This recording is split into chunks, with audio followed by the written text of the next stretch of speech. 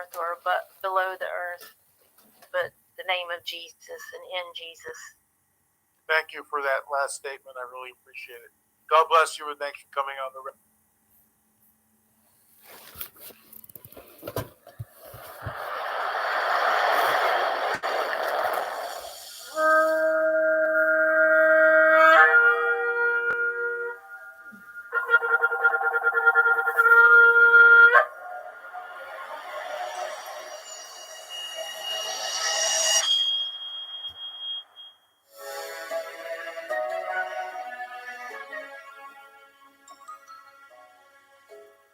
Vaikra, Leviticus chapter 1. And Yahweh called unto Moshe, and spoke unto him out of the tabernacle of the assembly, saying, Speak unto the children of Yasharel, and say unto them, If any man of you bring an offering unto Yahweh, ye shall bring your offering of the cattle, even of the herd and of the flock. If his offering be a burnt sacrifice of the herd, let him offer a male without blemish. He shall offer it of his own voluntary will, at the door of the tabernacle of the assembly before Yahweh. And he shall put his hand upon the head of the burnt offering, and it shall be accepted for him to make an atonement for him. And he shall kill the bullock before Yahweh, and the priests, Aharon's sons, shall bring the blood, and sprinkle the blood round about upon the altar that is by the door of the tabernacle of the assembly. And he shall flay the burnt offering, and cut it into his pieces. And the sons of Aharon the priest shall put fire upon the altar, and lay the wood in order upon the fire. And the priests, Aharon's sons, shall lay the parts, the head, the fat, in order upon the wood that is on the fire, which is upon the altar.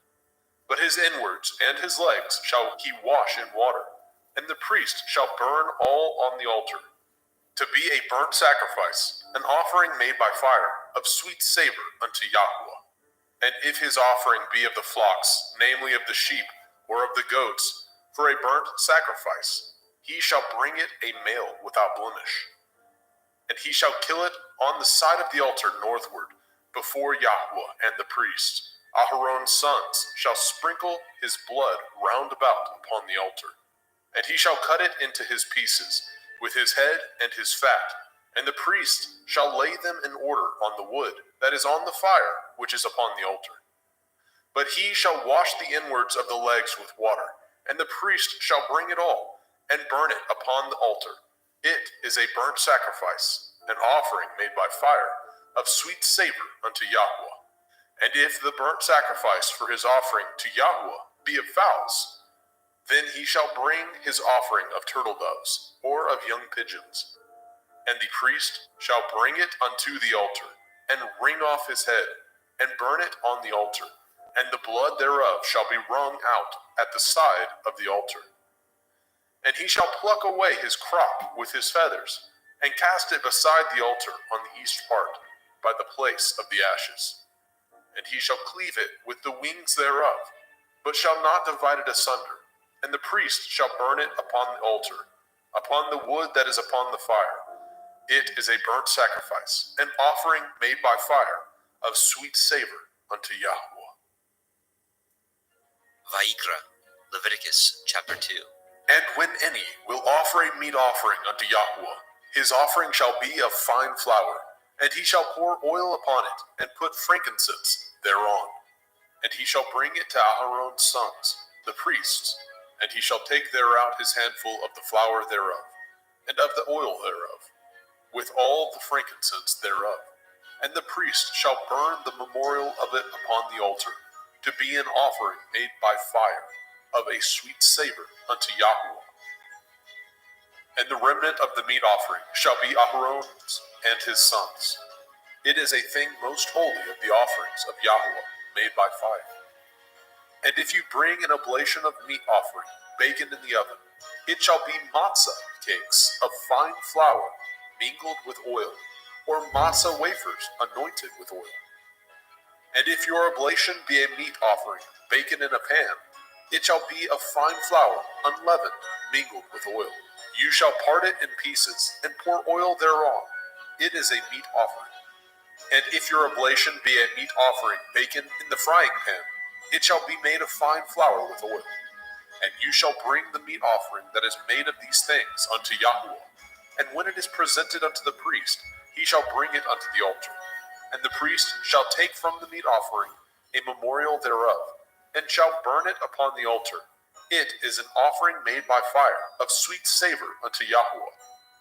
And that which is left of the meat offering shall be Aharon's and his sons.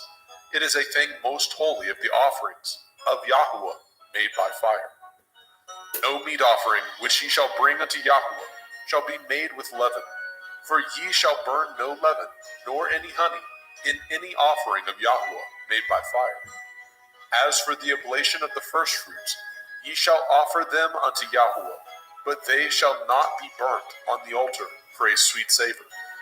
And every oblation of your meat offering shall ye season with salt, neither shall ye suffer the salt of the covenant of your Elohim to be lacking from your meat offering. And all your offerings you shall offer salt. And if you offer a meat offering of your firstfruits unto Yahweh, you shall offer the meat offering of your firstfruits, green ears of grain dried by the fire, even grain beaten out of full ears. And you shall put oil upon it, and lay frankincense thereon. It is a meat offering. And the priest shall burn the memorial of it, part of the beaten grain thereof, and part of the oil thereof, with all the frankincense thereof. It is an offering made by fire unto Yahweh. Vayikra, Leviticus chapter 3. And if his oblation be a sacrifice of peace offering, if he offer it of the herd, whether it be a male or a female, he shall offer it without blemish before Yahweh. And he shall lay his hand upon the head of his offering, and kill it at the door of the tabernacle of the assembly. And Aharon's sons, the priests, shall sprinkle the blood upon the altar round about. And he shall offer of the sacrifice of the peace offering an offering made by fire unto Yahweh, the fat that covers the inwards, and all the fat that is upon the inwards, and the 2 kidneys, and the fat that is on them, which is by the flanks, and the caul above the liver, with the kidneys, it shall he take away. And Aharon's sons shall burn it on the altar upon the burnt sacrifice, which is upon the wood that is on the fire. It is an offering made by fire, of sweet savor unto Yahweh. And if his offering for a sacrifice of peace offering unto Yahweh be of the flock, male or female, he shall offer it without blemish. If he offer a lamb for his offering, then shall he offer before Yahweh. And he shall lay his hand upon the head of his offering, and kill it before the tabernacle of the assembly. And Aharon's sons shall sprinkle the blood thereof round about upon the altar. And he shall offer of the sacrifice of the peace offering an offering made by fire unto Yahweh, the fat thereof, and the whole rump. It shall he take off hard by the backbone, and the fat that covers the inwards, and all the fat that is upon the inwards, and the 2 kidneys, and the fat that is upon them, which is by the flanks, and the caul above the liver, and the kidneys, it shall he take away. And the priest shall burn it upon the altar. It is the food of the offering made by fire unto Yahweh.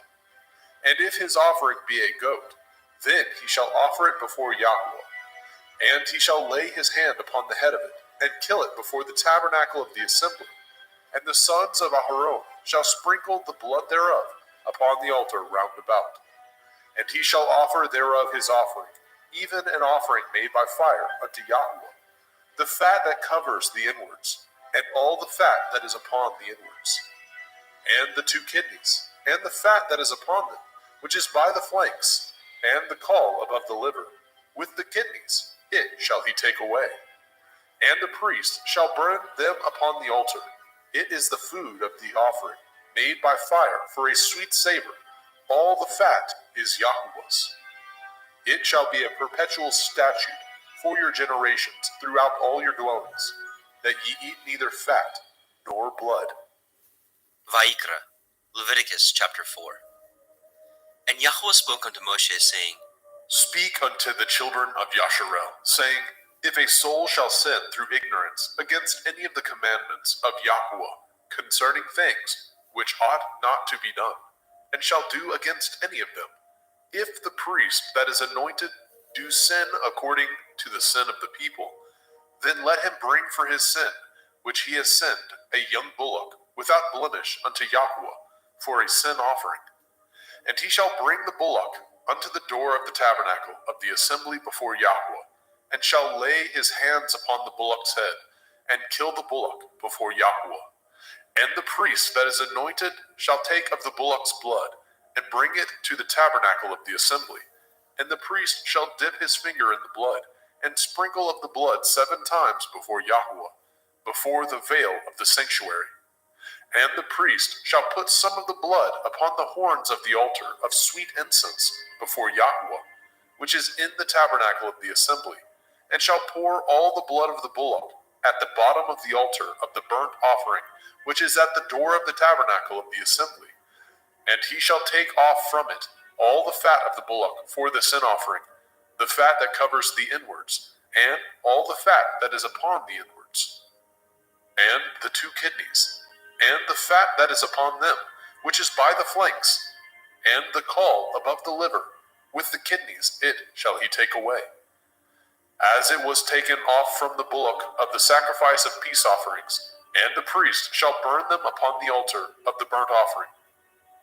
And the skin of the bullock, and all his flesh, with his head, and with his legs, and his inwards, and his dung, even the whole bullock shall he carry forth without the camp, unto a clean place, where the ashes are poured out, and burn him on the wood with fire. Where the ashes are poured out shall he be burnt.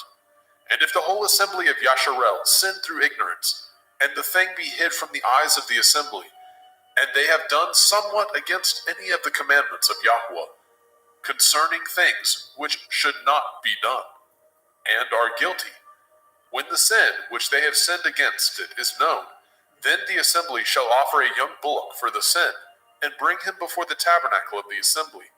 And the elders of the assembly shall lay their hands upon the head of the bullock before Yahweh, and the bullock shall be killed before Yahweh. And the priest that is anointed shall bring of the bullock's blood to the tabernacle of the assembly. And the priest shall dip his finger in some of the blood, and sprinkle it 7 times before Yahweh, even before the veil. And he shall put some of the blood upon the horns of the altar, which is set before Yahweh, that is in the tabernacle of the assembly, and shall pour out all the blood at the bottom of the altar of the burnt offering, which is at the door of the tabernacle of the assembly. And he shall take all his fat from him, and burn it upon the altar. And he shall do with the bullock as he did with the bullock for a sin offering, so shall he do with this. And the priest shall make an atonement for them, and it shall be forgiven them. And he shall carry forth the bullock without the camp, and burn him as he burned the first bullock. It is a sin offering for the assembly. When a ruler has sinned, and done somewhat through ignorance against any of the commandments of Yahweh, Elohiah, concerning things which should not be done, and is guilty, or if his sin, wherein he has sinned, come to his knowledge, he shall bring his offering, a kid of the goats, a male without blemish, and he shall lay his hand upon the head of the goats, and kill it in the place where they killed the burnt offering before Yahweh. It is a sin offering. And the priest shall take of the blood of the sin offering with his finger, and put it upon the horns of the altar of burnt offering, and shall pour out his blood at the bottom of the altar of burnt offering. And he shall burn all his fat upon the altar, as the fat of the sacrifice of peace offerings. And the priest shall make an atonement for him, as concerning his sin, and it shall be forgiven him. And if any one of the common people sin through ignorance, which he does somewhat against any of the commandments of Yahweh, concerning things which ought not to be done, and be guilty, or if his sin, which he has sinned, come to his knowledge, then he shall bring his offering, a kid of the goats, a female without blemish, for his sin which he has sinned. And he shall lay his hand upon the head of the sin offering, and slay the sin offering in the place of the burnt offering. And the priest shall take of the blood thereof with his finger, and put it upon the horns of the altar of burnt offering, and shall pour out all the blood thereof at the bottom of the altar. And he shall take away all the fat thereof, as the fat is taken away from off the sacrifice of peace offerings. And the priest shall burn it upon the altar for a sweet savor unto Yahweh. and the priest shall make an atonement for him, and it shall be forgiven him. And if he bring a lamb for a sin offering, he shall bring it a female without blemish. And he shall lay his hand upon the head of the sin offering, and lay it for the sin offering in the place where they killed the burnt offering. And the priest shall take of the blood of the sin offering with his finger, and put it upon the horns of the altar of burnt offering, and shall pour out all the blood thereof at the bottom of the altar. And he shall take away all the fat thereof, as the fat of the lamb is taken away from the sacrifice of the peace offering. And the priest shall burn them upon the altar, according to the offering made by fire unto Yahweh. And the priest shall make an atonement for his sin that he has committed, and it shall be forgiven him. Vayikra, Leviticus chapter 5. And if a soul sin, and hear the voice of swearing, and is a witness, whether he has seen or known of it, if he do not utter it, then he shall bear his iniquity. Or if a soul touch any unclean thing, whether it be a carcass of an unclean beast, or a carcass of unclean cattle, or the carcass of unclean creeping things, and if it be hidden from him, he also shall be unclean and guilty. Or if he touch the uncleanness of man, whatsoever uncleanness it be, that a man shall be defiled withal, and it be hid from him, when he knows of it, then he shall be guilty. Or if a soul swear, pronouncing with his lips to do evil, or to do good, whatsoever it be that a man shall pronounce with an oath, and it be hid from him, when he knows of it, then he shall be guilty in one of these. And it shall be, when he shall be guilty in one of these things, that he shall confess that he has sinned in that thing. And he shall bring his trespass offering unto Yahweh, for his sin which he has sinned, a female from the flock, a lamb or a kid of the goats, for a sin offering, and the priest shall make an atonement for him concerning his sin. And if he is not able to bring a lamb, then he shall bring for his trespass which he has committed 2 turtle doves, or 2 young pigeons unto Yahweh, one for a sin offering, and the other for a burnt offering. And he shall bring them unto the priest, who shall offer that which is for the sin offering first, and wring off his head from his neck, but shall not divide it asunder. And he shall sprinkle of the blood of the sin offering upon the side of the altar, and the rest of the blood shall be wrung out at the bottom of the altar. It is a sin offering. And he shall offer the second for a burnt offering, according to the manner, and the priest shall make an atonement for him, for his sin which he has sinned, and it shall be forgiven him. But if he be not able to bring 2 turtle doves, or 2 young pigeons, then he that sinned shall bring for his offering the 10th part of an ephah of fine flour for a sin offering. He shall put no oil upon it, neither shall he put any frankincense thereon, for it is a sin offering. Then shall he bring it to the priest, and the priest shall take his handful of it, even a memorial thereof, and burn it on the altar, according to the offerings made by fire unto Yahweh. It is a sin offering. And the priest shall make an atonement for him, as touching his sin, that he has sinned in one of these, and it shall be forgiven him, and the remnant shall be the priest's, as a meat offering.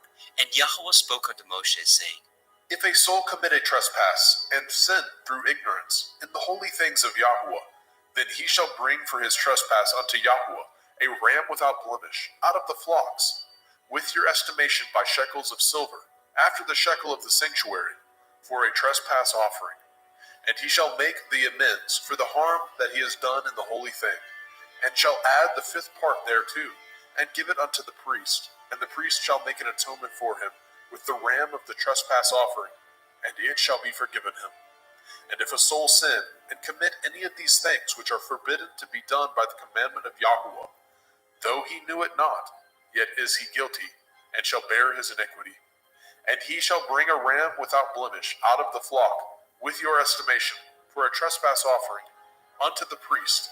And the priest shall make an atonement for him concerning his ignorance, wherein he erred, and knew it not, and it shall be forgiven him. It is a trespass offering. He has certainly trespassed against Yahweh. Vayikra, Leviticus chapter 6. And Yahweh spoke unto Moshe, saying, If a soul sin, and commit a transgression against Yahweh, and lie unto his neighbor, in that which was delivered him to keep, or in fellowship, or in a thing taken away by violence, or has deceived his neighbor, or have found that which was lost, and lies concerning it, and swears falsely, in any of these that a man does, sinning therein, then it shall be, because he has sinned and is guilty, that he shall restore that which he took violently away, or the thing which he has deceitfully gotten, or that which was delivered him to keep, or the lost thing which he found, or all that which he has sworn falsely, he shall even restore it in the principal, and shall add the fifth part more thereto, and give it unto him to whom it appertains, in the day of his trespass offering. And he shall bring his trespass offering unto Yahweh, a ram without blemish out of the flock, with your estimation for a trespass offering unto the priest. And the priest shall make an atonement for him before Yahweh, and it shall be forgiven him for anything of all that he has done in trespass therein. And Yahweh spoke unto Moshe, saying, Command Aaron and his sons, saying, This is the Torah of the burnt offering. It is the burnt offering because of the burning upon the altar all night unto the morning, and the fire of the altar shall be burning in it. And the priest shall put on his linen garment, and his linen breeches shall he put upon his flesh, and take up the ashes which the fire has consumed with the burnt offering on the altar, and he shall put them beside the altar. And he shall put off his garments, and put on other garments, and carry forth the ashes without the camp unto a clean place. And the fire upon the altar shall be burning in it. It shall not be put out. And the priest shall burn wood on it every morning, and lay the burnt offering in order upon it, and he shall burn thereon the fat of the peace offerings. The fire shall ever be burning upon the altar. It shall never go out. And this is the Torah of the meat offering. The sons of Aharon shall offer it before Yahweh, before the altar. And he shall take of it his handful of the flour of the meat offering, and of the oil thereof, and all the frankincense which is upon the meat offering, and shall burn it upon the altar for a sweet savor, even the memorial of it unto Yahweh. And the remainder thereof shall Aharon and his sons eat, with matzah, unleavened bread, shall it be eaten in the holy place, in the court of the tabernacle of the assembly, they shall eat it. It shall not be baken with leaven. I have given it unto them for their portion of my offering made by fire. It is most holy, as is the sin offering, and as the trespass offering. All the males among the children of Aharon shall eat of it. It shall be a statute forever in your generations, concerning the offerings of Yahweh made by fire. Everyone that touches them shall be holy. And Yahweh spoke unto Moshe, saying, This is the offering of Aharon and his sons, which they shall offer unto Yahweh in the day when he is anointed. The 10th part of an ephah of fine flour for a meat offering perpetual, half of it in the morning, and half thereof at night. In a pan it shall be made with oil, and when it is baken, you shall bring it in, and the baken pieces of the meat offering shall you offer for a sweet savor unto Yahweh. And the priest of his sons, that is anointed in his stead, shall offer it. It is a statute forever unto Yahweh. It shall be wholly burnt. For every meat offering for the priest shall be wholly burnt. It shall not be eaten. And Yahweh spoke unto Moshe, saying, Speak unto Aharon and to his sons, saying, This is the Torah of the sin offering. In the place where the burnt offering is killed, shall the sin offering be killed before Yahweh. It is most holy. The priest that offers it for sin shall eat it. In the holy place shall it be eaten, in the court of the tabernacle of the assembly. Whatsoever shall touch the flesh thereof shall be holy. And when there is sprinkled of the blood thereof upon any garment, you shall wash that whereon it was sprinkled in the holy place. But the earthen vessel wherein it was sodden shall be broken. And if it be sodden in a brazen pot, it shall be both scoured and rinsed in water. All the males among the priests shall eat thereof. It is most holy.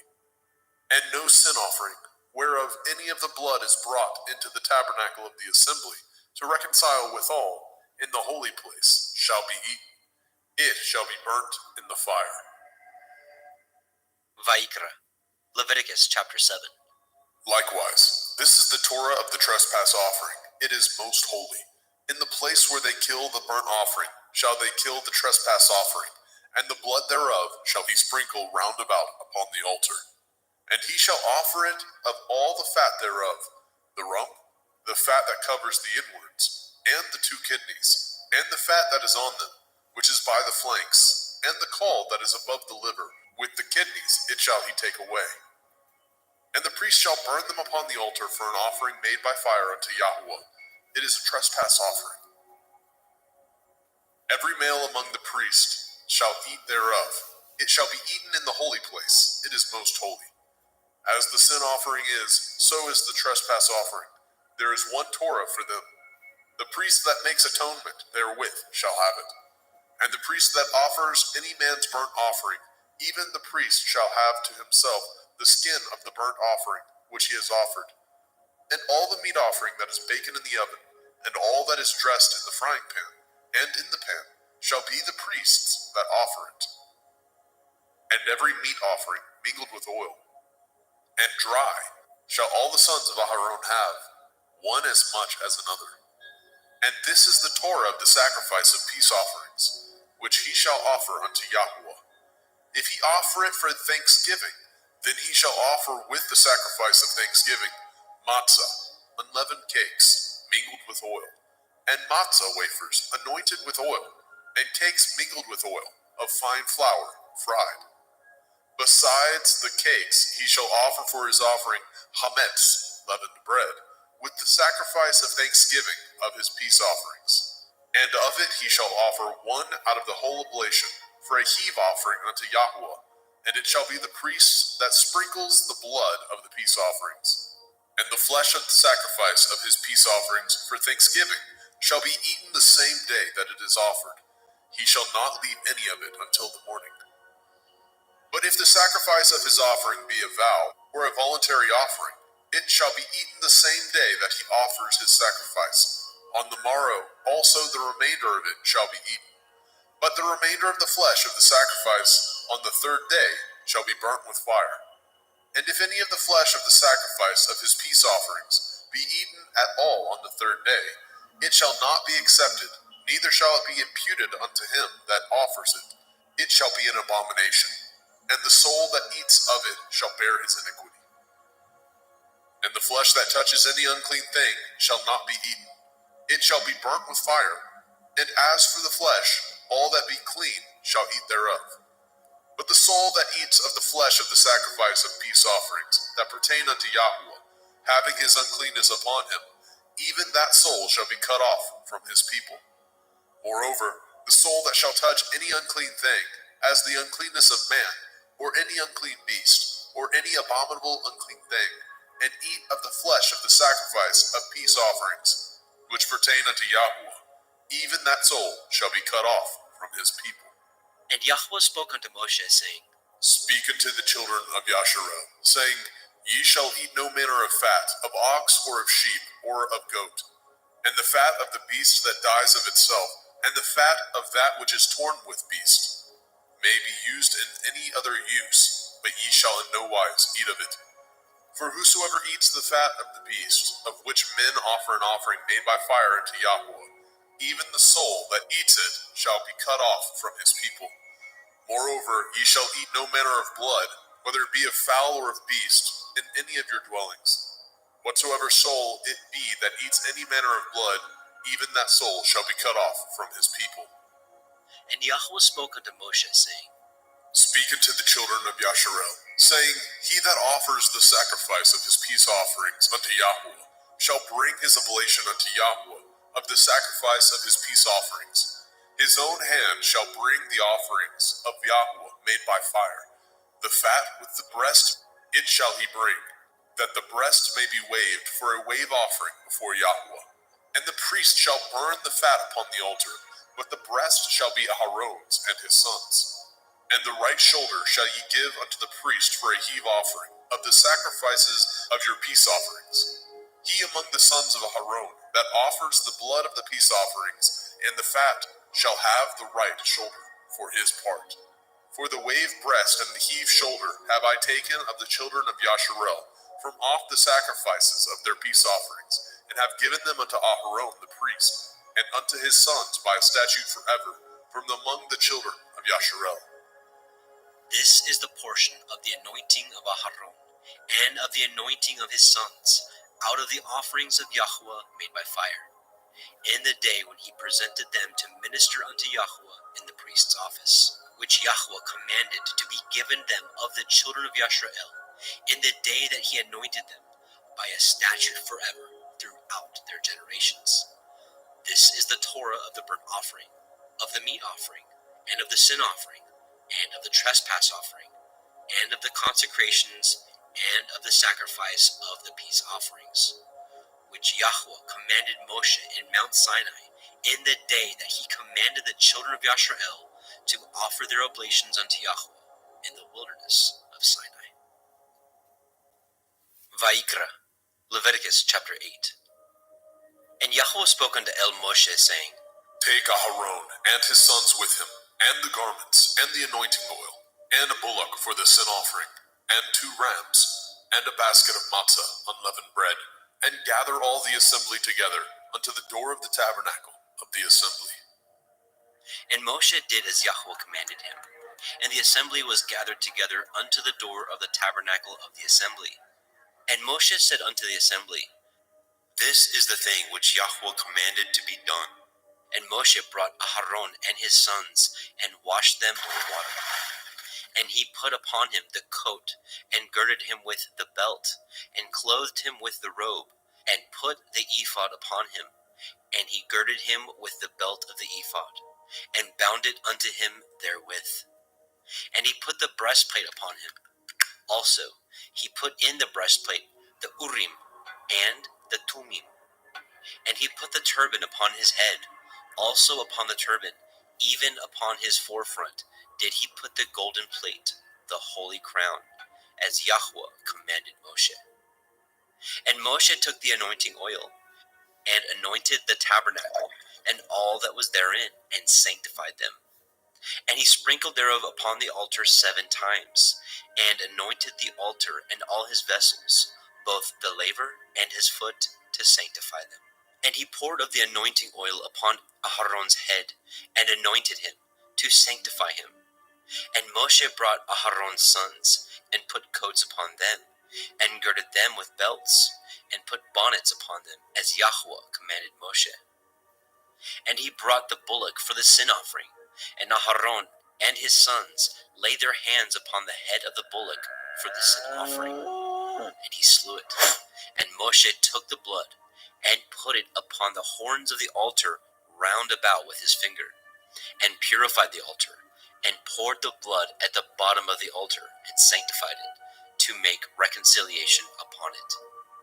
And he took all the fat that was upon the inwards, and the caul above the liver, and the 2 kidneys, and their fat, and Moshe burned it upon the altar.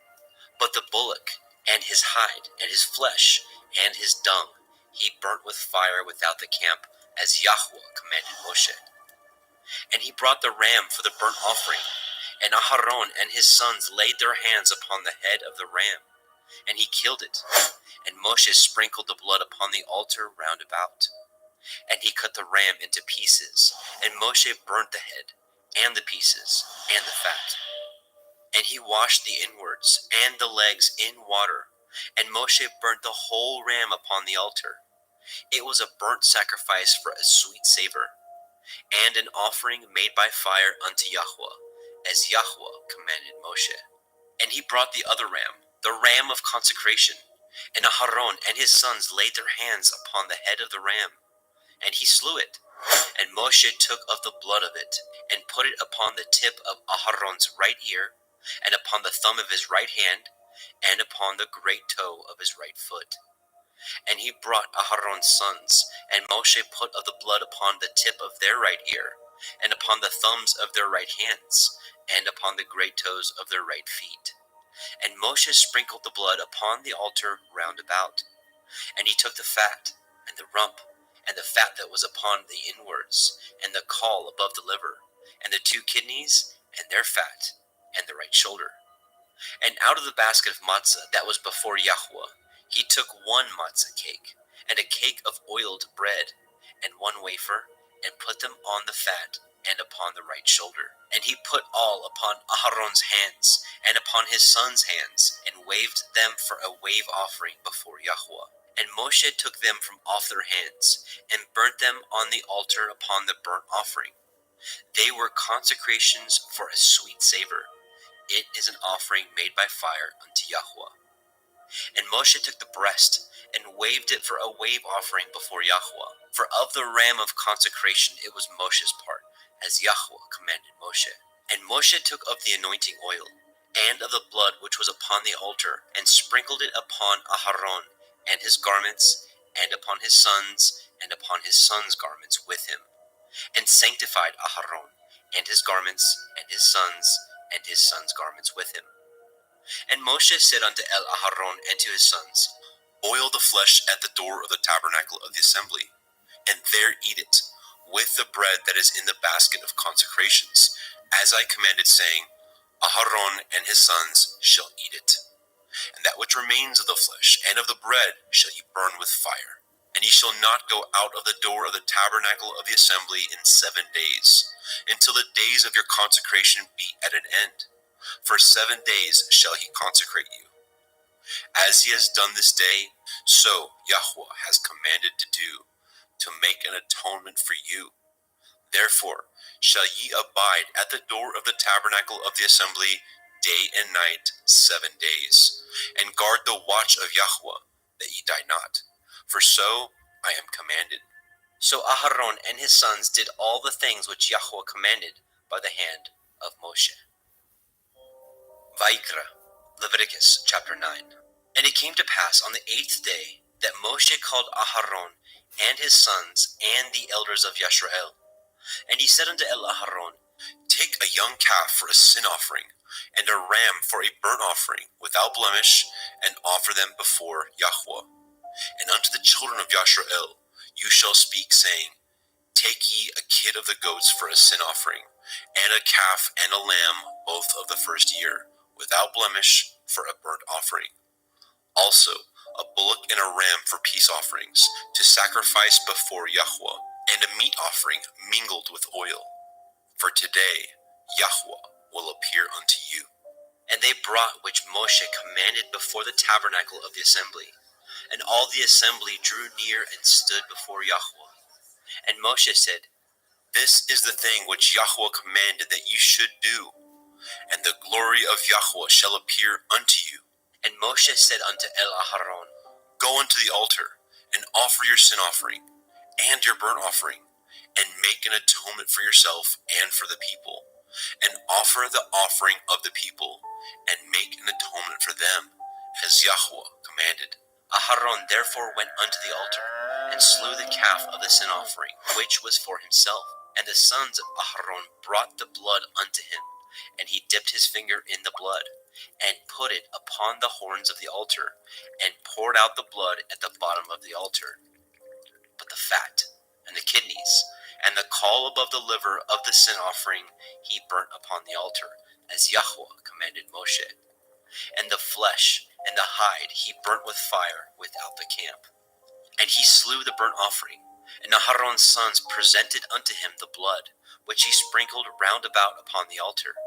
And they presented the burnt offering unto him, with the pieces thereof, and the head, and he burnt them upon the altar.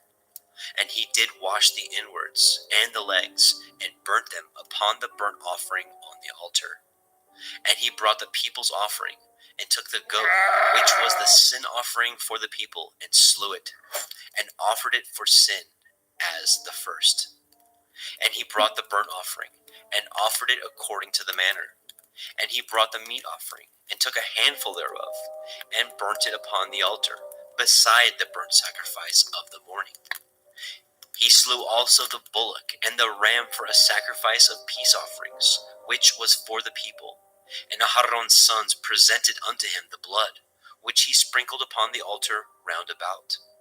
And the fat of the bullock and of the ram, the rump, and that which covers the inwards, and the kidneys, and the caul above the liver, and they put the fat upon the breasts, and he burnt the fat upon the altar.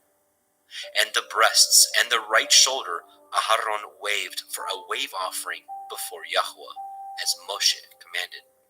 And Aharon lifted up his hand toward the people and blessed them, and came down from offering of the sin offering, and the burnt offering, and peace offerings. And Moshe and Aharon went into the tabernacle of the assembly, and came out, and blessed the people. And the glory of Yahweh appeared unto all the people.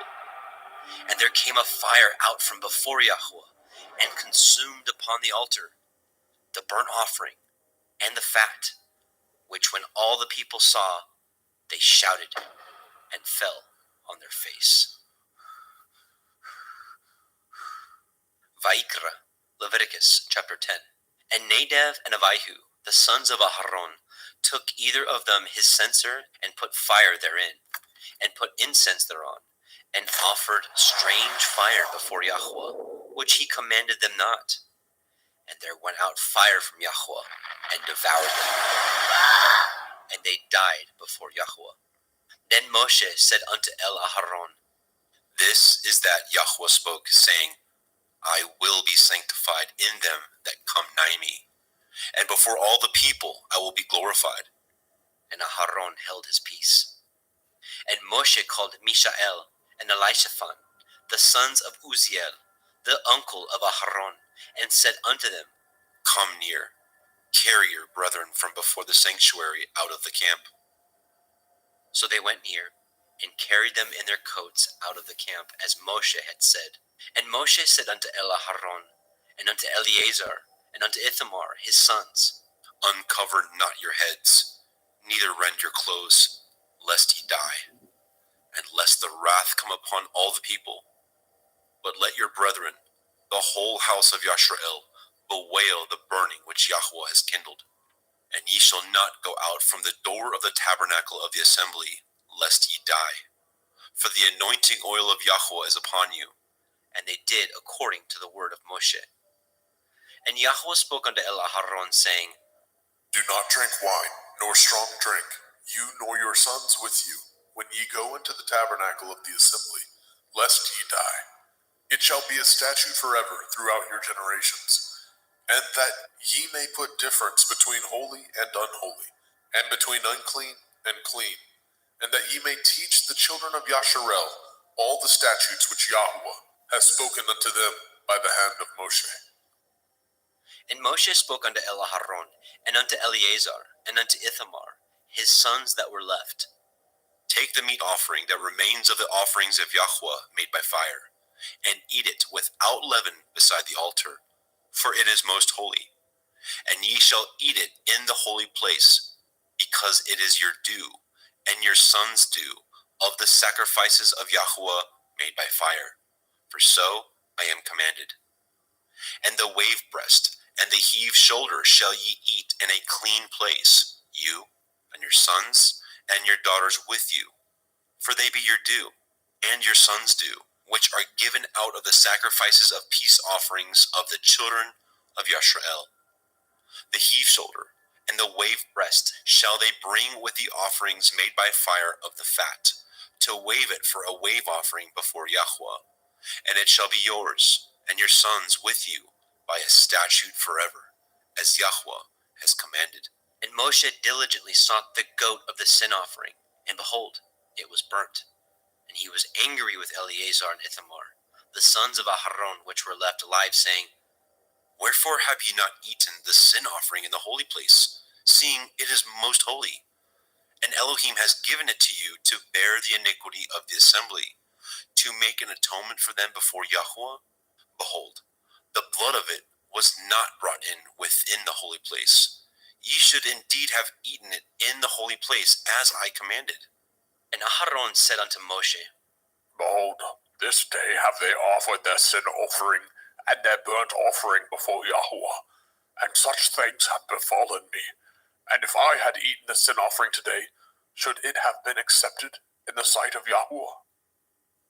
And when Moshe heard that, he was content.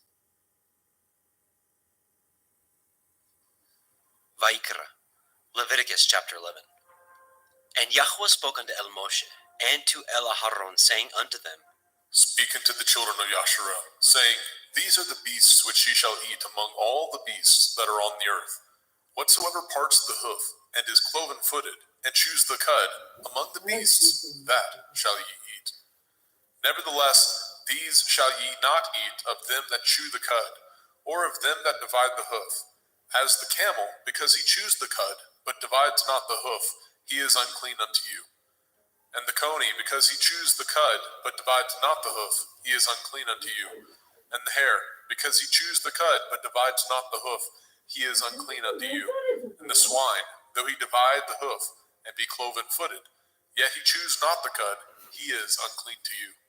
Of their flesh shall ye not eat, and their carcass shall ye not touch, they are unclean to you. These shall ye eat of all that are in the waters. Whatsoever has fins and scales in the waters, in the seas, and in the rivers, them shall you eat. And all that have not fins and scales in the seas, and in the rivers, of all that move in the waters, and of any living thing which is in the waters, they shall be an abomination unto you. They shall be even an abomination unto you. Ye shall not eat of their flesh, but ye shall have their carcasses in abomination. Whatsoever has no fins nor scales in the water, that shall be an abomination unto you. And these are they which ye shall have an abomination among the fowls. They shall not be eaten. They are an abomination: the eagle, the ossifrage, and the osprey, and the vulture, and the kite after his kind, every raven after his kind, and the owl, and the nighthawk, and the cuckoo, and the hawk after his kind, and the little owl, and the cormorant, and the great owl, and the swan, and the pelican, and the gier eagle, and the stork, and the heron after her kind, and the lapwing, and the bat. All fowls that creep going upon all four shall be an abomination unto you. Yet these may ye eat of every flying creeping thing that goes upon all four, which have legs above their feet, to leap withal upon the earth.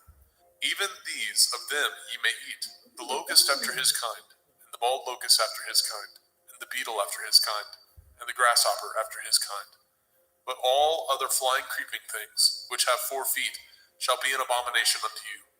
And for these ye shall be unclean. Whosoever touches the carcass of them shall be unclean until the evening. And whosoever bears aught of the carcass of them shall wash his clothes, and be unclean until the evening. The carcass of every beast which divides the hoof, and is not cloven-footed, nor chews the cud, are unclean unto you. Every one that touches them shall be unclean. And whatsoever goes upon his paws, among all manner of beasts that go on all fours, those are unclean unto you. Whoso touches their carcass shall be unclean unto the evening. And he that bears the carcass of them shall wash his clothes, and be unclean unto the evening. They are unclean unto you. These also shall be unclean unto you. Among the creeping things that creep upon the earth, the weasel, the mouse, and the tortoise, after his kind, and the ferret, and the chameleon, and the lizard, and the snail, and the mole, these are unclean to you among all that creep. Whosoever touches them, when they be dead, shall be unclean until the evening. And upon whatsoever any of them, when they are dead, does fall, it shall be unclean, whether it be any vessel of wood, or raiment, or skin, or sack. Whatsoever vessel it be, wherein any work is done, it must be put into water, and it shall be unclean until the evening, so it shall be cleansed. And every earthen vessel, where into any of them that falls, whatsoever is in it shall be unclean, and ye shall break it. Of all meat which may be eaten, that on which such water comes shall be unclean, and all drink that may be drunk in every vessel shall be unclean. And everything whereupon any part of their carcass falls shall be unclean, whether it be oven or range for pots, they shall be broken down, for they are unclean, and shall be unclean unto you. Nevertheless, a fountain or pit, wherein there is plenty of water, shall be clean, but that which touches their carcass shall be unclean. And if any part of their carcass falls upon any sowing seed which is to be sown, it shall be clean. But if any water be put upon the seed, and any part of their carcass fall thereon, it shall be unclean unto you. And if any beast of which ye may eat die, he that touches the carcass thereof shall be unclean until the evening. And he that eats of the carcass of it shall wash his clothes, and be unclean until the evening. He also that bears the carcass of it shall wash his clothes, and be unclean until the evening. And every creeping thing that creeps upon the earth shall be an abomination. It shall not be eaten. Whatsoever goes upon the belly, and whatsoever goes upon all fours, or whatsoever has more feet among all creeping things that creep upon the earth, them shall ye not eat, for they are an abomination. Ye shall not make yourselves abominable with any creeping thing that creeps, neither shall ye make yourselves unclean with them, that ye should be defiled thereby. For I am Yahuwah Elohim. Ye shall therefore sanctify yourselves, and ye shall be holy, for I am holy. Neither shall ye defile yourselves with any manner of creeping thing that creeps upon the earth. For I am Yahuwah, that brings you up out of the land of Mitzrayim, to be your Elohim. Ye shall therefore be holy, for I am holy. This is the Torah of the beasts, and of the fowl, and of every living creature that moves in the waters, and of every creature that creeps upon the earth, to make a difference between the unclean and the clean, and between the beast that may be eaten, and the beast that may not be eaten. Vaikra, Leviticus chapter 12. And Yahweh spoke unto Moshe, saying, Speak unto the children of Yasharal, saying, If a woman have conceived seed, and born a male child, then she shall be unclean 7 days. According to the days of the separation for her infirmity, shall she be unclean. And in the 8th day, the flesh of his foreskin shall be circumcised. And she shall then continue in the blood of her purifying 33 days. She shall touch no hallowed thing, nor come into the sanctuary, until the days of her purifying be fulfilled. But if she bear a female child, then she shall be unclean 2 weeks, as in her separation, and she shall continue in the blood of her purifying 66 days. And when the days of her purifying are fulfilled, for a son or for a daughter, she shall bring a lamb of the first year for a burnt offering, and a young pigeon or a turtle dove for a sin offering, unto the door of the tabernacle of the assembly, unto the priest, who shall offer it before Yahweh, and make an atonement for her, and she shall be cleansed from the issue of her blood. This is the Torah for her that has borne a male or a female. And if she be not able to bring a lamb, then she shall bring 2 turtle doves or 2 young pigeons, the one for the burnt offering, and the other for a sin offering. And the priest shall make an atonement for her, and she shall be clean. Vaikra, Leviticus chapter 13. And Yahweh spoke unto El Moshe and El Aharon, saying, When a man shall have in the skin of his flesh a rising, a scab, or a bright spot, and it be in the skin of his flesh, like the plague of leprosy, then he shall be brought unto El Aharon the priest, or unto one of his sons the priests. And the priest shall look on the plague in the skin of the flesh, and when the hair in the plague is turned white, and the plague in sight be deeper than the skin of his flesh, it is a plague of leprosy, and the priest shall look on him and pronounce him unclean. If the bright spot be white in the skin of his flesh, and in sight be not deeper than the skin, and the hair thereof be not turned white, then the priest shall shut up him that has the plague 7 days. And the priest shall look on him the 7th day, and behold, if the plague in his sight be at a stay, and the plague spread not in the skin, then the priest shall shut him up 7 days more. And the priest shall look on him again the 7th day, and behold, if the plague be somewhat dark, and the plague spread not in the skin, the priest shall pronounce him clean. It is but a scab, and he shall wash his clothes and be clean. But if the scab spread much abroad in the skin, after that he has been seen of the priest for his cleansing, he shall be seen of the priest again. And if the priest see that, behold, the scab spreads in the skin, then the priest shall pronounce him unclean. It is a leprosy. When the plague of leprosy is in a man, then he shall be brought unto the priest. And the priest shall see him, and behold, if the rising be white in the skin, and it have turned the hair white, and there be quick raw flesh in the rising, it is an old leprosy in the skin of his flesh, and the priest shall pronounce him unclean, and shall not shut him up, for he is unclean. And if a leprosy break out abroad in the skin, and the leprosy cover all the skin of him that has the plague from his head even to his foot, wheresoever the priest looks, then the priest shall consider, and behold, if the leprosy have covered all his flesh, he shall pronounce him clean that has the plague. It is all turned white, he is clean. But when raw flesh appears in him, he shall be unclean. And the priest shall see the raw flesh and pronounce him to be unclean. For the raw flesh is unclean. It is a leprosy. Or if the raw flesh turn again, and be changed unto white, he shall come unto the priest. And the priest shall see him, and behold, if the plague be turned unto white, then the priest shall pronounce him clean, that has the plague, he is clean. The flesh also, in which even in the skin thereof was a boil, and is healed. And in the place of the boil, where there be a white rising, or a bright spot, white, and somewhat reddish, and it be showed to the priest. And if, when the priest sees it, behold, it be in sight lower than the skin, and the hair thereof be turned white, the priest shall pronounce him unclean. It is a plague of leprosy, broken out of the boil. But if the priest look on it, and behold, there be no white hairs therein, and if it be not lower than the skin, but be somewhat dark, then the priest shall shut him up 7 days. And if it spread much abroad in the skin, then the priest shall pronounce him unclean. It is a plague.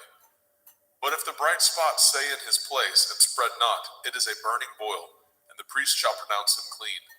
Or if there be any flesh in the skin whereof there is a hot burning, and the quick flesh that burns have a white bright spot, somewhat reddish or white, then the priest shall look upon it, and behold, if the hair in the bright spot be turned white, and it be in sight deeper than the skin, it is a leprosy broken out of the burning, wherefore the priest shall pronounce him unclean.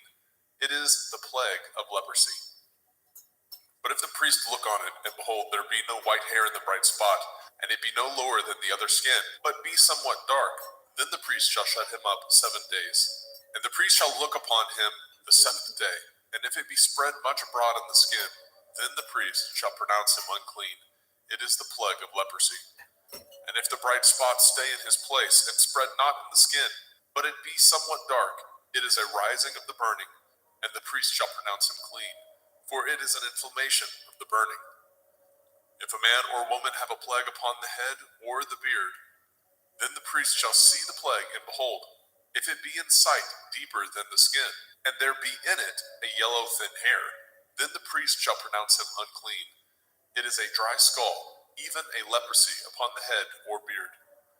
And if the priest shall look on the plague of the skull, and behold, it be not in sight deeper than the skin, and that there is no black hair in it, then the priest shall shut up him that has the plague of the skull 7 days. And in the 7th day the priest shall look on the plague, and behold, if the skull spread not, and there be in it no yellow hair, and the skull be not in sight deeper than the skin, he shall be shaven, and the skull shall he not shave, and the priest shall shut him up that has the skull 7 days more. And in the 7th day the priest shall look on the skull, and behold, if the skull be not spread in the skin, nor be in sight deeper than the skin, then the priest shall pronounce him clean, and he shall wash his clothes and be clean. But if the skull spread much in the skin after his cleansing, then the priest shall look on him, and behold, if the skull be spread in the skin, the priest shall not seek for yellow hair, he is unclean.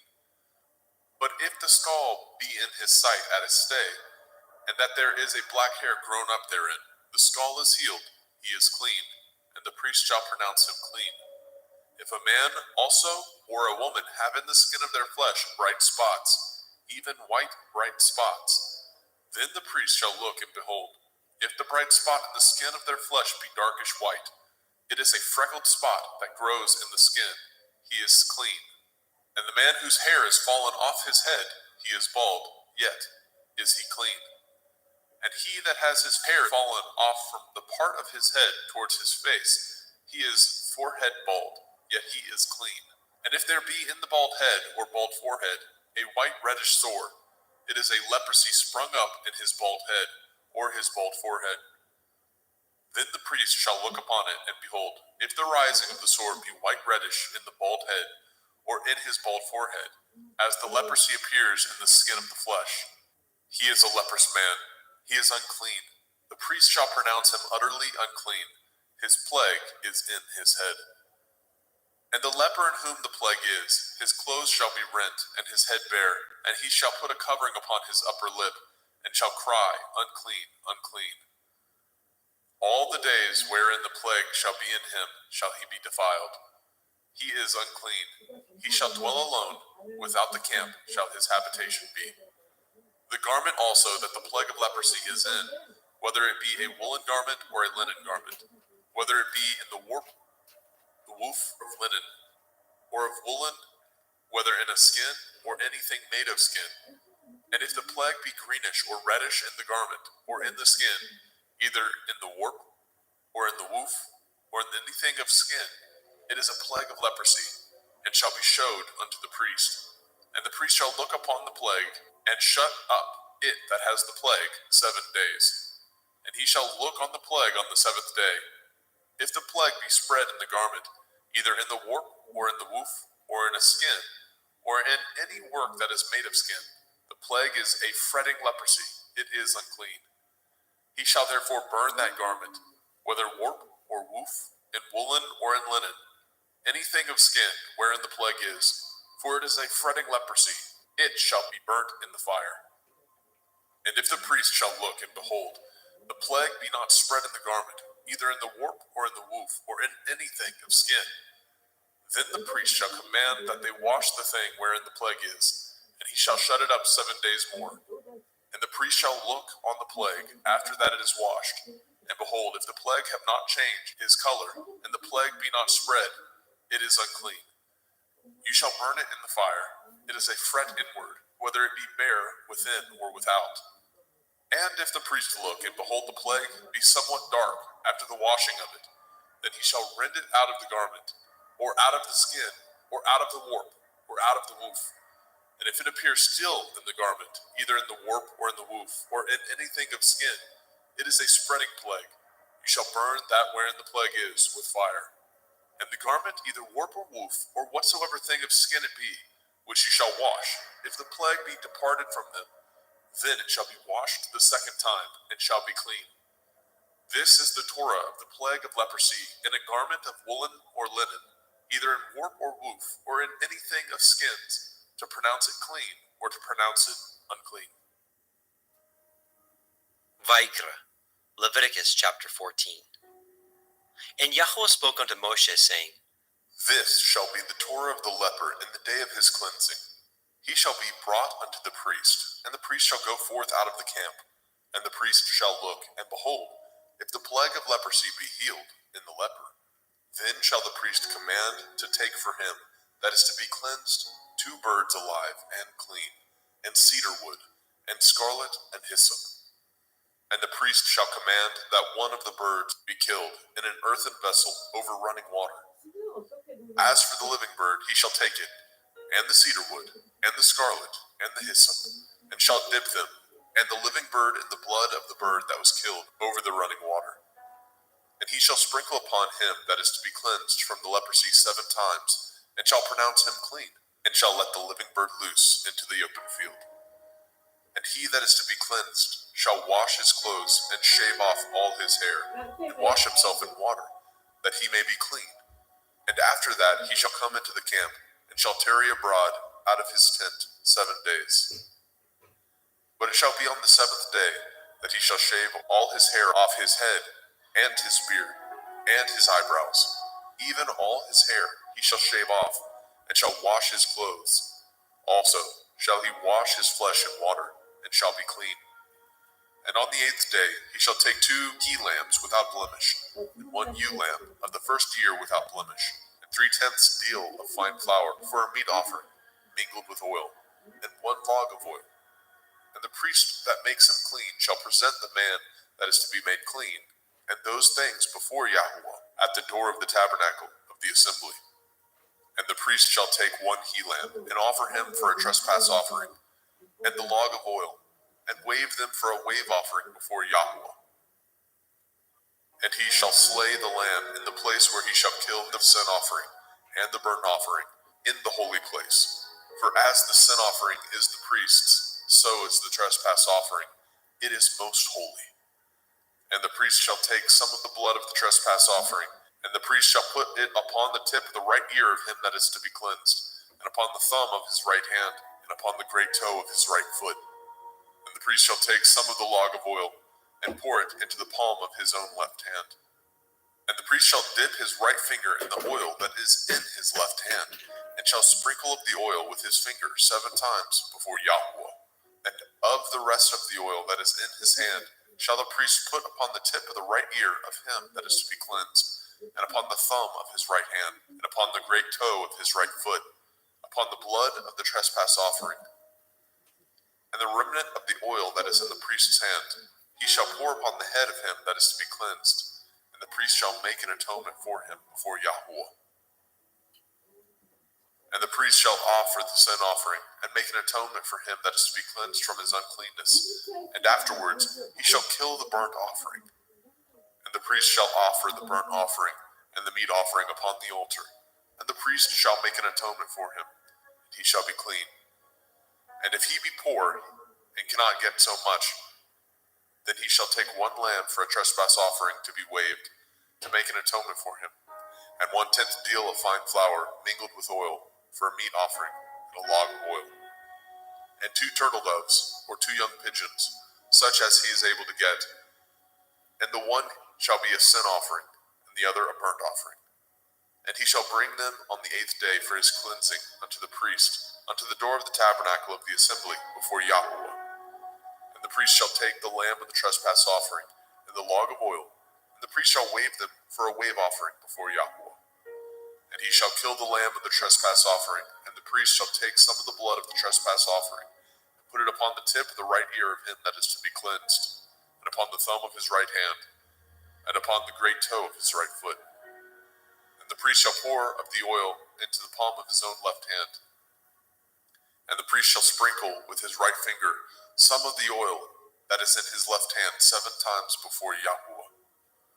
And the priest shall put of that oil that is in his hand upon the tip of the right ear of him that is to be cleansed, and upon the thumb of his right hand, and upon the great toe of his right foot, upon the place of the blood of the trespass offering.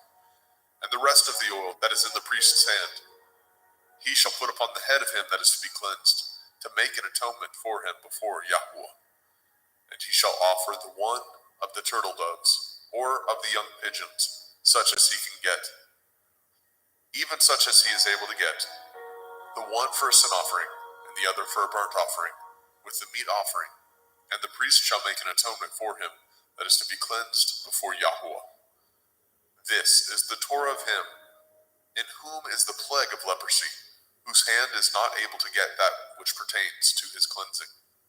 And Yahweh spoke unto El Moshe and unto El Aharon, saying, When ye are come into the land of Canaan, which I give to you for a possession, and I put the plague of leprosy in a house of the land of your possession, and he that owns the house shall come and tell the priest, saying, It seems to me there is, as it were, a plague in the house. Then the priest shall command that they empty the house before the priest go into it, to see the plague, that all that is in the house be not made unclean. And afterward the priest shall go in to see the house.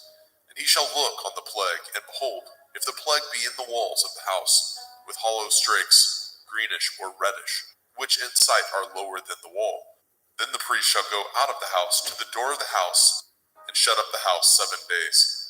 And the priest shall come again the 7th day, and shall look, and behold, if the plague be spread in the walls of the house, then the priest shall command that they take away the stones in which the plague is, and they shall cast them into an unclean place without the city. And he shall cause the house to be scraped within round about, and they shall pour out the dust that they scrape off without the city into an unclean place. And they shall take other stones, and put them in the place of those stones, and he shall take other mortar, and shall plaster the house. And if the plague come again, and break out in the house, after that he has taken away the stones, and after he has scraped the house, and after it is plastered, then the priest shall come and look, and behold, if the plague be spread in the house, it is a fretting leprosy in the house, it is unclean. And he shall break down the house, the stones of it, and the timber thereof, and all the mortar of the house, and he shall carry them forth out of the city into an unclean place. Moreover, he that goes into the house all the while that it is shut up shall be unclean until the evening. And he that lies in the house shall wash his clothes, and he that eats in the house shall wash his clothes. And if the priest shall come in and look upon it, and behold, the plague has not spread in the house. After the house was plastered, then the priest shall pronounce the house clean, because the plague is healed. And he shall take to cleanse the house 2 birds, and cedar wood, and scarlet, and hyssop. And he shall kill the one of the birds in an earthen vessel over running water.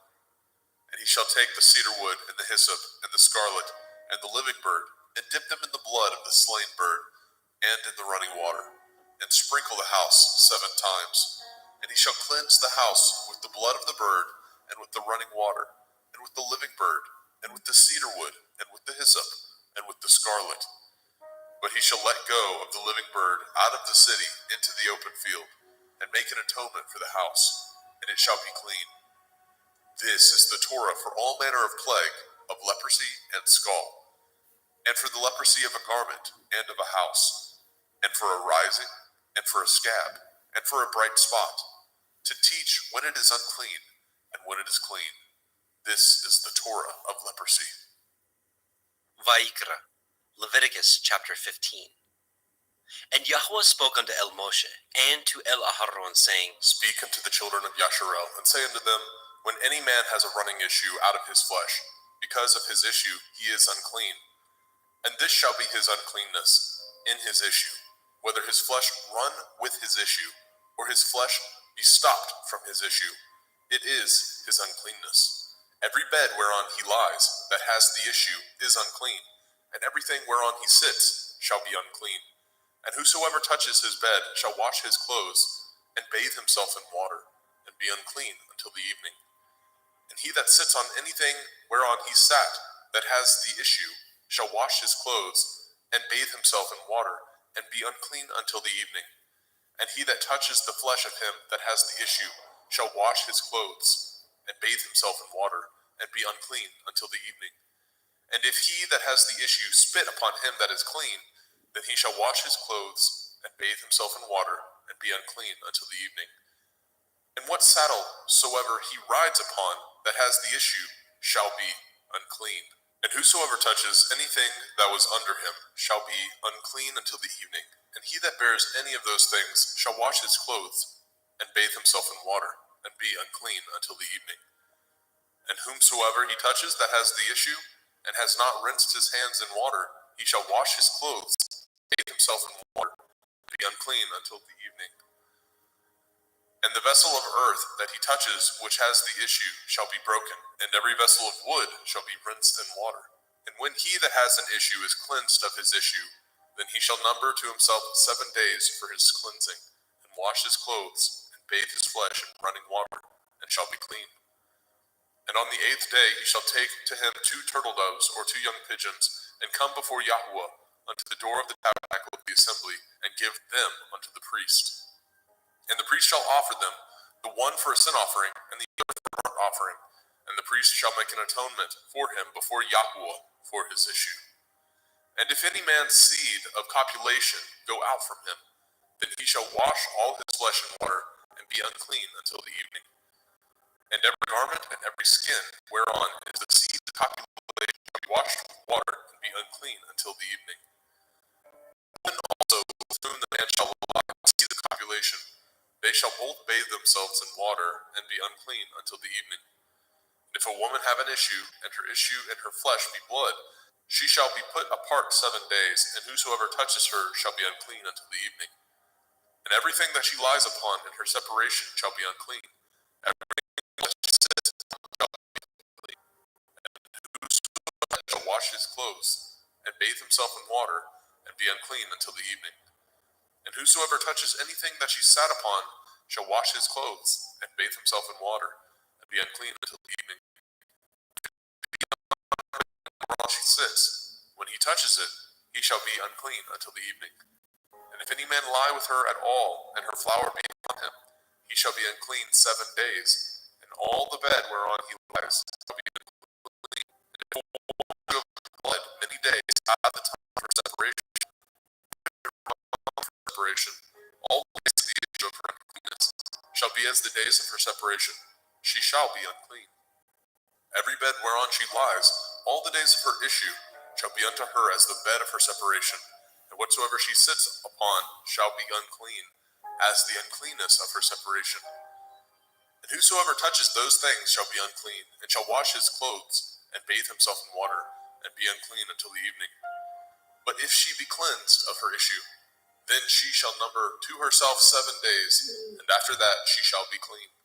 And on the 8th day she shall take unto her 2 turtle doves, or 2 young pigeons, and bring them unto the priest to the door of the tabernacle of the assembly. And the priest shall offer the one for a sin offering, and the other for a burnt offering. And the priest shall make an atonement for her before Yahweh for the issue of her uncleanness. Thus shall ye separate the children of Yasharel from their uncleanness, that they die not in their uncleanness, when they defile my tabernacle that is among them. This is the Torah of him that has an issue, and of him whose seed goes from him, and is defiled therewith, and of her that is sick of her flowers, and of him that has an issue, of the man and of the woman, and of him that lies with her that is unclean. Vayikra, Leviticus chapter 16. And Yahweh spoke unto Moshe after the death of the 2 sons of Aharon, when they offered before Yahweh and died. And Yahweh said unto Moshe, Speak unto Aharon your brother, that he come not at all times into the holy place within the veil before the mercy seat, which is upon the ark, that he die not. For I will appear in the cloud upon the mercy seat. Thus shall Aharon come into the holy place, with a young bullock for a sin offering, and a ram for a burnt offering. He shall put on the holy linen coat, and he shall have the linen breeches upon his flesh, and shall be girded with a linen belt, and with the linen turban shall he be attired. These are holy garments. Therefore shall he wash his flesh in water, and so put them on. And he shall take of the assembly of the children of Yasharel 2 kids of the goats for a sin offering, and 1 ram for a burnt offering. And Aharon shall offer his bullock of the sin offering, which is for himself, and make an atonement for himself and for his house. And he shall take the 2 goats, and present them before Yahweh at the door of the tabernacle of the assembly. And Aharon shall cast lots upon the 2 goats, 1 lot for Yahuwah, and the other lot for Azazel. And Aharon shall bring the goat upon which Yahuwah's lot fell, and offer him for a sin offering. But the goat on which the lot fell to be for Azazel shall be presented alive before Yahweh, to make an atonement with him, and to let him go for Azazel into the wilderness. And Aharon shall bring the bullock of the sin offering, which is for himself, and shall make an atonement for himself and for his house, and shall kill the bullock of the sin offering, which is for himself.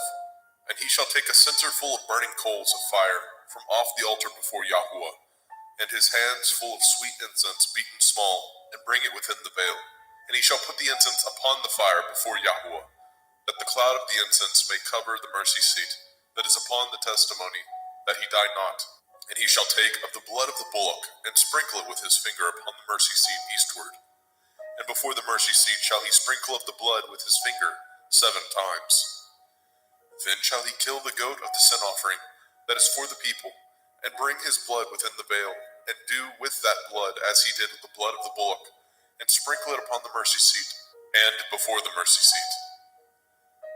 And he shall make an atonement for the holy place, because of the uncleanness of the children of Yasharel, and because of their transgressions, in all their sins. And so shall he do for the tabernacle of the assembly, that remains among them in the midst of their uncleanness. And there shall be no man in the tabernacle of the assembly, when he goes to make an atonement in the holy place, until he comes out, and have made an atonement for himself, and for his household, and for all the assembly of Yasharel. And he shall go out unto the altar that is before Yahweh, and make an atonement for it, and shall take of the blood of the bullock, and of the blood of the goat, and put it upon the horns of the altar round about. And he shall sprinkle the blood upon it with his finger 7 times, and cleanse it, and hallow it from the uncleanness of the children of Yasharel. And when he has made an end of reconciling the holy place, and the tabernacle of the assembly, and the altar, he shall bring the live goat. And Aharon shall lay both his hands upon the head of the live goat, and confess over him all the iniquities of the children of Yasharel, and all their transgression in all their sins, putting them upon the head of the goat, and shall send him away by the hand of a fit man into the wilderness. And the goat shall bear upon him all their iniquities, unto a land not inhabited, and he shall let go the goat in the wilderness. And Aharon shall come into the tabernacle of the assembly, and shall put off the linen garments which he put on when he went into the holy place, and shall leave them there. And he shall wash his flesh with water in the holy place, and put on his garments, and come forth, and offer his burnt offering, and the burnt offering of the people, and make an atonement for himself and for the people. And the fat of the sin offering shall he burn upon the altar. And he that let go the goat for Azazel shall wash his clothes, and bathe his flesh in water, and afterwards come into the camp. And the bullock for the sin offering, and the goat for the sin offering, and whose blood was brought in to make an atonement in the holy place, shall one carry forth without the camp, and they shall burn in the fire their skins, and their flesh, and their dung. And he that burns them shall wash his clothes, and bathe his flesh in water, and afterwards he shall come into the camp. And this shall be a statute forever unto you, that in the 7th month, on the 10th day of the month, ye shall afflict your souls, and do no work at all, whether it be one of your own country, or a stranger that sojourns among you. For on that day shall the priest make an atonement for you, to cleanse you, that ye may be clean from all your sins before Yahweh. It shall be a Sabbath of rest unto you, and ye shall afflict your souls by a statute forever. And the priest whom he shall anoint, and whom he shall consecrate to minister in the priest's office in his father's stead, shall make the atonement, and shall put on the linen clothes, even the holy garments. And he shall make an atonement for the holy sanctuary, and he shall make an atonement for the tabernacle of the assembly, and for the altar, and he shall make an atonement for the priests, and for all the people of the assembly. And this shall be an everlasting statute unto you, to make an atonement for the children of Yasharel for all their sins once a year. And he did as Yahweh commanded Moshe.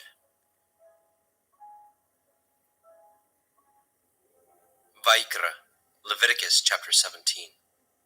And Yahweh spoke unto Moshe, saying, Speak unto Aharon, and unto his sons, and unto all the children of Yasharel, and say unto them, This is the thing which Yahweh has commanded, saying, What man soever there be of the house of Yasharel, that kills an ox, or lamb, or goat, in the camp, or that kills it out of the camp, and brings it not unto the door of the tabernacle of the assembly, to offer an offering unto Yahweh before the tabernacle of Yahweh, blood shall be imputed unto that man. He has shed blood, and that man shall be cut off from among his people. To the end that the children of Yasharel may bring their sacrifices, which they offer in the open field, even that they may bring them unto Yahweh, unto the door of the tabernacle of the assembly, unto the priest, and offer them for peace offerings unto Yahweh. And priests shall sprinkle the blood upon the altar of Yahweh at the door of the tabernacle of the assembly, and burn the fat for a sweet savor unto Yahweh. And they shall no more offer their sacrifices unto devils, after whom they have gone a-whoring. This shall be a statute forever unto them throughout their generations. And you shall say unto them, Whatsoever man there be of the house of Yasharel, or of the strangers, which sojourn among you, that offers a burnt offering or sacrifice, and brings it not unto the door of the tabernacle of the assembly, to offer it unto Yahweh, even that man shall be cut off from among his people. And whatsoever man there be of the house of Yasharel, or of the strangers that sojourn among you, that eats any manner of blood, I will even set my face against that soul that eats the blood, and will cut him off from among his people. For the soul of the flesh is in the blood. He and I have given it to you upon the altar to make an atonement for your souls. For it is the blood of him that makes an atonement in the soul. Therefore I said unto the children of Yasharel, No soul of you shall eat blood, neither shall any stranger that sojourns among you eat blood.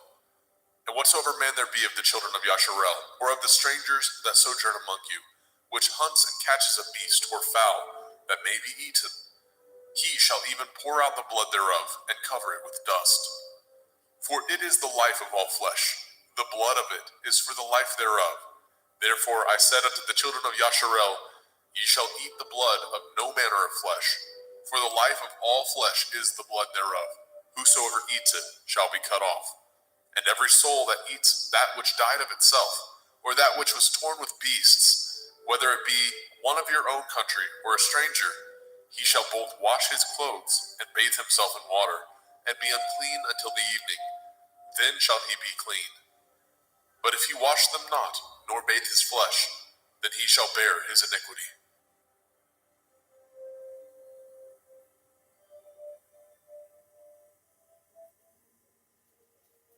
Vaikra, Leviticus chapter 18. And Yahweh spoke unto Moshe, saying, Speak unto the children of Yasharel, and say unto them, I am Yahweh Elohim. After the doings of the land of Mitzrayim, where ye dwell, shall ye not do. And after the doings of the land of Canaan, whither I bring you, shall ye not do. Neither shall ye walk in their ordinances. Ye shall do my judgments, and guard my ordinances, to walk therein. I am Yahuwah Elohim. Ye shall therefore guard my statutes and my judgments, which if a man do, he shall live in them. I am Yahuwah. None of you shall approach to any that is near of kin to him, to uncover their nakedness. I am Yahuwah. The nakedness of your father, or the nakedness of your mother, shall you not uncover. She is your mother. You shall not uncover her nakedness. The nakedness of your father's woman shall you not uncover. It is your father's nakedness. The nakedness of your sister, the daughter of your father, the daughter of your mother, whether she be born at home or born abroad, even their nakedness you shall not uncover. The nakedness of your son's daughter, or of your daughter's daughter, even their nakedness you shall not uncover, for theirs is your own nakedness. The nakedness of your father's woman's daughter, begotten of your father, she is your sister, you shall not uncover her nakedness. You shall not uncover the nakedness of your father's sister, she is your father's near kinswoman. You shall not uncover the nakedness of your mother's sister, for she is your mother's near kinswoman. You shall not uncover the nakedness of your father's brother. You shall not approach to his woman, she is your aunt.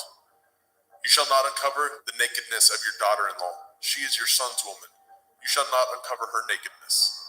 You shall not uncover the nakedness of your brother's woman, it is your brother's nakedness.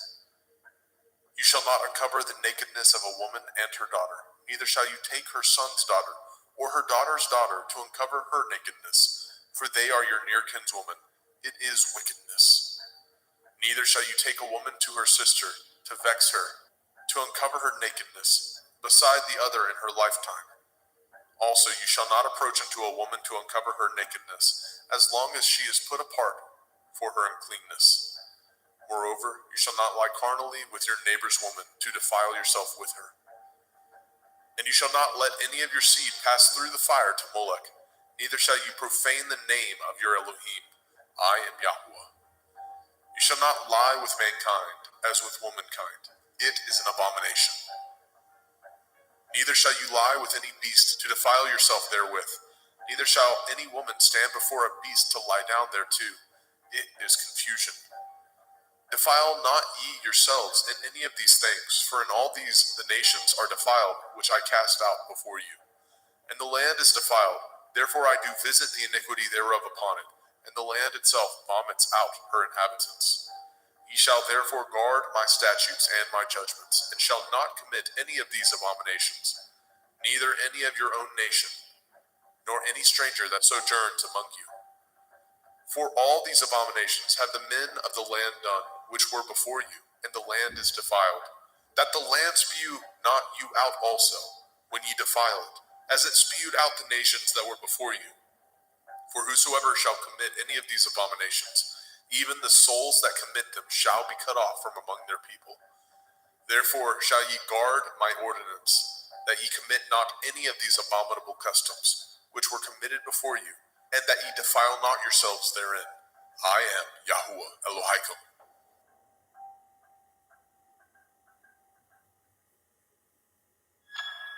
Vaikra, Leviticus chapter 19. And Yahweh spoke unto Moshe, saying, Speak unto all the assembly of the children of Yasharel, and say unto them, Ye shall be holy, for I, Yahuwah Elohim, am holy. Ye shall fear every man his mother and his father, and guard my Shabbathot. I am Yahuwah Elohim. Turn ye not unto idols, nor make to yourselves molten Elohim. I am Yahuwah Elohim. And if ye offer a sacrifice of peace offerings unto Yahuwah, ye shall offer it at your own will. It shall be eaten the same day ye offer it, and on the morrow. And if aught remain unto the third day, it shall be burnt in the fire. And if it be eaten at all on the third day, it is abominable. It shall not be accepted. Therefore everyone that eats it shall bear his iniquity, because he has profaned the hallowed thing of Yahuwah, and that soul shall be cut off from among his people. And when ye reap the harvest of your land, ye shall not wholly reap the corners of your field, neither shall you gather the gleanings of your harvest. And you shall not glean your vineyard, neither shall you gather every grape of your vineyard. You shall leave them for the poor and stranger. I am Yahuwah Elohim. Ye shall not steal, neither deal falsely, neither lie one to another. And ye shall not swear by my name falsely, neither shall you profane the name of your Elohim. I am Yahuwah. You shall not defraud your neighbor, neither rob him. The wages of him that is hired shall not abide with you all night until the morning. You shall not curse the deaf, nor put a stumbling block before the blind, but shall fear your Elohim. I am Yahuwah. Ye shall do no unrighteousness in judgment. You shall not respect the person of the poor, nor honor the person of the mighty, but in righteousness shall you judge your neighbor. You shall not go up and down as a talebearer among your people, neither shall you stand against the blood of your neighbor. I am Yahuwah. You shall not hate your brother in your heart. You shall in any wise rebuke your neighbor, and not suffer sin upon him. You shall not avenge, nor bear any grudge against the children of your people, but you shall love your neighbor as yourself. I am Yahuwah. Ye shall guard my statutes. You shall not let your cattle gender with a diverse kind. You shall not sow your field with mingled seed, neither shall a garment mingled of linen and woolen come upon you. And whosoever lies carnally with a woman that is a bondmaid, betrothed to a man, and not at all redeemed, nor freedom given her, she shall be scourged. They shall not be put to death, because she was not free. And he shall bring his trespass offering unto Yahuwah, unto the door of the tabernacle of the assembly, even a ram for a trespass offering. And the priest shall make an atonement for him with the ram of the trespass offering before Yahuwah, for his sin which he has done, and the sin which he has done shall be forgiven him. And when ye come into the land, and shall have planted all manner of trees for food, then ye shall count the fruit thereof as uncircumcised. 3 years shall it be as uncircumcised unto you. It shall not be eaten of. But in the 4th year all the fruit thereof shall be holy to praise Yahuwah withal. And in the 5th year shall ye eat of the fruit thereof, that it may yield unto you the increase thereof. I am Yahuwah Elohim. Ye shall not eat anything with the blood, neither shall ye use enchantment, nor practice sorcery. You shall not round the corners of your heads, neither shall you mar the corners of your beard. You shall not make any cuttings in your flesh for the dead, nor print any marks upon you. I am Yahuwah. Do not prostitute your daughter, to cause her to be a whore, lest the land fall to whoredom, and the land become full of wickedness. Ye shall guard my Shabbatot, and reverence my sanctuary. I am Yahuwah. Regard not them that have familiar spirits, neither seek after wizards to be defiled by them. I am Yahuwah Elohim. You shall rise up before the gray head, and honor the face of the old man, and fear your Elohim. I am Yahuwah. And if a stranger sojourn with you in your land, ye shall not vex him. But the stranger that dwells with you shall be unto you as one born among you, and you shall love him as yourself. For ye were strangers in the land of Mitzrayim. I am Yahuwah Elohim. Ye shall do no unrighteousness in judgment, in meat yard, in weight, or in measure. Just balances, just weights, a just ephah, and a just hin shall ye have. I am Yahuwah Elohim, which brought you out of the land of Mitzrayim. Therefore shall ye guard all my statutes, and all my judgments, and do them. I am Yahuwah.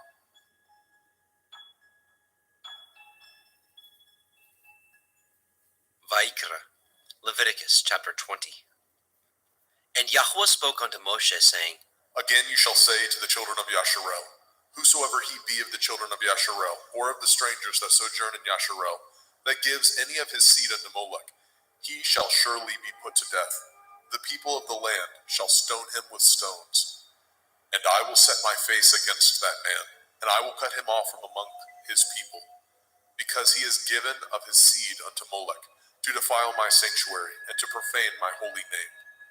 And if the people of the land do any ways hide their eyes from the man, when he gives of his seed unto Molech, and kill him not, then I will set my face against that man, and against his family, and will cut him off, and all that go a-whoring after him, to commit whoredom with Molech, from among their people. And the soul that turns after such as have familiar spirits, and after wizards, to go a-whoring after them, I will even set my face against that soul, and will cut him off from among his people. Sanctify yourselves therefore, and be ye holy, for I am Yahuwah Elohaikum, and ye shall guard my statutes, and do them. I am Yahuwah Mekodishkim. For everyone that curses his father or his mother shall surely be put to death. He has cursed his father or his mother, his blood shall be upon him. And the man that breaks wedlock with another man's woman, even he that breaks wedlock with his neighbor's woman, the man and the woman that breaks wedlock shall surely be put to death. And the man that lies with his father's woman has uncovered his father's nakedness. Both of them shall surely be put to death. Their blood shall be upon them. And if a man lie with his daughter-in-law, both of them shall surely be put to death. They have wrought confusion. Their blood shall be upon them. If a man also lie with mankind, as he lies with a woman, both of them have committed an abomination. They shall surely be put to death. Their blood shall be upon them. And if a man take a woman and her mother, it is wickedness. They shall be burnt with fire, both he and they, that there be no wickedness among you. And if a man lie with a beast, he shall surely be put to death, and ye shall slay the beast. And if a woman approach unto any beast, and lie down thereto, you shall kill the woman and the beast. They shall surely be put to death. Their blood shall be upon them. And if a man shall take his sister, his father's daughter, or his mother's daughter, and see her nakedness, and she see his nakedness, it is a wicked thing, and they shall be cut off in the sight of their people. He has uncovered his sister's nakedness, he shall bear his iniquity. And if a man shall lie with a woman having her sickness, and shall uncover her nakedness, he has discovered her fountain, and she has uncovered the fountain of her blood, and both of them shall be cut off from among their people. And you shall not uncover the nakedness of your mother's sister, nor of your father's sister, for he uncovers his near kin, they shall bear their iniquity. And if a man shall lie with his uncle's woman, he has uncovered his uncle's nakedness, they shall bear their sin, they shall die childless. And if a man shall take his brother's woman, it is an unclean thing, he has uncovered his brother's nakedness, they shall be childless. Ye shall therefore guard all my statutes and all my judgments, and do them, that the land whither I bring you to dwell therein spew you not out. And ye shall not walk in the manner of the nation which I cast out before you, for they committed all these things, and therefore I abhorred them. But I have said unto you, ye shall inherit their land, and I will give unto you to possess it, a land that flows with milk and honey. I am Yahuwah Elohaikum, which have separated you from other people. Ye shall therefore put difference between clean beasts and unclean, and between unclean fowls and clean. And ye shall not make your souls abominable by beast, or by fowl, or by any manner of living thing that creeps on the ground, which I have separated from you as unclean. And ye shall be holy unto me, for I, Yahuwah, am holy, and have severed you from other people, that ye should be mine. A man also, or a woman that has a familiar spirit, or that is a wizard, shall surely be put to death. They shall stone them with stones. Their blood shall be upon them. Vaikra, Leviticus chapter 21.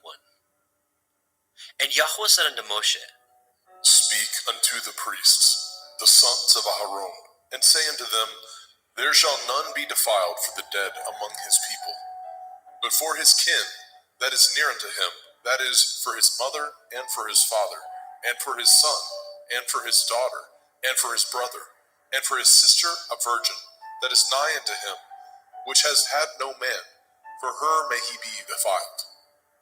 But he shall not defile himself, being a chief among his people, to profane himself.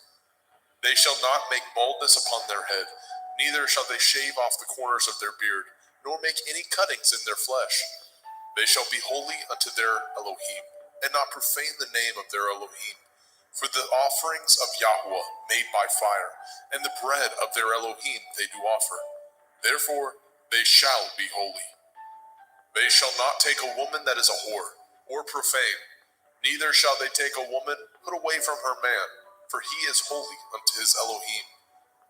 You shall sanctify him therefore, for he offers the bread of your Elohim. He shall be holy unto you, for I, Yahweh, which sanctify you, am holy. And the daughter of any priest, if she profane herself by playing the whore, she profanes her father, she shall be burnt with fire. And he that is high priest among his brethren, upon whose head the anointing oil was poured, and that is consecrated to put on the garments, shall not uncover his head, nor rend his clothes. Neither shall he go in to any dead body, nor defile himself for his father, or for his mother. Neither shall he go out of the sanctuary, nor profane the sanctuary of his Elohim. For the crown of the anointing oil of his Elohim is upon him. I am Yahweh. And he shall take a woman in her virginity, a widow or a divorced woman, or profane, or a harlot. These shall he not take, but he shall take a virgin of his own people to be his woman. Neither shall he profane his seed among his people, for I, Yahweh, do sanctify him.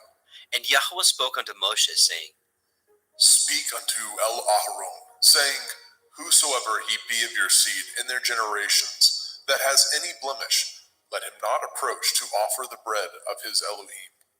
For whosoever man he be that has a blemish, he shall not approach, a blind man or a lame, or he that has a flat nose, or anything superfluous, or a man that is broken-footed, or broken-handed, or crook-backed, or a dwarf, or that has a blemish in his eye, or be scurvy, or scabbed, or has his stones broken. No man that has a blemish of the seed of Aharon the priest shall come nigh to offer the offerings of Yahweh, made by fire. He has a blemish. He shall not come nigh to offer the bread of his Elohim. He shall not eat the bread of his Elohim, both of the most holy and of the holy. Only he shall not go in unto the veil, nor come nigh unto the altar, because he has a blemish, that he profane not my sanctuaries, for I, Yahweh, do sanctify them. And Moshe told it unto El-Aharon, and to his sons, and to all the children of Yashrael. Vayikra, Leviticus chapter 22. And Yahweh spoke unto Moshe, saying, Speak unto El-Aharon and to his sons, that they separate themselves from the holy things of the children of Yasharel, and that they profane not my holy name in those things, which they hallow unto me. I am Yahweh. Say unto them, Whosoever he be of all your seed among your generations, that goes unto the holy things, which the children of Yasharel hallow unto Yahweh, having his uncleanness upon him, that soul shall be cut off from my presence. I am Yahweh. What man soever of the seed of Aharon is a leper, or has a running issue, he shall not eat of the holy things until he be clean. And whoso touches anything that is unclean by the dead, or a man whose seed goes from him, or whosoever touches any creeping thing whereby he may be made unclean, or a man of whom he may take uncleanness, whatsoever uncleanness he has, the soul which has touched any such thing shall be unclean until evening, and shall not eat of the holy things, unless he wash his flesh with water. And when the sun is down, he shall be clean, and shall afterward eat of the holy things, because it is his food. That which dies of itself, or is torn with beasts, he shall not eat, to defile himself therewith. I am Yahweh. They shall therefore guard my ordinance, lest they bear sin for it, and die therefore. If they profane it, I, Yahweh, do sanctify them. There shall no stranger eat of the holy thing. A sojourner of the priest, or a hired servant, shall not eat of the holy thing. But if the priest buy any soul with his money, he shall eat of it, and he that is born in his house, they shall eat of his meat. If the priest's daughter also be married unto a stranger, she may not eat of an offering of the holy things. But if the priest's daughter be a widow or divorced, and have no child, and is returned unto her father's house, as in her youth, she shall eat of her father's meat, but there shall no stranger eat thereof. And if a man eat of the holy thing unwittingly, then he shall put the fifth part thereof unto it, and shall give it unto the priest with the holy thing. And they shall not profane the holy things of the children of Yasharel, which they offer unto Yahweh, or suffer them to bear the iniquity of trespass when they eat their holy things. For I, Yahweh, do sanctify them. And Yahweh spoke unto El Moshe, saying, Speak unto El Aharon, and to his sons, and unto all the children of Yasharel, and say unto them, Whatsoever he be of the house of Yasharel, or of the strangers in Yasharel, that will offer his oblation for all his vows, and for all his freewill offerings, which they will offer unto Yahweh for a burnt offering. Ye shall offer at your own will a male without blemish, of the cattle, of the sheep, or of the goats. But whatsoever has a blemish, that shall ye not offer, for it shall not be acceptable for you. And whosoever offers a sacrifice of peace offerings unto Yahweh, to accomplish his vow, or a freewill offering in cattle or sheep, it shall be perfect to be accepted. There shall be no blemish therein. Blind, or broken, or maimed, or having a running sore, or scurvy, or scabbed, ye shall not offer these unto Yahweh, nor make an offering by fire of them upon the altar unto Yahweh. Either a bullock or a lamb that has anything superfluous or lacking in his parts, that may you offer for a freewill offering, but for a vow it shall not be accepted. Ye shall not offer unto Yahweh that which is bruised, or crushed, or broken, or cut, neither shall ye make any offerings thereof in your land. Neither from a stranger's hand shall ye offer the bread of your Elohim, of any of these, because their corruption is in them, and blemishes be in them. They shall not be accepted for you. And Yahweh spoke unto Moshe, saying, When a bullock or a sheep or a goat is brought forth, then it shall be 7 days under the dam, and from the 8th day and thenceforth it shall be accepted for an offering made by fire unto Yahweh. And whether it be cow or ewe, ye shall not kill it, and her young, both in 1 day. And when ye offer a sacrifice of thanksgiving unto Yahweh, offer it at your own will. On the same day it shall be eaten up. Ye shall leave none of it until the morrow. I am Yahweh. Therefore shall ye guard my commandments, and do them. I am Yahweh. Neither shall ye profane my holy name, but I will be hallowed among the children of Yasharel. I am Yahweh, which hallow you, that brought you out of the land of Mizraim, to be your Elohim. I am Yahweh.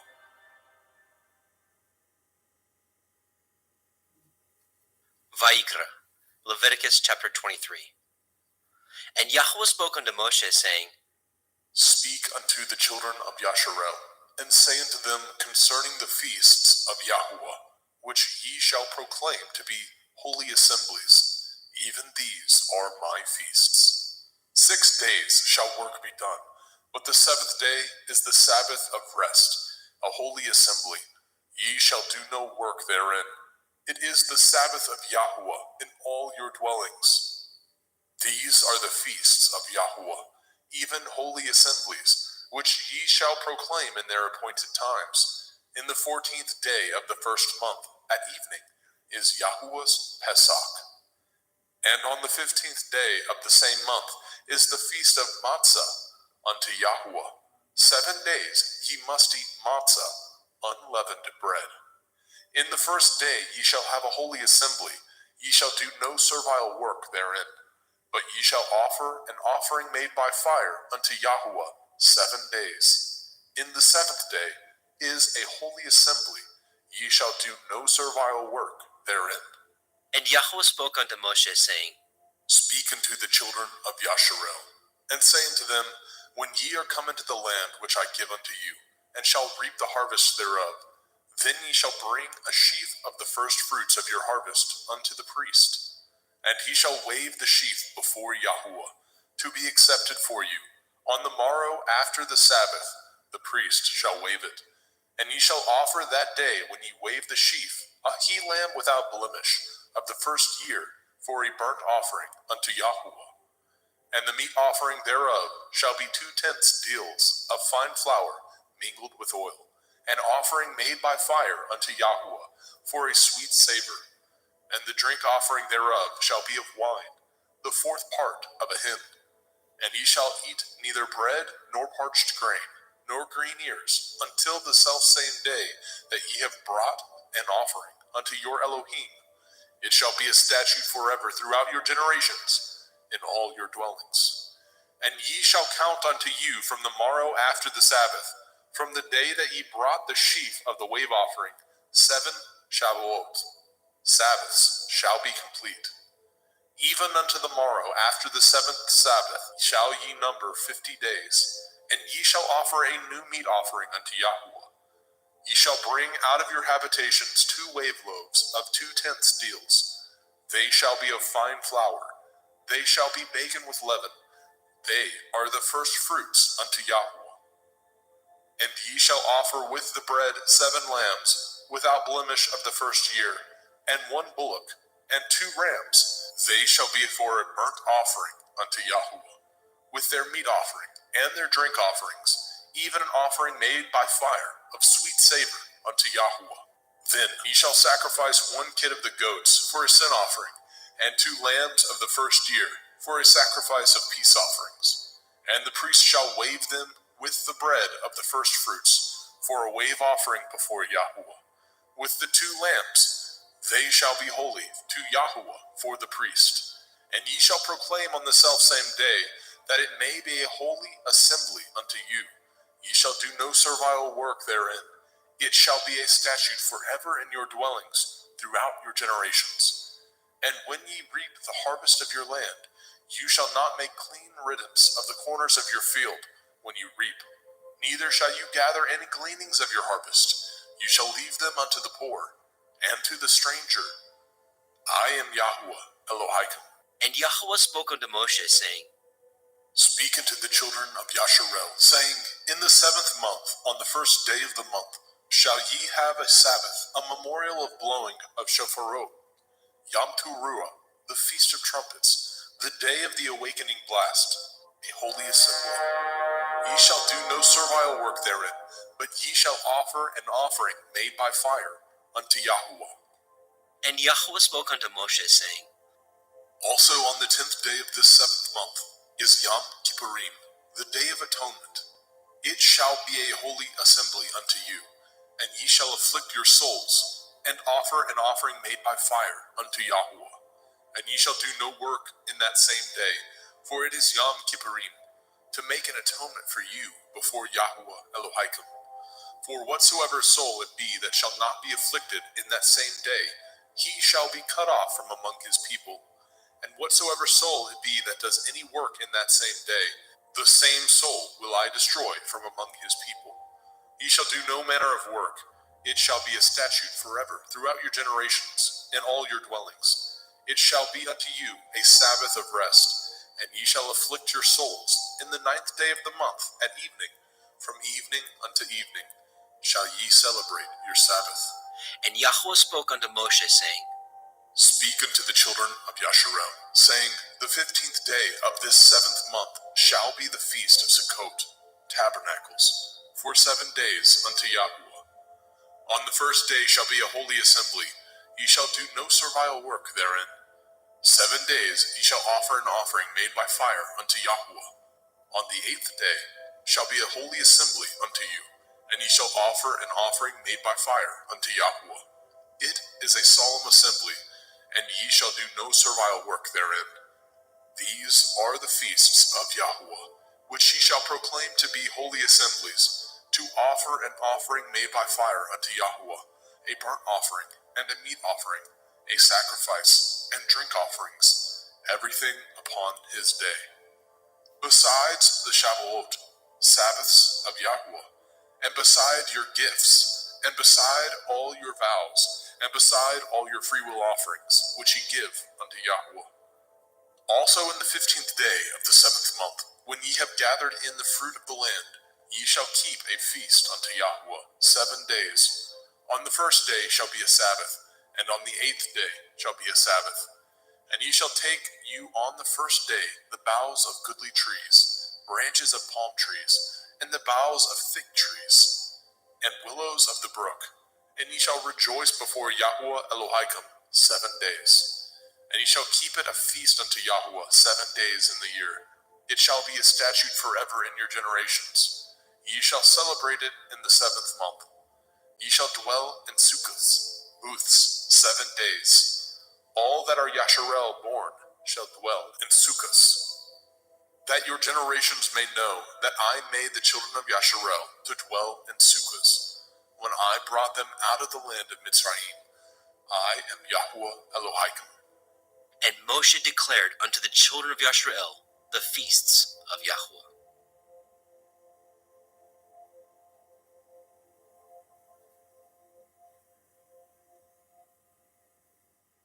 Vaikra, Leviticus chapter 24. And Yahweh spoke unto Moshe, saying, Command the children of Yasharel that they bring unto you pure olive oil, beaten for the light, to cause the lamps to burn continually, without the veil of the testimony. In the tabernacle of the assembly shall Aharon order it from the evening unto the morning before Yahweh continually. It shall be a statute forever in your generations. He shall order the lamps upon the pure menorah, 7-branched candlestick, before Yahweh continually. And you shall take fine flour, and bake 12 cakes thereof. 2/10 deals shall be in 1 cake. And you shall set them in 2 rows, 6 on a row, upon the pure table before Yahweh. And you shall put pure frankincense upon each row, that it may be on the bread for a memorial, even a memorial made by fire unto Yahweh. Every Sabbath he shall set it in order before Yahweh continually, being taken from the children of Yasharel by an everlasting covenant. And it shall be Aharon and his sons, and they shall eat it in the holy place, for it is most holy unto him of the offerings of Yahweh made by fire, by a perpetual statute. And the son of a Yashareliteth woman, whose father was a Mitzri, went out among the children of Yasharel. And this son of the Yashareliteth woman and a man of Yasharel strove together in the camp. And the Yashareliteth woman's son blasphemed the name of Yahweh, and cursed. And they brought him unto Moshe, and his mother's name was Shelomith, the daughter of Divri, of the tribe of Dan. And they put him in ward, that the mind of Yahweh might be showed them. And Yahweh spoke unto Moshe, saying, Bring forth him that has cursed without the camp, and let all that heard him lay their hands upon his head, and let all the assembly stone him. And you shall speak unto the children of Yasharel, saying, Whosoever curses his Elohim shall bear his sin. And he that blasphemes the name of Yahweh, he shall surely be put to death. And all the assembly shall certainly stone him, as well the stranger, as he that is born in the land, when he blasphemes the name of Yahweh, shall be put to death. And he that kills any man shall surely be put to death. And he that kills a beast shall make it good, beast for beast. And if a man cause a blemish in his neighbor, as he has done, so shall it be done to him. Breach for breach, eye for eye, tooth for tooth. As he has caused a blemish in a man, so shall it be done to him again.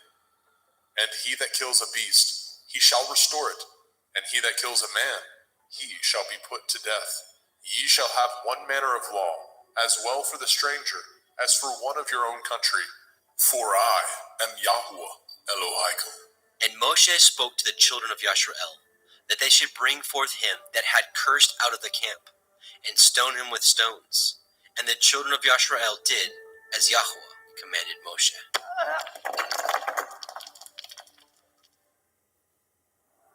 Vaikra, Leviticus chapter 25. And Yahweh spoke unto Moshe in Mount Sinai, saying, Speak unto the children of Yasharel, and say unto them, When ye come into the land which I give you, then shall the land keep a Sabbath unto Yahweh. 6 years you shall sow your field, and 6 years you shall prune your vineyard, and gather in the fruit thereof. But in the 7th year shall be a Sabbath of rest unto the land, a Sabbath for Yahuwah. You shall neither sow your field, nor prune your vineyard. That which grows of its own accord of your harvest you shall not reap, neither gather the grapes of your vine undressed, for it is a year of rest unto the land.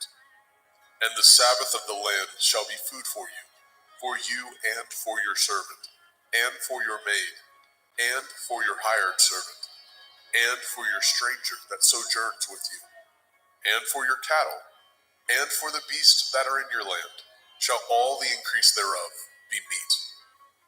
And you shall number 7 Shabbathot, Sabbaths of years unto you, 7 times 7 years, and the space of the 7 Shabbathot of years shall be unto you 49 years.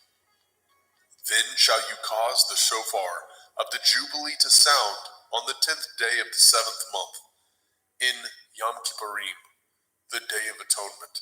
Shall ye make the shofar sound throughout all your land. And ye shall hallow the 50th year, and proclaim liberty throughout all the land unto all the inhabitants thereof. It shall be a jubilee unto you, and ye shall return every man unto his possession, and ye shall return every man unto his family. A jubilee shall that 50th year be unto you. Ye shall not sow, neither reap that which grows of itself in it, nor gather the grapes in it of your vine undressed. For it is the jubilee, it shall be holy unto you. Ye shall eat the increase thereof out of the field. In the year of this jubilee, ye shall return every man unto his possession.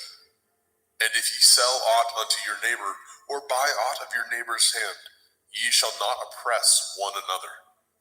According to the number of years after the Jubilee, you shall buy of your neighbor, and according unto the number of years of the fruits, he shall sell unto you. According to the multitude of years, you shall increase the price thereof, and according to the fewness of years, you shall diminish the price of it. For according to the number of the years of the fruits, he sells unto you. Ye shall not therefore oppress one another, but you shall fear your Elohim, for I am Yahuwah Elohaikum. Wherefore ye shall do my statutes, and guard my judgments, and do them, and ye shall dwell in the land in safety. And the land shall yield her fruit, and ye shall eat your fill, and dwell therein in safety. And if ye say, what shall we eat the 7th year? Behold, we shall not sow, nor gather in our increase. Then I will command my blessing upon you in the 6th year, and it shall bring forth fruit for 3 years. And ye shall sow the 8th year, and eat yet of old fruit until the 9th year. Until her fruits come in, ye shall eat of the old store. The land shall not be sold forever, for the land is mine, and ye are strangers and sojourners with me. And in all the land of your possession ye shall grant a redemption for the land. If your brother be waxen poor, and has sold away some of his possession, and if any of his kin come to redeem it, then shall he redeem that which his brother sold. And if the man have not to redeem it, and himself be able to redeem it, then let him count the years of the sale thereof, and restore the overplus unto the man whom he sold it, that he may return unto his possession. But if he be not able to restore it to him, then that which is sold shall remain in the hand of him that has bought it until the year of Jubilee. And in the Jubilee it shall go out, and he shall return unto his possession. And if a man sell a dwelling house in a walled city, then he may redeem it within a whole year after it is sold. Within a full year may he redeem it. And if it be not redeemed within the space of a full year, then the house that is in the walled city shall be established forever to him, that brought it throughout his generations. It shall not go out in the Jubilee. But the houses of the villages which have no wall round about them shall be counted as the fields of the country. They may be redeemed, and they shall go out in the Jubilee. Notwithstanding, the cities of the Leviim, of the houses of the cities of their possession, may the Leviim redeem at any time. And if a man purchases of the Leviim, Then the house that was sold, and the city of his possession, shall go out in the year of Jubilee. For the houses of the cities of the Leviim are their possession, among the children of Yasharel. But the field of the suburbs of their cities may not be sold, for it is their perpetual possession. And if your brother be waxen poor, and fallen in decay with you, then you shall relieve him, yea, though he be a stranger or a sojourner, that he may live with you. Take no usury of him, or increase, but fear your Elohim, that your brother may live with you. You shall not give him your money upon usury, nor lend him your victuals for increase. I am Yahuwah Elohaikum, which brought you forth out of the land of Mitzrayim, to give you the land of Canaan, and to be your Elohim. And if your brother that dwells by you be waxen poor, and be sold unto you, you shall not compel him to serve as a bondservant, but as a hired servant, and as a sojourner. He shall be with you, and shall serve you unto the year of Jubilee. And then shall he depart from you, both he and his children with him, and shall return unto his own family, and unto the possession of his fathers shall he return. For they are my servants, which I brought forth out of the land of Mitzrayim. They shall not be sold as bondmen. You shall not rule over him with rigor, but shall fear your Elohim. Both your bondmen and your bondmaids, which you shall have, shall be of the heathen that are round about you. Of them shall ye buy bondmen and bondmaids. Moreover, of the children of the strangers that do sojourn among you, of them shall ye buy, and of their families that are with you, which they begat in your land, and they shall be your possession. And ye shall take them as an inheritance for your children after you, to inherit them for a possession. They shall be your bondmen forever. But over your brethren, the children of Yasharel, you shall not rule one over another with rigor. And if a sojourner or a stranger wax rich by you, and your brother that dwells by him wax poor, and sell himself unto the stranger or sojourner by you, or to the stock of the stranger's family, after that he is sold, he may be redeemed again. One of his brethren may redeem him. Either his uncle or his uncle's son may redeem him, or any that is nigh of kin unto him of his family may redeem him, or if he be able, he may redeem himself. And he shall reckon with him that bought him from the year that he was sold unto him, unto the year of Jubilee. And the price of his sale shall be according to the number of years, according to the time of a hired servant shall it be with him. If there be yet many years behind, according unto them he shall give again the price of his redemption, out of the money that he was bought for. And if there remain but few years unto the year of Jubilee, then he shall count with him, and according unto his years shall he give him again the price of his redemption. And as a yearly hired servant shall be with him, and the other shall not rule with rigor over him in your sight. And if he be not redeemed in these years, then he shall go out in the year of Jubilee, both he and his children with him. For unto me the children of Yasharel are servants. They are my servants, whom I brought forth out of the land of Mitzrayim. I am Yahuwah Elohaikum. Vaikra, Leviticus chapter 26. Ye shall make you no idols, nor graven image, neither rear you up a standing image, neither shall ye set up any image of stone in your land, to bow down unto it. For I am Yahuwah Elohaikum. Ye shall guard my Sabbaths, and reverence my sanctuary. I am Yahuwah. If ye walk in my statutes, and guard my commandments, and do them, then I will give you rain in due season, and the land shall yield her increase, and the trees of the field shall yield their fruit. And your threshing shall reach unto the vintage, and the vintage shall reach unto the sowing time, and ye shall eat your bread to the full, and dwell in your land safely.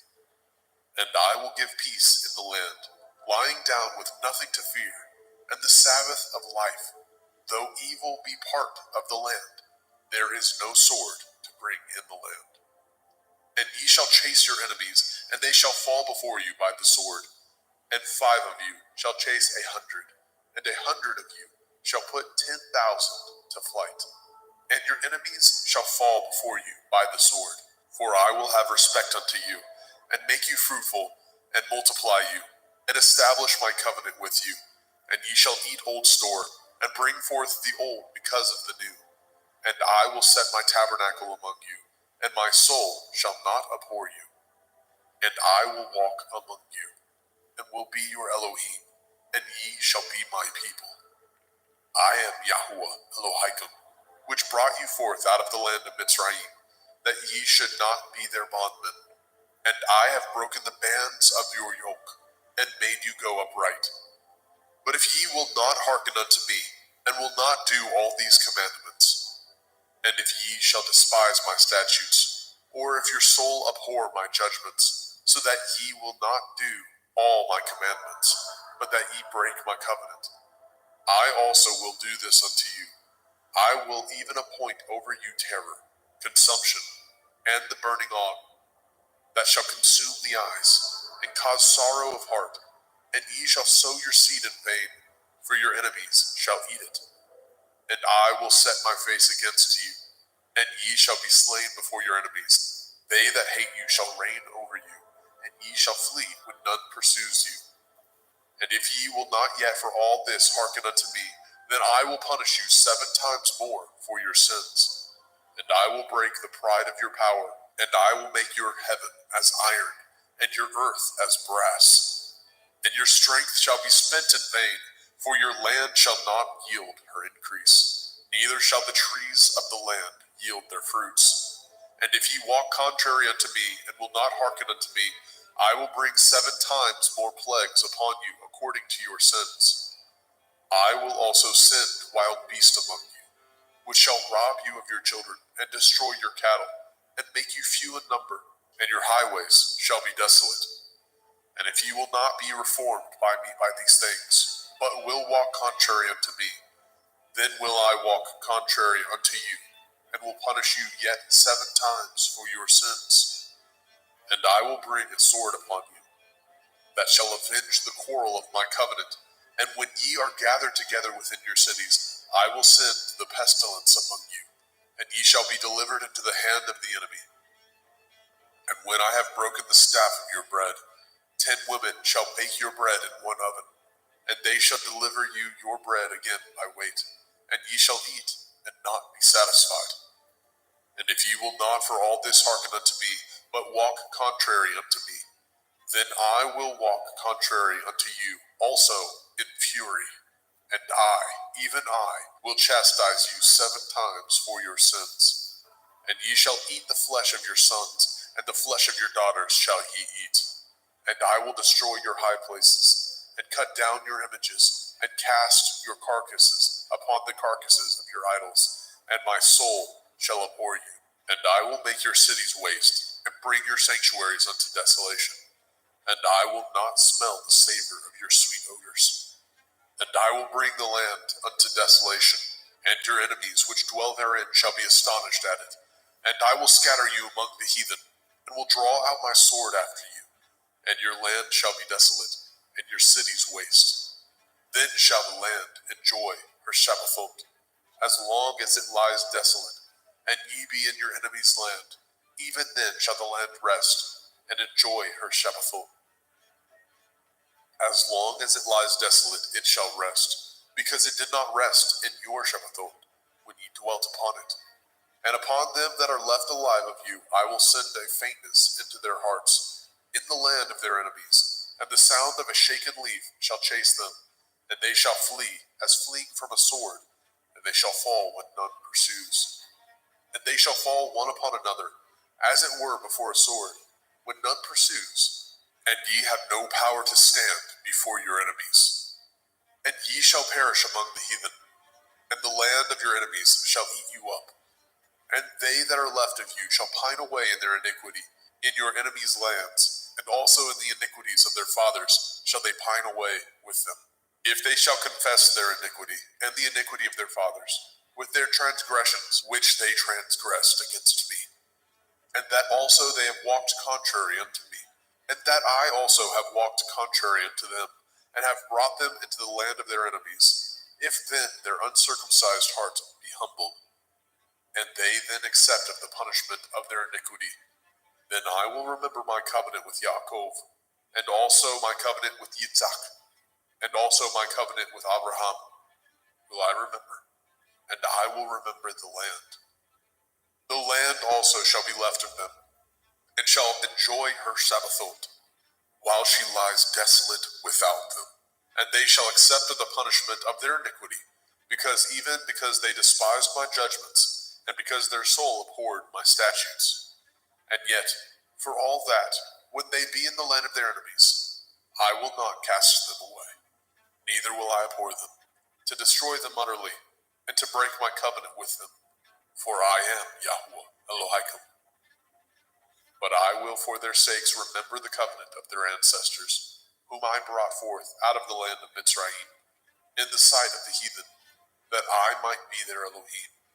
I am Yahweh. These are the commandments and judgments and Torah, which Yahweh made between him and the children of Yisrael in Mount Sinai by the hand of Moshe.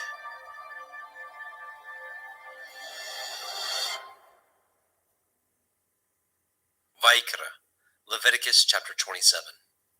And Yahweh spoke unto Moshe, saying, Speak unto the children of Yasharel, and say unto them, when a man shall make a singular vow, the persons shall be for Yahuwah by your estimation.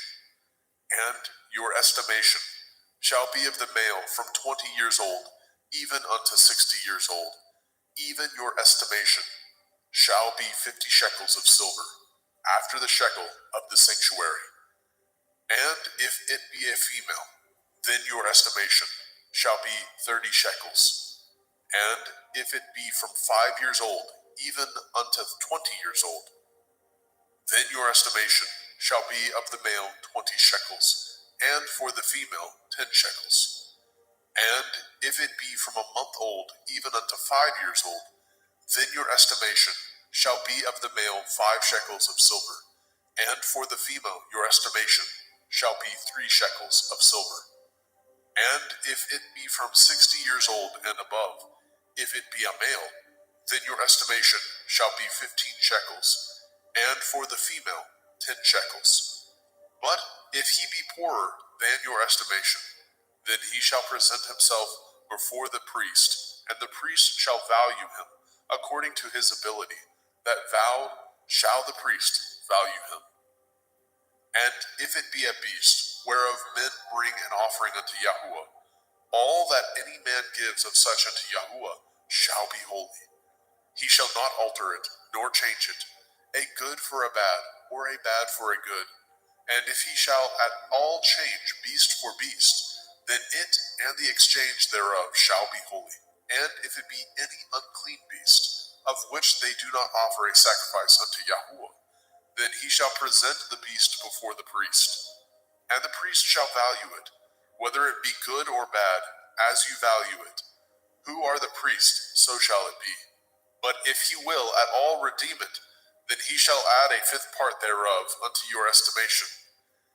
And when a man shall sanctify his house to be holy unto Yahuwah, then the priest shall estimate it, whether it be good or bad.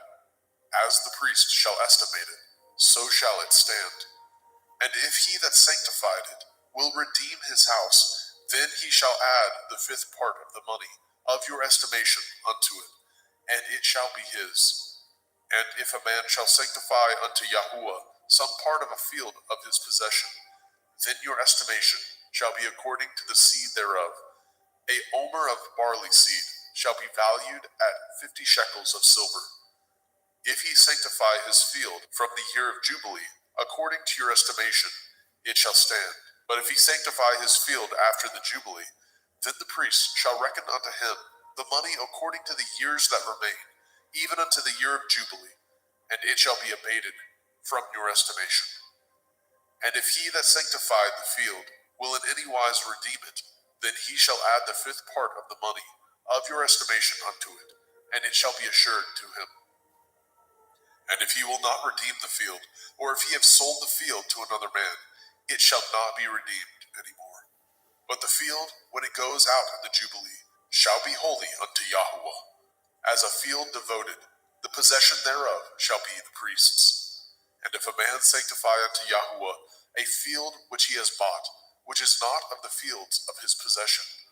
Then the priest shall reckon unto him the worth of your estimation, even unto the year of the Jubilee. And he shall give your estimation in that day as a holy thing unto Yahweh. In the year of the Jubilee the field shall return unto him of whom it was bought, even to him to whom the possession of the land did belong. And all your estimation shall be according to the shekel of the sanctuary. 20 gerahs shall be the shekel. Only the firstling of the beasts, which should be Yahuwah's firstling, no man shall sanctify it, whether it be ox or sheep, it is Yahuwah's. And if it be of an unclean beast, and he shall redeem it according to your estimation, and shall add a fifth part of it thereto, or if it be not redeemed, then it shall be sold according to your estimation. Notwithstanding, no devoted thing that a man shall devote unto Yahweh of all that he has, both of man and beast, and of the field of his possession, shall be sold or redeemed. Every devoted thing is most holy unto Yahweh. None devoted, which shall be devoted of men, shall be redeemed, but shall surely be put to death. And all the tithe of the land, whether of the seed of the land, or of the fruit of the tree, is Yahuwah's. It is holy unto Yahuwah. And if a man shall at all redeem aught of his tithes, he shall add thereto the fifth part thereof. And concerning the tithe of the herd, or of the flock, even of whatsoever passes under the rod, the 10th shall be holy unto Yahweh. He shall not search whether it be good or bad, neither shall he change it. And if he change it at all, then both it and the change thereof shall be holy. It shall not be redeemed. These are the commandments which Yahweh commanded Moshe for the children of Yisrael in Mount Sinai.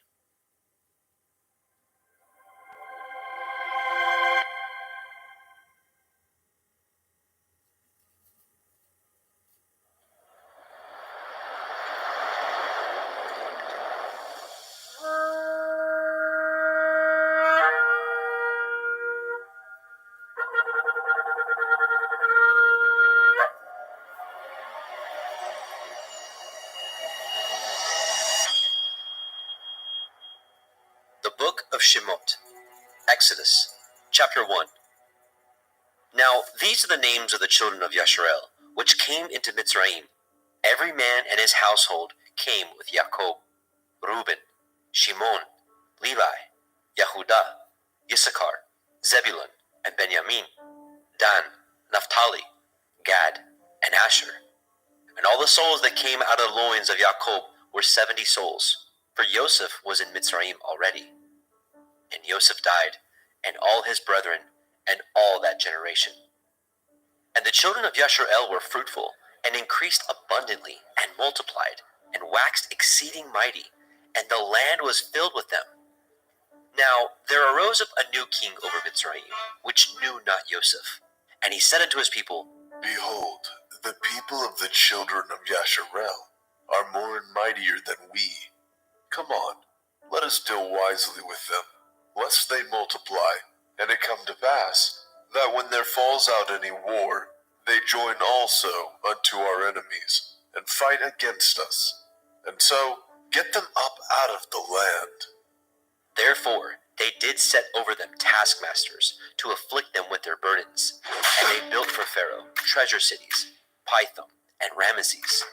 But the more they afflicted them, the more they multiplied and grew, and they were grieved because of the children of Yisrael.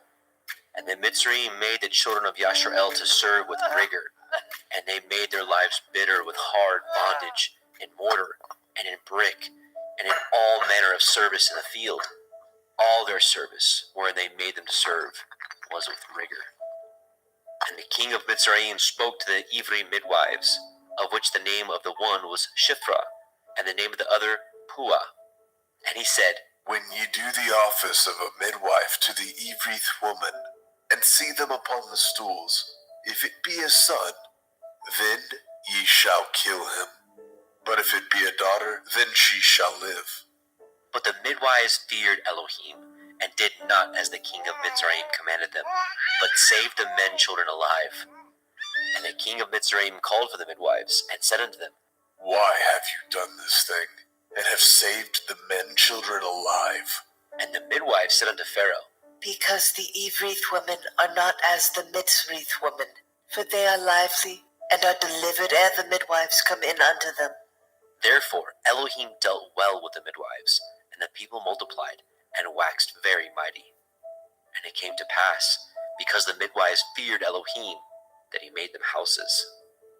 And Pharaoh charged all his people, saying, Every son that is born ye shall cast into the river, and every daughter ye shall save alive. Shemot, Exodus, chapter 2. And there went a man of the house of Levi, and took to be his woman a daughter of Levi. And the woman conceived, and bore a son. And when she saw him that he was a goodly child, she hid him 3 months.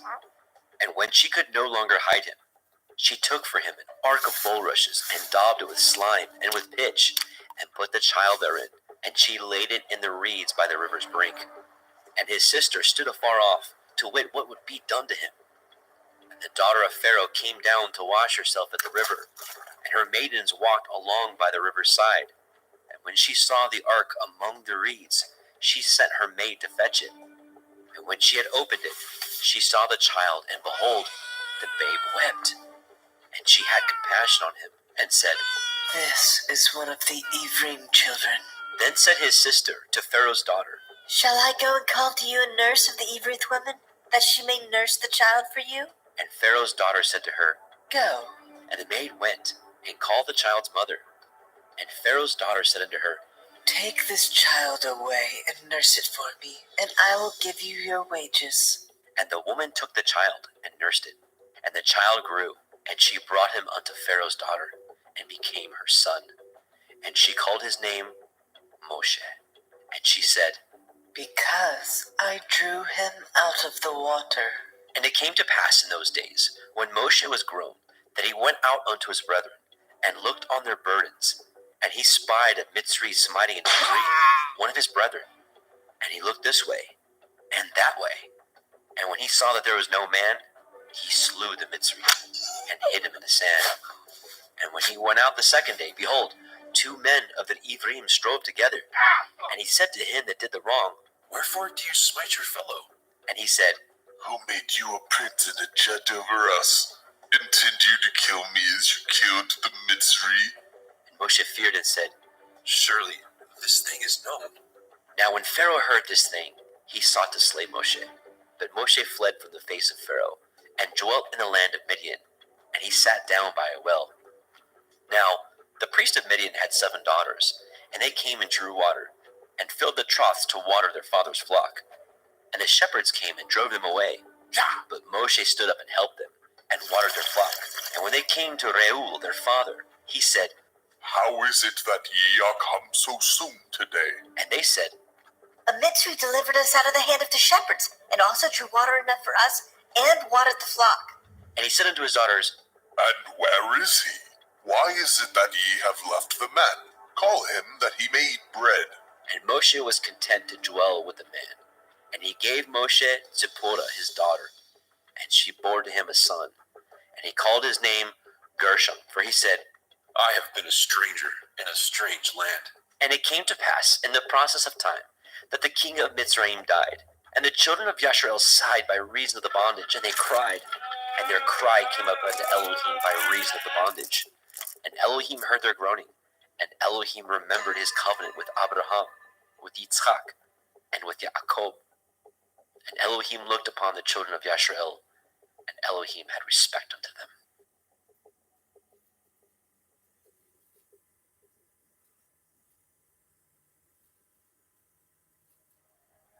Shemot, Exodus, chapter 3. Now Moshe kept the flock of Yitro his father-in-law, the priest of Midian, and he led the flock to the backside of the desert, and came to the mountain of Elohim, even to Horeb. And the angel of Yahweh appeared unto him in a flame of fire, out of the midst of a thorn bush. And he looked, and behold, the thorn bush burned with fire, and the thorn bush was not consumed. And Moshe said, I will now turn aside and see this great sight, why the thorn bush is not burnt. And when Yahweh saw that he turned aside to see, Elohim called unto him out of the midst of the thorn bush, and said, Moshe, Moshe. And he said, Here am I. And he said, Draw not nigh hither.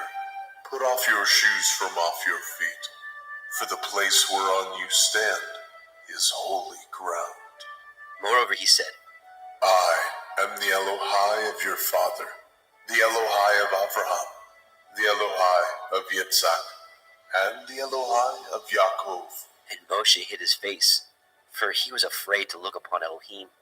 And Yahweh said, I have surely seen the affliction of my people, which are in Mitzrayim, and have heard their cry by reason of their taskmasters. For I know their sorrows, and I am come down to deliver them out of the hand of the Mitzrayim, and to bring them up out of that land unto a good land, and a large, unto a land flowing with milk and honey, unto the place of the Canaanim, and the Hittim, and the Amorim, and the Perizim, and the Hivim, and the Yevusim. Now therefore, behold, the cry of the children of Yasharel is come unto me, and I have also seen the oppression wherewith the Mitzrayim oppress them. Come now therefore, I will send you unto Pharaoh, that you may bring forth my people, the children of Yasharel, out of Mitzrayim. And Moshe said unto Elohim, Who am I that I should go unto Pharaoh, and that I should bring forth the children of Yasharel out of Mitzrayim? And he said, Certainly I will be with you, and this shall be a sign unto you that I have sent you. When you have brought forth the people out of Mitzrayim, ye shall serve Elohim upon this mountain. And Moshe said unto Elohim, Behold, when I come unto the children of Yasharel, and say unto them, The Elohai of your fathers has sent me unto you, and they shall say unto me, What is his name? What shall I say unto them? And Elohim said unto El Moshe, Ahaya Asher Ahaya, I am that I am. And he said, Thus shall you say unto the children of Yasharel, Ahaya I am has sent me unto you. And Elohim said moreover unto El Moshe, Thus shall you say unto the children of Yasharel, Yahuwah Elohai of your fathers, the Elohai of Abraham, the Elohai of Yitzhak, and the Elohai of Yaakov, has sent me unto you. This is my name forever, and this is my mention unto all generations. Go and gather the elders of Yasharel together, and say unto them, Yahuwah Elohai of your fathers, the Elohai of Abraham, of Yitzhak, and the Elohai of Yaakov, appeared unto me, saying, I have surely visited you, and seen that which is done to you in Mitzrayim. And I have said, I will bring you up out of the affliction of Mitzrayim, unto the land of the Canaanim, and the Hittim, and the Amorim, and the Perizim, and the Hivim, and the Yevusim, unto a land flowing with milk and honey. And they shall hearken to your voice, and you shall come, you and the elders of Yasharel, unto the king of Mitzrayim, and you shall say unto him, Yahuwah Elohai of the Ephraim has met us, and now let us go, we beseech you, 3 days' journey into the wilderness, that we may sacrifice to Yahuwah Eloheinu. And I am sure that the king of Mitzrayim will not let you go, no, not by a mighty hand. And I will stretch out my hand, and smite Mitzrayim with all my wonders, which I will do in the midst thereof. And after that he will let you go, and I will give this people favor in the sight of the Mitzrayim. And it shall come to pass that when ye go, ye shall not go empty. But every woman shall borrow of her neighbor, and of her that sojourns in her house, jewels of silver, and jewels of gold, and raiment.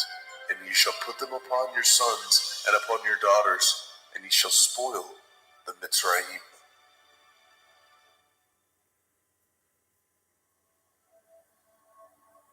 Shemot, Exodus, chapter 4. And Moshe answered and said, But, behold, they will not believe me, nor hearken unto my voice, for they will say, Yahweh has not appeared unto you. And Yahweh said unto him, What is that in your hand? and he said, A rod? and he said, Cast it on the ground. and he cast it on the ground, and it became a serpent. And Moshe fled from before it. And Yahweh said unto Moshe, Put forth your hand, and take it by the tail, and he put forth his hand, and caught it, and it became a rod in his hand. that they may believe that Yahuwah Elohai of their fathers, the Elohai of Abraham, the Elohai of Yitzhak, and the Elohai of Yaakov, has appeared unto you. And Yahweh said furthermore unto him, Put now your hand into your bosom. and he put his hand into his bosom. And when he took it out, behold, his hand was leprous as snow. And he said, Put your hand into your bosom again. and he put his hand into his bosom again, and plucked it out of his bosom, and behold, it was turned again as his other flesh. And it shall come to pass, if they will not believe you, neither hearken to the voice of the first sign, that they will believe the voice of the latter sign. And it shall come to pass, if they will not believe also these two signs, neither hearken unto your voice, that you shall take of the water of the river, and pour it upon the dry land, and the water which you take out of the river shall become blood upon the dry land. And Moshe said unto Yahweh, Oh, my Adonai, I am not eloquent, neither heretofore, nor since you have spoken unto your servant, but I am slow of speech and of a slow tongue. and Yahweh said unto him, Who has made man's mouth, or who makes the dumb, or deaf, or the seeing, or the blind? Have not I, Yahuwah? Now therefore go, and I will be with your mouth, and teach you what you shall say. and he said, O my Adonai, send, I pray you, by the hand of whom you will send. and the anger of Yahweh was kindled against Moshe, and he said, Is not Aharon the Levi your brother? I know that he can speak well, and also, behold, he comes forth to meet you, and when he sees you, he will be glad in his heart. And you shall speak unto him, and put the words in his mouth, and I will be with your mouth, and with his mouth, and will teach you what ye shall do. And he shall be your spokesman unto the people, and he shall be, even he shall be to you, instead of a mouth, and you shall be to him, instead of Elohim. And you shall take this rod in your hand, wherewith you shall do signs. and Moshe went and returned to Yitro his father-in-law, and said unto him, Let me go, I pray you, and return unto my brethren, which are in Mitzrayim, and see whether they be yet alive. and Yitro said unto Moshe, Go in peace. and Yahweh said unto Moshe in Midian, Go, return into Mitzrayim, for all the men are dead which sought your life. and Moshe took his woman and his sons, and set them upon an ass, and he returned to the land of Mitzrayim. And Moshe took the rod of Elohim in his hand. And Yahweh said unto Moshe, When you go to return into Mitzrayim, see that you do all those wonders before Pharaoh, which I have put into your hand. But I will harden his heart, that he shall not let the people go. And you shall say unto Pharaoh, Thus says Yahuwah, Yasharel is my son, even my firstborn. And I say unto you, Let my son go, that he may serve me. And if you refuse to let him go, behold, I will slay your son, even your firstborn. and it came to pass by the way in the inn that Yahweh met him, and sought to kill him. Then Zipporah took a sharp stone, and cut off the foreskin of her son, and cast it at his feet, and said, Surely a bloody man are you to me. So he let him go. Then she said, A bloody man you are, because of the circumcision. and Yahweh said to Aharon, Go into the wilderness to meet Moshe. and he went, and met him in the mount of Elohim, and kissed him. And Moshe told Aharon all the words of Yahweh who had sent him, and the signs which he had commanded him. And Moshe and Aharon went and gathered together all the elders of the children of Yasharel. And Aharon spoke all the words which Yahweh had spoken unto Moshe, and did the signs in the sight of the people. And the people believed. And when they heard that Yahweh had visited the children of Yasharel, and that he had looked upon their affliction, then they bowed their heads and worshipped.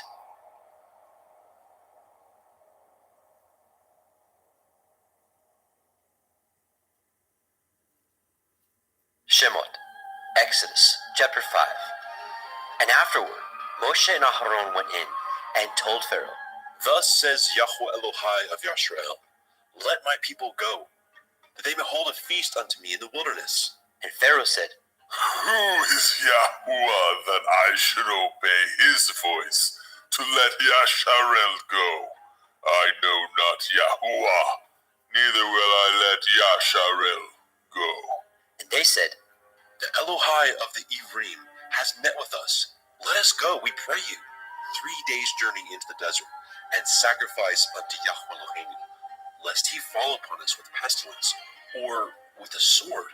And the king of Mitzrayim said unto them, Wherefore do ye, Moshe and Aaron, let the people from their works get you unto your burdens. And Pharaoh said, Behold, the people of the land now are many, and ye make them rest from their burdens. And Pharaoh commanded the same day the taskmasters of the people and their officers, saying, Ye shall no more give the people straw to make brick, as heretofore. Let them go and gather straw for themselves. And the tell of the bricks which they did make heretofore, ye shall lay upon them. Ye shall not diminish aught thereof, for they be idle. Therefore they cry, saying, Let us go and sacrifice to our Elohim. Let their more work be laid upon the men, that they may labor therein, and let them not regard vain words. And the taskmasters of the people went out, and their officers, and they spoke to the people, saying, Thus says Pharaoh, I will not give you straw. Go ye, get you straw where you can find it. Yet not aught of your work shall be diminished.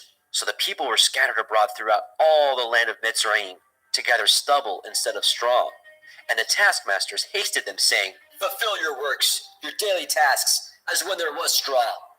And the officers of the children of Yashrael, which Pharaoh's taskmasters had set over them, were beaten, and demanded, Wherefore have ye not fulfilled your task in making brick both yesterday and today, as heretofore? Then the officers of the children of Yashrael came and cried unto Pharaoh, saying, Wherefore do you thus with your servants? There is no straw given unto your servants, and they say to us, Make brick, and behold, your servants are beaten. But the fault is in your own people. But he said, Ye are idle, ye are idle. Therefore ye say, Let us go and do sacrifice to Yahuwah. Go therefore now and work, for there shall no straw be given you. Yet shall ye deliver the tale of bricks. And the officers of the children of Yashrael did see that they were in an evil case. After it was said, Ye shall not diminish all of your bricks from your daily task. And they met Moshe and Aharon, who stood in the way, as they came forth from Pharaoh. And they said unto them, Yahuwah, look upon you and judge, because ye have made our Saviour to be abhorred in the eyes of Pharaoh, and in the eyes of his servants, to put a sword in their hand to slay us. And Moshe returned unto Eliyahu and said, Adonai, wherefore have you so evil entreated this people? Why is it that you have sent me? For since I came to Pharaoh to speak in your name, he has done evil to the people. Neither have you delivered your people at all. Shemot, Exodus chapter 6. Then Yahweh said unto Moshe, Now shall you see what I will do to Pharaoh, for with a strong hand shall he let them go, and with a strong hand shall he drive them out of his land. And Elohim spoke unto Moshe, and said unto him, I am Yahuwah, and I appeared unto El Abraham, unto El Yitzhak, and unto El Yaakov, by El Shaddai. But by my name Yahuwah was I not known to them. And I have also established my covenant with them, to give them the land of Canaan, the land of their pilgrimage, wherein they were strangers. And I have also heard the groanings of the children of Yasharel, whom the Mitzrayim keep in bondage, and I have remembered my covenant. Wherefore say unto the children of Yasharel, I am Yahuwah, and I will bring you out from under the burdens of the Mitzrayim, and I will rid you out of their bondage, and I will redeem you with a stretched out arm, and with great judgments. And I will take you to me for a people, and I will be to you Elohim, and ye shall know that I am Yahuwah Elohim, which brings you out from under the burdens of the Mitzrayim. And I will bring you into the land concerning the which I did swear to give it to Abraham, to Yitzhak, and to Yaakov, and I will give it to you for a heritage. I am Yahuwah. And Moshe spoke so unto the children of Yasharel, but they hearkened not unto Moshe, for anguish of the Ruach, and for cruel bondage. And Yahweh spoke unto Moshe, saying, Go in, speak unto Pharaoh, king of Mitzrayim, that he let the children of Yasharel go out of his land. And Moshe spoke before Yahweh, saying, Behold, the children of Yasharel have not hearkened unto me. How then shall Pharaoh hear me, who am of uncircumcised lips?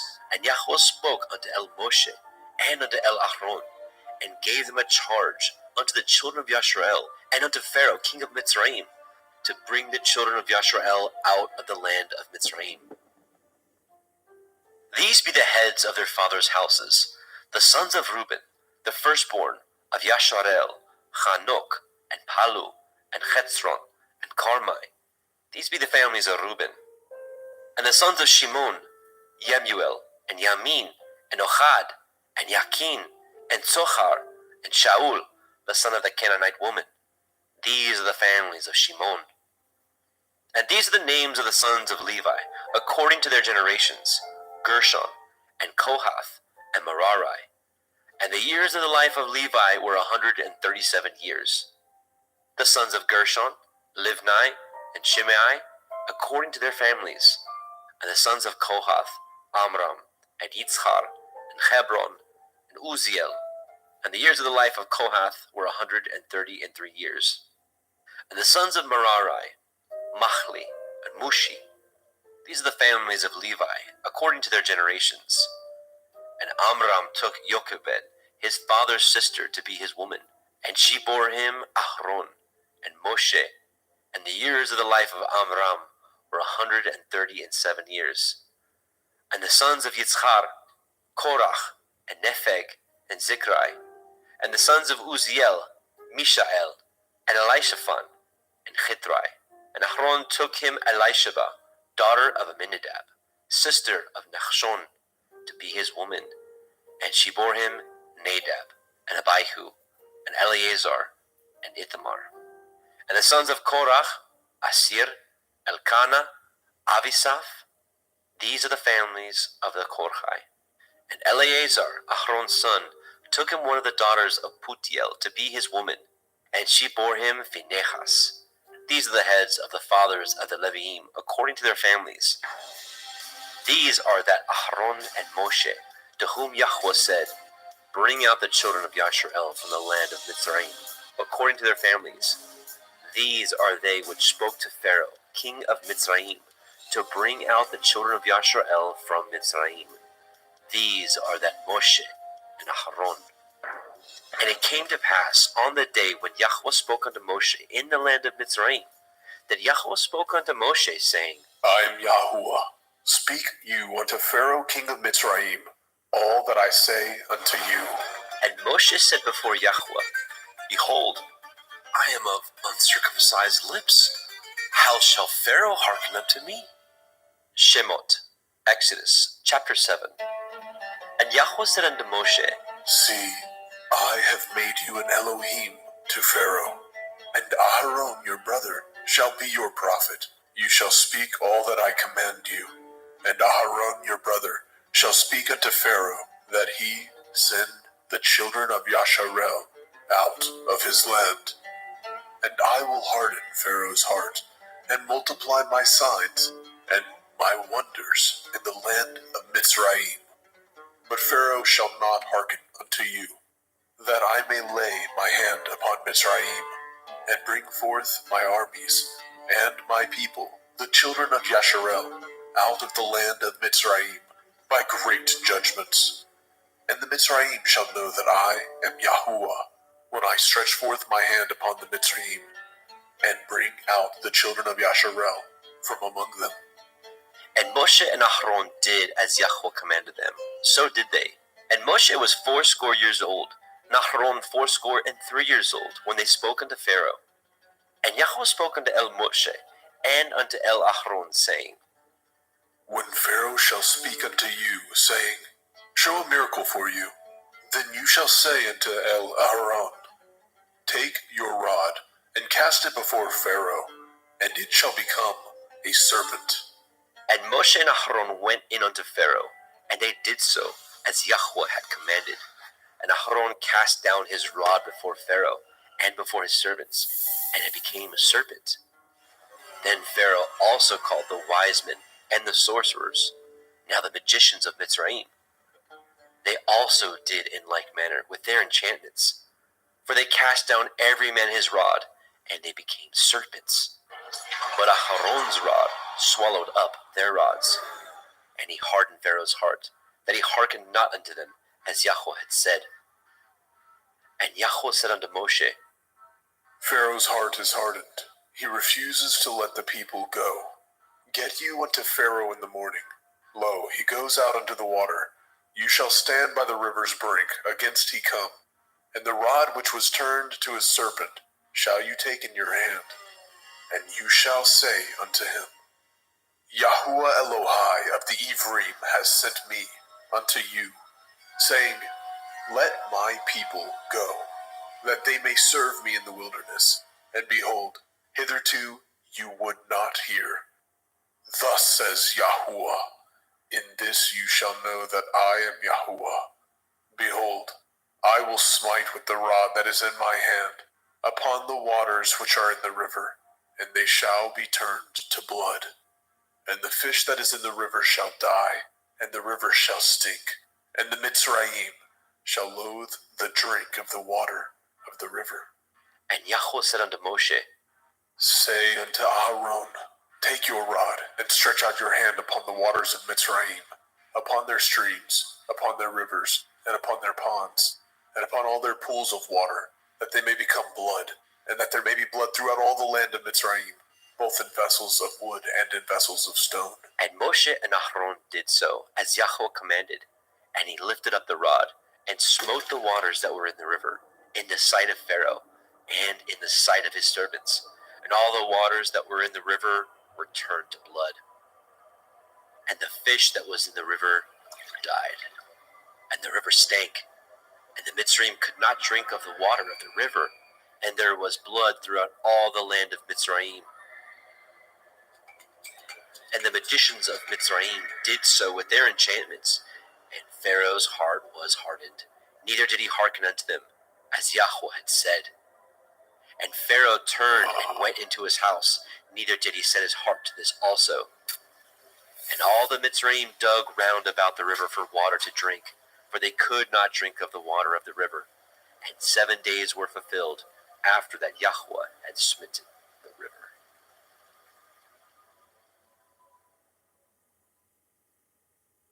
Shemot, Exodus, chapter 8. And Yahweh spoke unto Moshe, Go unto Pharaoh, say unto him, Thus says Yahuwah, Let my people go, that they may serve me. And if you refuse to let them go, behold, I will smite all your borders with frogs. And the river shall bring forth frogs abundantly, which shall go up and come into your house, and into your bedchamber, and upon your bed, and into the house of your servants, and upon your people, and into the ovens, and into your kneading troughs. And the frogs shall come up, both on you and upon your people, and upon all your servants. And Yahweh spoke unto El Moshe, Say unto El Aharon, Stretch forth your hand with your rod over the streams, over the rivers, and over the ponds, and cause the frogs to come up upon the land of Mitzrayim. And Aharon stretched out his hand over the waters of Mitzrayim, and the frogs came up and covered the land of Mitzrayim. And the magicians did so with their enchantments, and brought up the frogs upon the land of Mitzrayim. Then Pharaoh called for Moshe and Aharon and said, Entreat El Yahuwah, that he may take away the frogs from me, and from my people, and I will let the people go, that they may do sacrifice unto Yahuwah. And Moshe said unto Pharaoh, Glory over me, when shall I entreat for you, and for your servants, and for your people, to destroy the frogs from you and from your houses, that they may remain in the river only? And he said, Tomorrow. And he said, Be it according to your word, that you may know that there is none like unto Yahweh Eloheinu. And the frogs shall depart from you, and from your houses, and from your servants, and from your people. They shall remain in the river only. And Moshe and Aharon went out from Pharaoh, and Moshe cried unto Yahweh because of the frogs which he had brought against Pharaoh. And Yahweh did according to the word of Moshe, and the frogs died out of the houses, out of the villages, and out of the fields. And they gathered them together upon heaps, and the land stank. But when Pharaoh saw that there was respite, he hardened his heart, and hearkened not unto them, as Yahweh had said. And Yahweh said unto Moshe, Say unto Aharon, Stretch out your rod, and smite the dust of the land, that it may become lice throughout all the land of Mitzrayim. And they did so.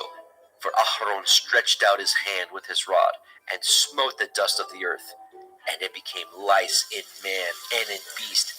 All the dust of the land became lice throughout all the land of Mitzrayim.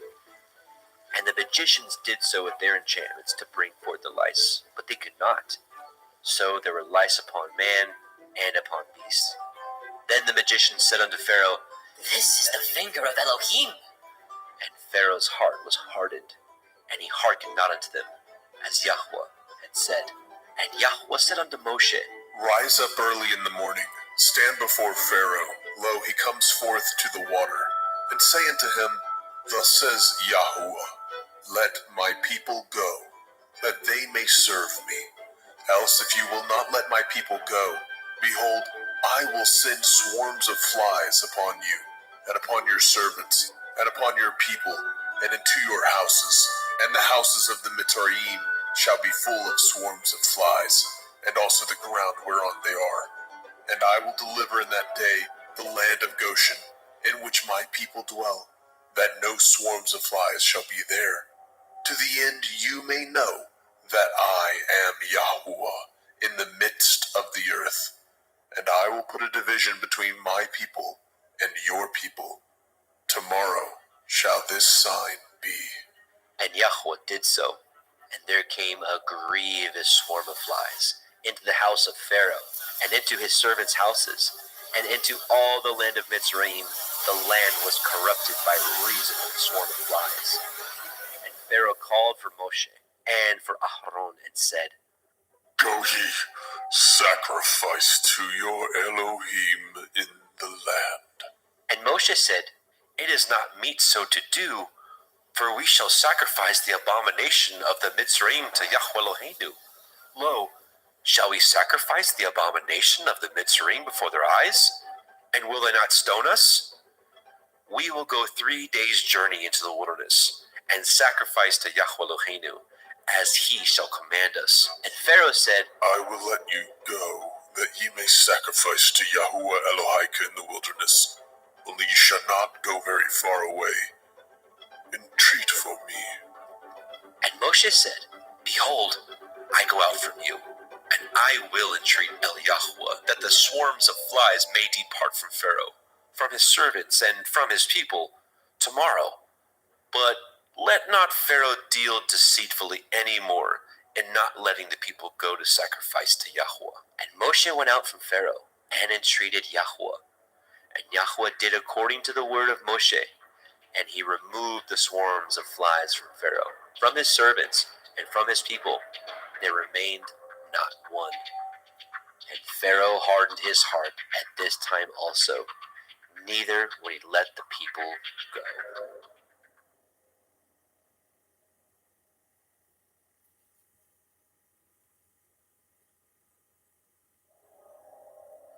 Shemot, Exodus, chapter 9. Then Yahweh said unto Moshe, Go in unto Pharaoh, and tell him, Thus says Yahuwah Elohai of the Ephraim, Let my people go, that they may serve me.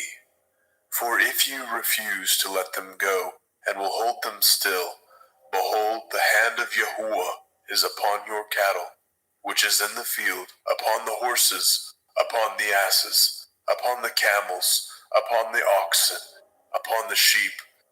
There shall be a very grievous pestilence, and Yahuwah shall sever between the cattle of Yasharel and the cattle of Mitzrayim, and there shall nothing die of all that is the children's of Yasharel. And Yahweh appointed a set time, saying, Tomorrow Yahuwah shall do this thing in the land.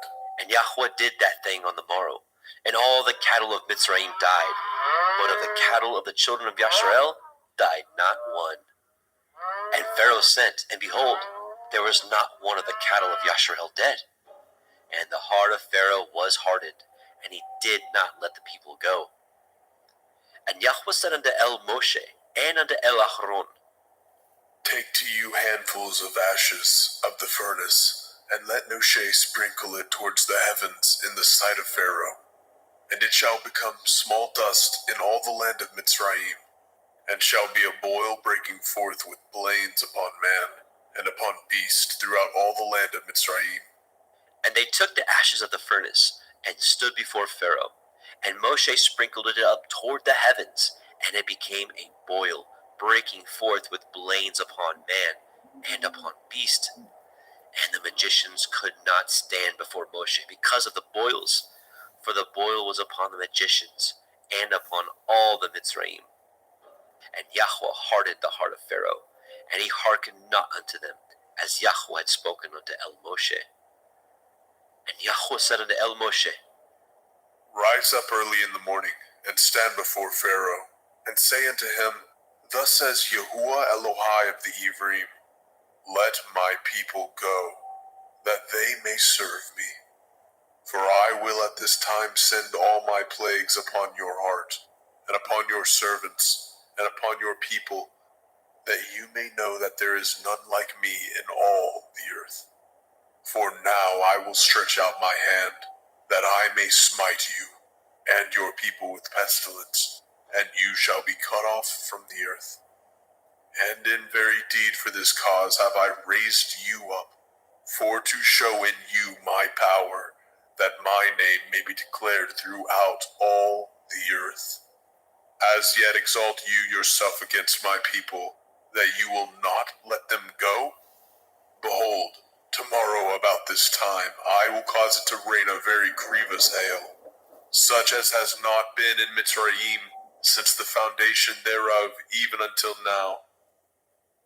Send therefore now and gather your cattle, and all that you have in the field, for upon every man and beast which shall be found in the field, and shall not be brought home, the hail shall come down upon them, and they shall die. He that feared the word of Yahweh among the servants of Pharaoh made his servants and his cattle flee into the houses. And he that regarded not the word of Yahweh left his servants and his cattle in the field. And Yahweh said unto Moshe, Stretch forth your hand towards the heavens, that there may be hail in all the land of Mitzrayim, upon man and upon beast, and upon every herb of the field, throughout the land of Mitzrayim. And Moshe stretched forth his rod toward the heavens, and Yahweh sent thunder and hail, and the fire ran along upon the ground, and Yahweh rained hail upon the land of Mitzrayim. So there was hail, and fire mingled with the hail, very grievous, such as there was none like it in all the land of Mitzrayim, since it became a nation.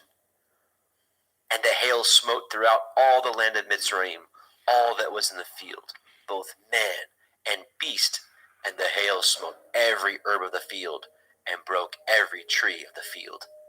Only in the land of Goshen, where the children of Yasharel were, was there no hail. And Pharaoh sent and called for Moshe and Aharon, and said unto them, I have sinned this time. Yahuwah is righteous, and I and my people are wicked. Entreat El Yahuwah, for it is enough that there be no more mighty thunderings and hail, for I will let you go. Ye shall stay no longer. And Moshe said unto him, As soon as I am gone out of the city, I will spread abroad my hands unto El Yahuwah, and the thunder shall cease, neither shall there be any more hail, that you may know how that the earth is Yahuwah's. But as for you and your servants, I know that you will not fear Yahweh Elohim. And the flax and the barley was smitten, for the barley was in the ear, and the flax was bold. But the wheat and the rye were not smitten, for they were not grown up.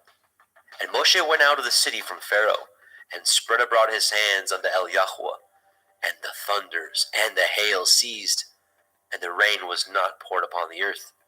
And when Pharaoh saw that the rain and the hail and the thunders were ceased, he sinned yet more, and hardened his heart, he and his servants. And the heart of Pharaoh was hardened, neither would he let the children of Yashrael go, as Yahweh had spoken by Moshe. Shemot, Exodus, chapter 10.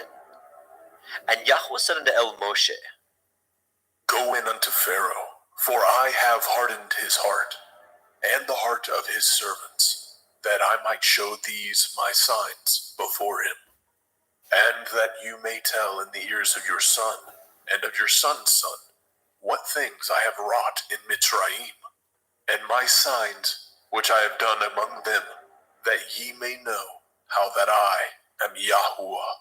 And Moshe and Aharon came in unto Pharaoh, and said unto him, Thus says Yahweh Elohai of the Ephraim, How long will you refuse to humble yourselves before me?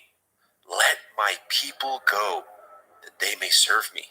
Else, if you refuse to let my people go, behold, tomorrow I will bring the locusts into your coast, and they shall cover the face of the earth, that one cannot be able to see the earth, and they shall eat the remnant of that which is escaped, which remains unto you from the hail, and shall eat every tree which grows for you out of the field.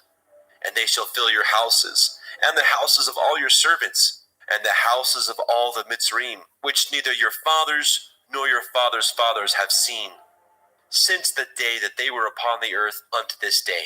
And he turned himself and went out from Pharaoh. And Pharaoh's servants said unto him, How long shall this man be a snare unto us? Let the men go, that they may serve Yahweh Elohim. Know you not that Mizraim is destroyed? And Moshe and Aharon were brought again unto Pharaoh. And he said unto them, Go, serve Yahuwah Elohim.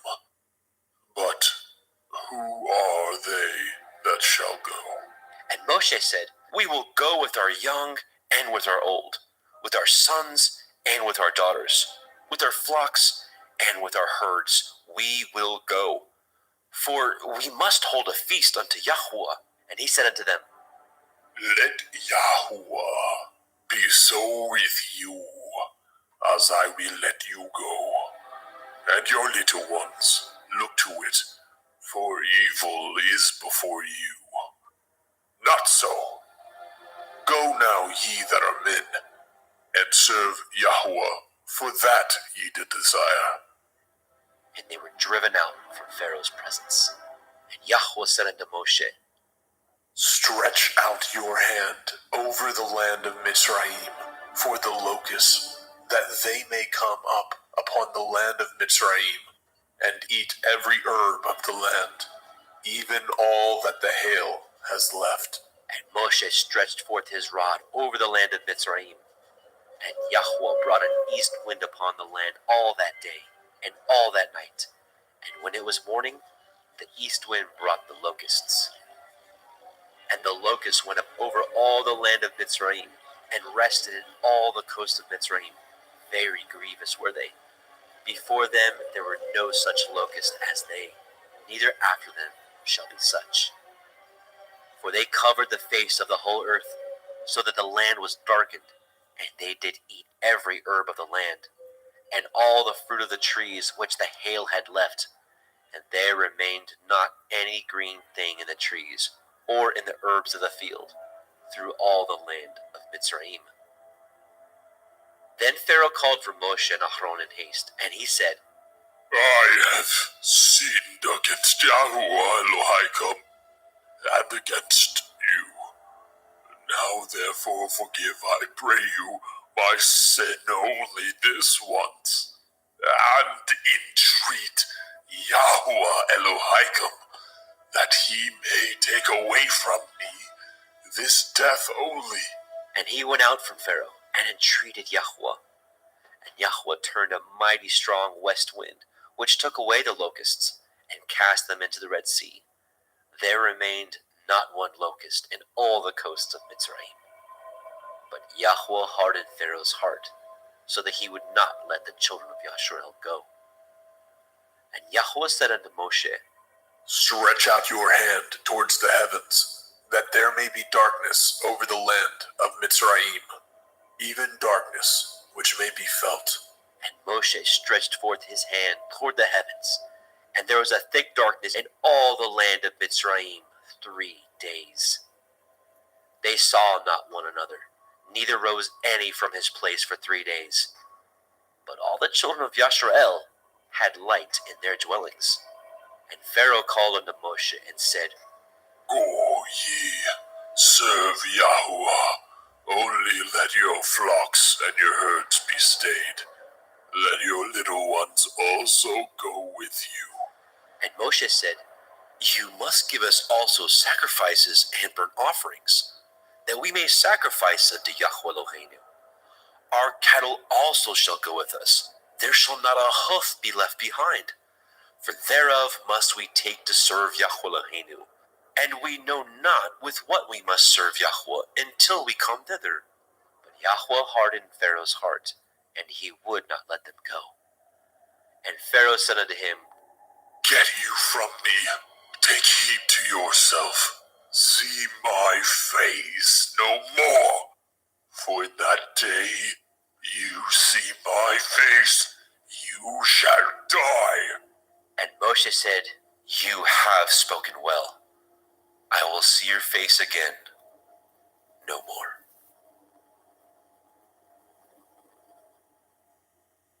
Shemot, Exodus chapter 11. And Yahweh said unto Moshe, Yet will I bring one plague more upon Pharaoh, and upon Mitzrayim. Afterwards he will let you go hence. When he shall let you go, he shall surely thrust you out hence altogether. Speak now in the ears of the people, and let every man borrow of his neighbor, and every woman of her neighbor, jewels of silver and jewels of gold. And Yahweh gave the people favor in the sight of the Mitzrayim. Moreover, the man Moshe was very great in the land of Mitzrayim, in the sight of Pharaoh's servants, and in the sight of the people. And Moshe said, Thus says Yahweh, About midnight will I go out into the midst of Mitzrayim, and all the firstborn in the land of Mitzrayim shall die, from the firstborn of Pharaoh that sits upon his throne, even unto the firstborn of the maidservant that is behind the mill, and all the firstborn of beasts. And there shall be a great cry throughout all the land of Mitzrayim, such as there was none like it, nor shall be like it any more. But against any of the children of Yasharel shall not a dog move his tongue, against man or beast, that you may know how that Yahweh puts a difference between the Mitzrayim and Yasharel. And all these your servants shall come down unto me, and bow down themselves unto me, saying, Get you out, and all the people that follow you.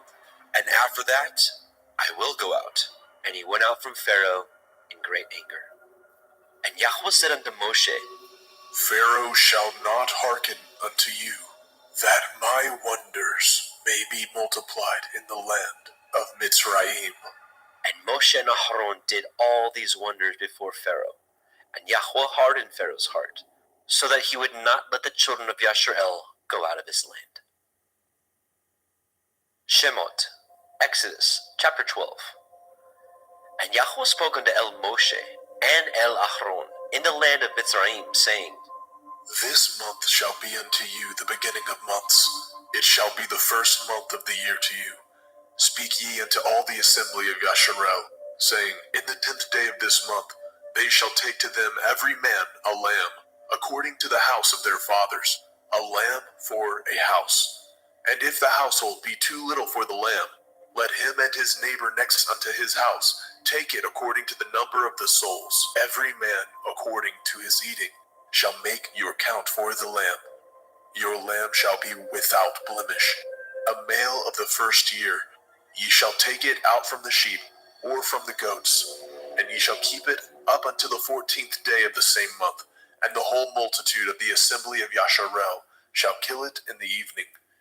And they shall take of the blood and strike it on the two sides of the posts and on the upper doorposts of the houses, wherein they shall eat it.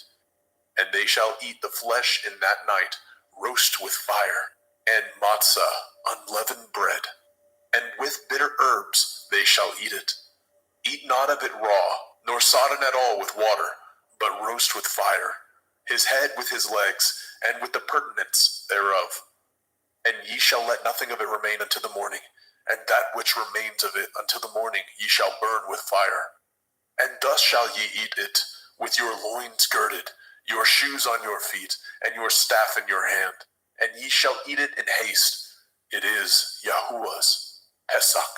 For I will pass through the land of Mitzrayim this night, and will smite all the firstborn in the land of Mitzrayim, both man and beast. And against all the Elohai of Mitzrayim I will execute judgment. I am Yahuwah. And the blood shall be to you for a mark upon the houses where ye are. And when I see the blood, I will pass over you. And the plague shall not be upon you to destroy you, when I smite the land of Mitzrayim.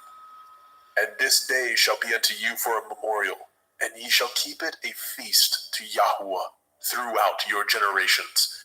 Ye shall keep it a feast by an ordinance forever. 7 days shall ye eat matzah. Even the first day ye shall put away leaven out of your houses. For whoever eats hametz, leavened bread, from the first day unto the 7th day, that soul shall be cut off from Yasharel. And in the first day there shall be a holy assembly, and in the 7th day there shall be a holy assembly to you. No manner of work shall be done in them, save that which every man must eat, that only may be done of you. And ye shall guard the feast of matzah, unleavened bread. For in this selfsame day have I brought your armies out of the land of Mitzrayim. Therefore shall ye guard this day in your generations by an ordinance forever. In the first day, on the 14th day of the month at evening, ye shall eat matzah, until the 21st day of the month at evening. 7 days shall there be no hametz found in your houses. For whosoever eats that which is with hametz, leaven, even that soul shall be cut off from the assembly of Yasharel, whether he be a stranger or born in the land. Ye shall eat nothing with hametz. In all your habitations shall ye eat matzah. Then Moshe called for all the elders of Yasharel, and said unto them, Draw out, and take you a lamb according to your families, and kill the Pesach. And ye shall take a bunch of hyssop, and dip it in the blood that is in the basin, and strike the lintel and the two side posts with the blood that is in the basin. And none of you shall go out at the door of his house until the morning. For Yahweh will pass through to smite the Mitzrayim. And when he sees the blood upon the lintel and on the two side posts, Yahweh will pass over the door, and will not suffer the destroyer to come in unto your houses to smite you. And ye shall guard this thing for an ordinance to you and to your sons forever. And it shall come to pass, when ye are come to the land which Yahweh will give you, according as he has promised, that ye shall guard this service. And it shall come to pass, when your children shall say unto you, What mean ye by this service? That ye shall say, It is the sacrifice of Yahweh's Pesach, who passed over the houses of the children of Yasharel in Mitzrayim, when he smote the Mitzrayim and delivered our houses. And the people bowed the head and worshipped. And the children of Yasharel went away, and did as Yahweh had commanded Moshe and Aharon. So did they. And it came to pass that at midnight Yahweh smote all the firstborn in the land of Mitzrayim, from the firstborn of Pharaoh that sat on his throne unto the firstborn of the captive that was in the dungeon, and all the firstborn of cattle. And Pharaoh rose up in the night, he and all his servants, and all the Mitzrayim, and there was a great cry in Mitzrayim, for there was not a house where there was not one dead.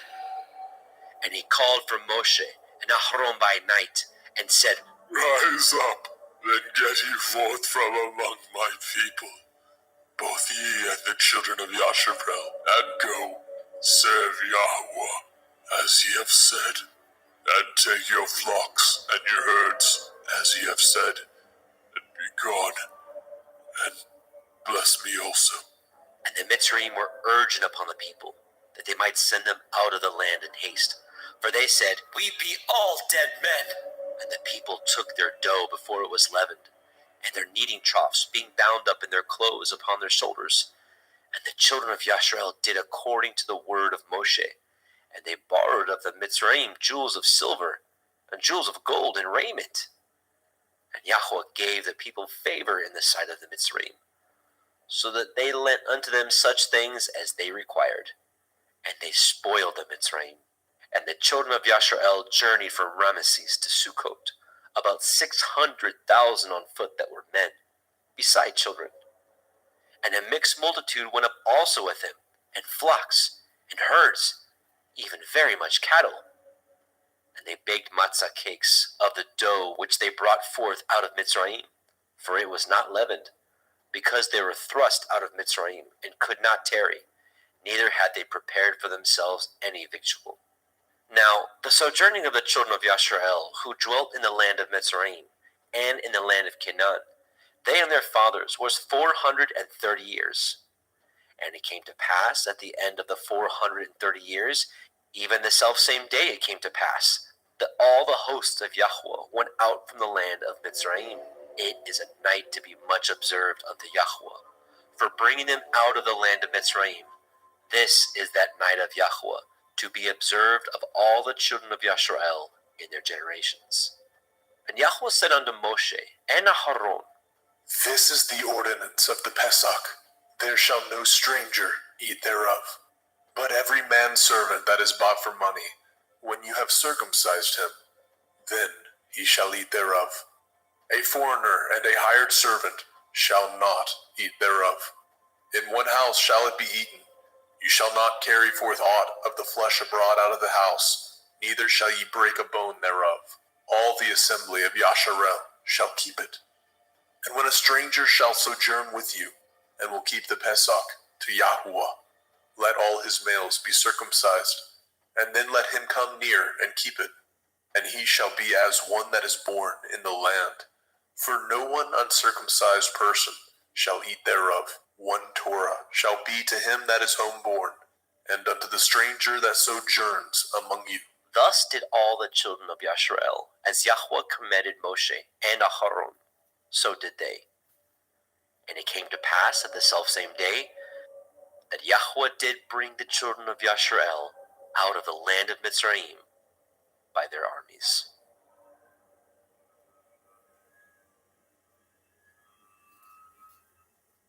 Shemot, Exodus chapter 13. And Yahweh spoke unto Moshe, saying, Sanctify unto me all the firstborn, whatsoever opens the womb among the children of Yasharel, both of man and of beast, it is mine. And Moshe said unto the people, Remember this day, in which you came out from Mitzrayim, out of the house of bondage, for by strength of hand Yahweh brought you out from this place. There shall no chametz be eaten. This day came ye out in the month Abib. And it shall be, when Yahweh shall bring you into the land of the Canaanim, and the Hittim, and the Amorim, and the Chivim, and the Yebusim, which he swore unto your fathers to give you, a land flowing with milk and honey, that you shall keep this service in this month. 7 days you shall eat matzah, and in the 7th day shall be a feast unto Yahweh. Matzah shall be eaten 7 days, and there shall no chametz be seen with you, neither shall there be leaven seen with you in all your quarters. And you shall show your son in that day, saying, This is done because of that which Yahweh did unto me, when I came forth out of Mitzrayim. And it shall be for a sign unto you upon your hand, and for a memorial between your eyes, that Yahweh's Torah may be in your mouth. For with a strong hand has Yahweh brought you out of Mitzrayim. You shall therefore guard this ordinance in his appointed time from year to year. And it shall be, when Yahweh shall bring you into the land of the Canaanim, as he swore unto you and to your fathers, and shall give it you, that you shall set apart unto Yahweh all that open the womb, and every firstling that comes of a beast which you have. The males shall be Yahweh's. And every firstling of an ass you shall redeem with a lamb, and if you will not redeem it, then you shall break his neck. And all the firstborn of man among your children shall you redeem. And it shall be, when your son asks you in time to come, saying, What is this? That you shall say unto him, By strength of hand Yahweh brought us out from Mitzrayim, from the house of bondage. And it came to pass, when Pharaoh would hardly let us go, that Yahweh slew all the firstborn in the land of Mitzrayim, both of the firstborn of man and the firstborn of beast. Therefore I sacrifice to Yahweh all that opens the womb, being males, but all the firstborn of my children I redeem. And it shall be for a mark upon your hand, and for frontlets between your eyes. For by strength of hand Yahweh brought us forth out of Mitzrayim. As when Pharaoh had let the people go, the Elohim led them not through the way of the land of the Palestine, though that was near. For Elohim said, Lest perchance the people repent when they see war, and they return to Mitzrayim. But Elohim led the people about through the way of the wilderness of the Red Sea. And the children of Yasharel went up harnessed out of the land of Mitzrayim. And Moshe took the bones of Yosef with him, for he had straitly sworn the children of Yasharel, saying, Elohim will surely visit you, and you will carry up my bones away hence with you. They took their journey from Sukkot and encamped in Etham, in the edge of the wilderness. And Yahweh went before them by day in a pillar of cloud, to lead them in the way, and by night in a pillar of fire, to give them light, to go by day and night. He took not away the pillar of the cloud by day, nor the pillar of fire by night, from before the people.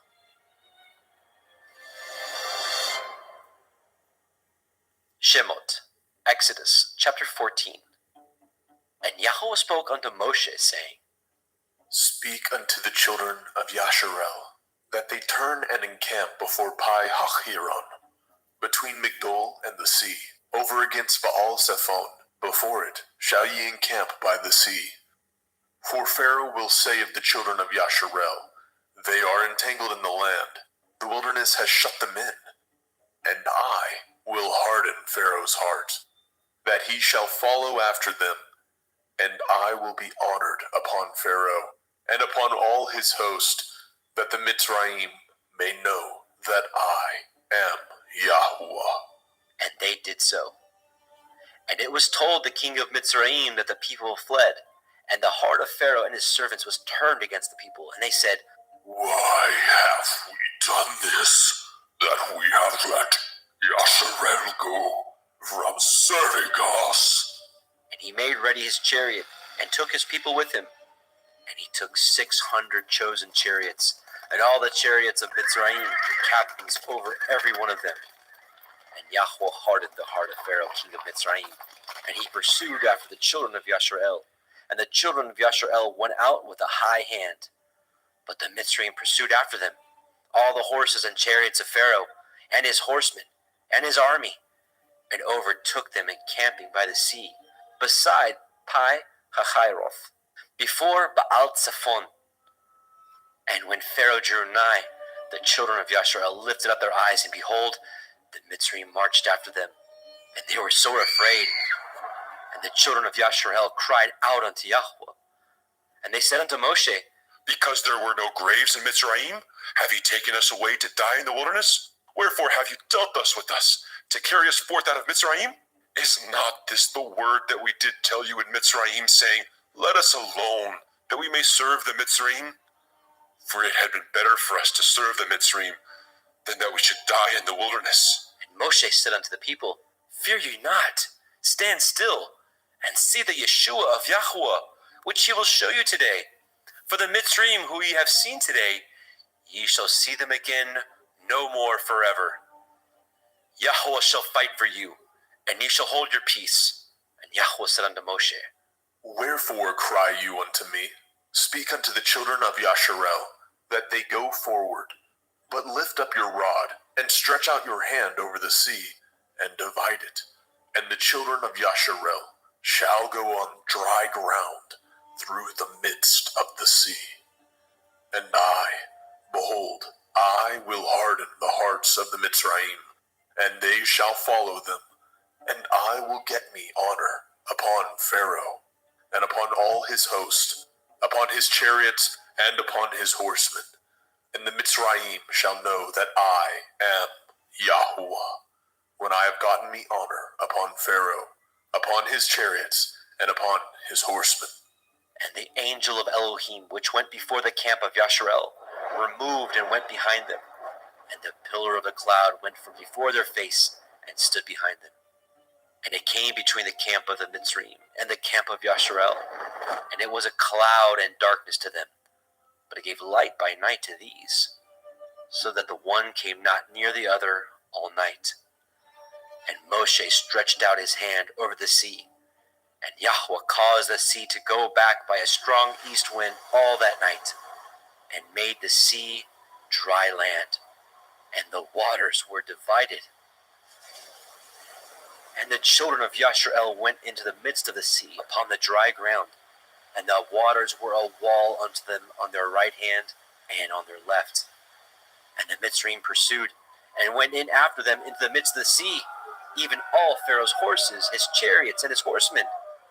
And it came to pass that in the morning watch Yahweh looked unto the host of the Mitzrayim through the pillar of fire and of the cloud, and troubled the host of the Mitzrayim, and took off their chariot wheels, that they drove them heavily, so that the Mitzrayim said, Let us flee from the face of Yasharel, for Yahweh fights for them against the Mitzrayim. And Yahweh said unto Moshe, Stretch out your hand over the sea, that the waters may come again upon the Mitzrayim, upon their chariots, and upon their horsemen. And Moshe stretched forth his hand over the sea, and the sea returned to his strength when the morning appeared, and the Mitzrayim fled against it.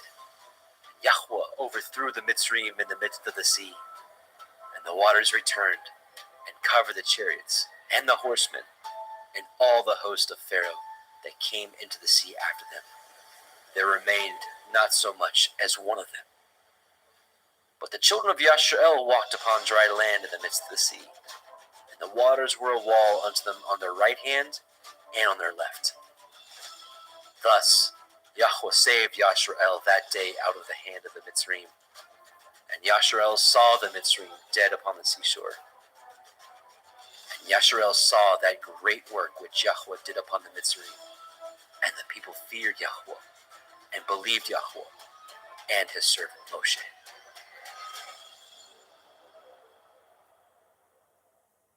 Shemot, Exodus, chapter 15.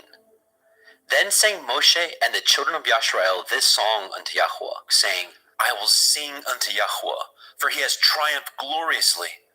The horse and the rider has he thrown into the sea. Yah is my strength and song, and he has become my Yeshua. He is my El, and I will prepare him a habitation.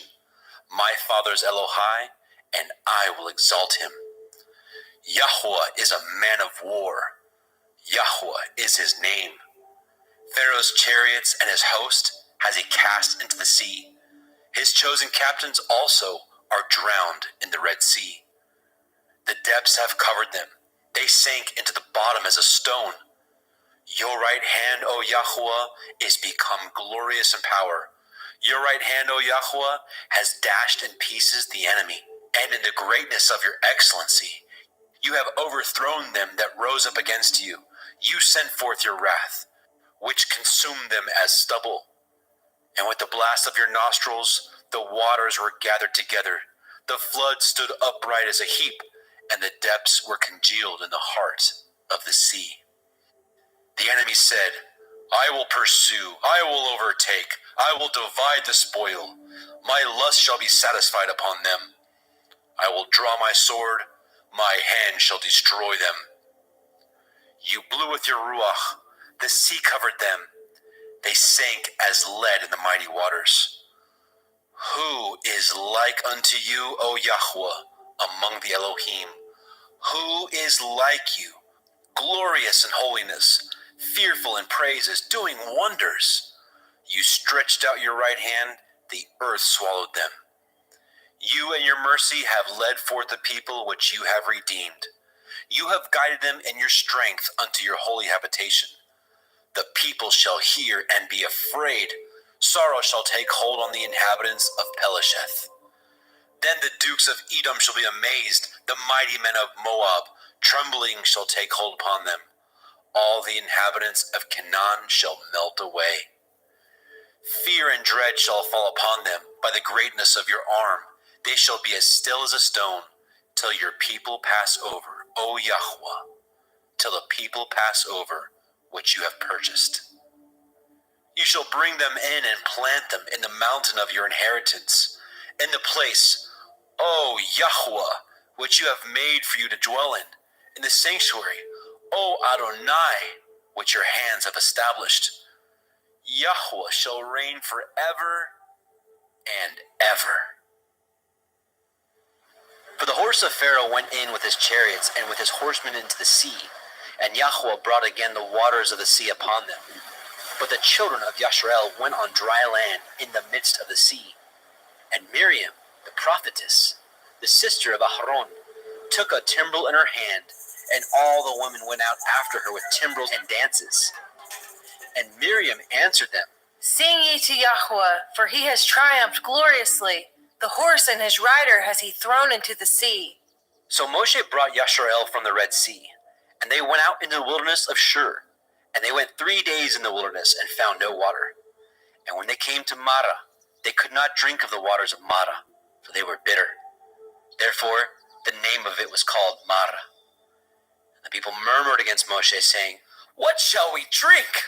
And he cried unto El Yahweh. And Yahweh showed him a tree, which, when he had cast into the waters were made sweet. There he made for them a statute and an ordinance, and there he proved them, and said, If you will diligently hearken to the voice of Yahweh Elohim, and will do that which is right in his sight, and will give ear to his commandments, and guard all his statutes, I will put none of these diseases upon you, which I have brought upon the Mitzrayim, for I am Yahweh Ropheka. And they came to Elim, where there were 12 wells of water, and 70 palm trees, and they encamped there by the waters.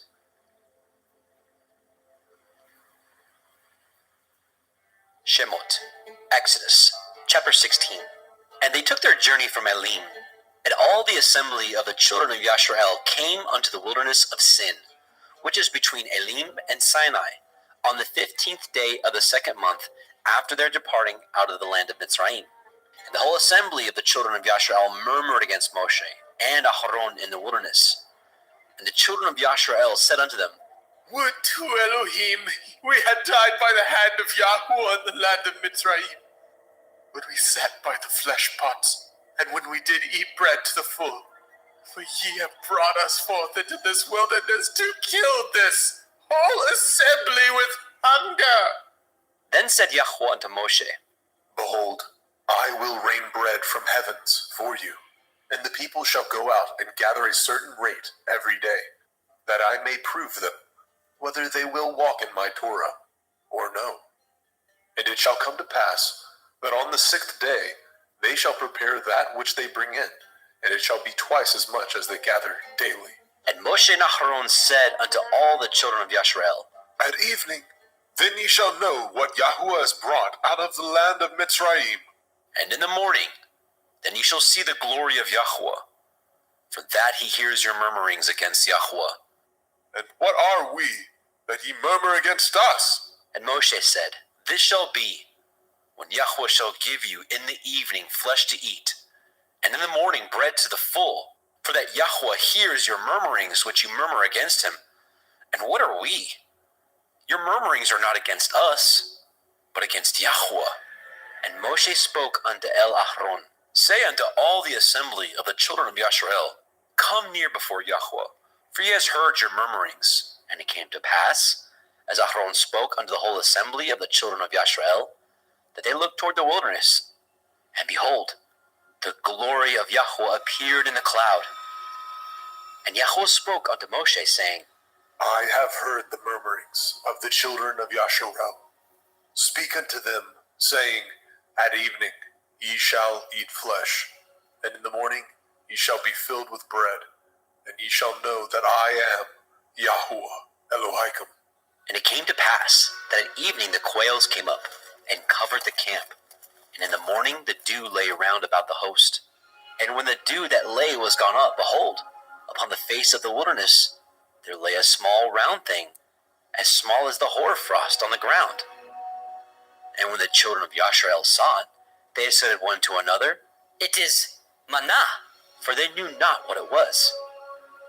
And Moshe said unto them, This is the bread which Yahweh has given you to eat. This is the thing which Yahweh has commanded. Gather of it every man according to his eating, an omer for every man, according to the number of your persons. Take you every man for them which are in his tents. And the children of Yasharel did so, and gathered some more, some less. And when they did meet it with an omer, he that gathered much had nothing over, and he that gathered little had no lack. They gathered every man according to his eating. And Moshe said, Let no man leave of it till the morning. Notwithstanding they hearkened not unto Moshe. But some of them left of it until the morning, and it bred worms, and stank. And Moshe was wroth with them. And they gathered it every morning, every man according to his eating. And when the sun waxed hot, it melted. And it came to pass that on the 6th day they gathered twice as much bread, 2 omers for one man. And all the rulers of the assembly came and told Moshe. And he said unto them, This is that which Yahweh has said. Tomorrow is the rest of the holy Shabbat unto Yahweh. Bake that which you will bake today, and seethe that you will seethe, and that which remains over lay up for you to be kept until the morning. And they laid it up until the morning, as Moshe bade, and it did not stink, neither was there any worm therein. And Moshe said, Eat that today, for today is a Shabbat unto Yahweh. Today you shall not find it in the field. 6 days shall ye gather it, but on the 7th day, which is the Shabbat, in it there shall be none. And it came to pass that there went out some of the people on the 7th day for to gather, and they found none. And Yahweh said unto Moshe, How long refuse ye to guard my commandments and my Torah? See for that Yahuwah has given you the Sabbath. Therefore, he gives you on the 6th day the bread of 2 days. Abide ye every man in his place. Let no man go out of his place on the 7th day. So the people rested on the 7th day. And the house of Yasharel called the name thereof manna. And it was like coriander seed, white, and the taste of it was like wafers made with honey. And Moshe said, This is the thing which Yahweh commands. Fill an omer of it to be kept for your generations, that they may see the bread wherewith I have fed you in the wilderness, when I brought you forth from the land of Mitzrayim.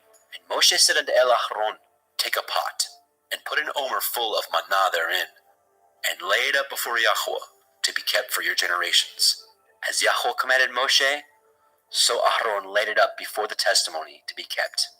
And the children of Yasharel did eat manna 40 years, until they came to a land inhabited. They did eat manna until they came unto the borders of the land of Canaan. Now, an omer is a 10th part of an ephah. Shemot, Exodus, chapter 17.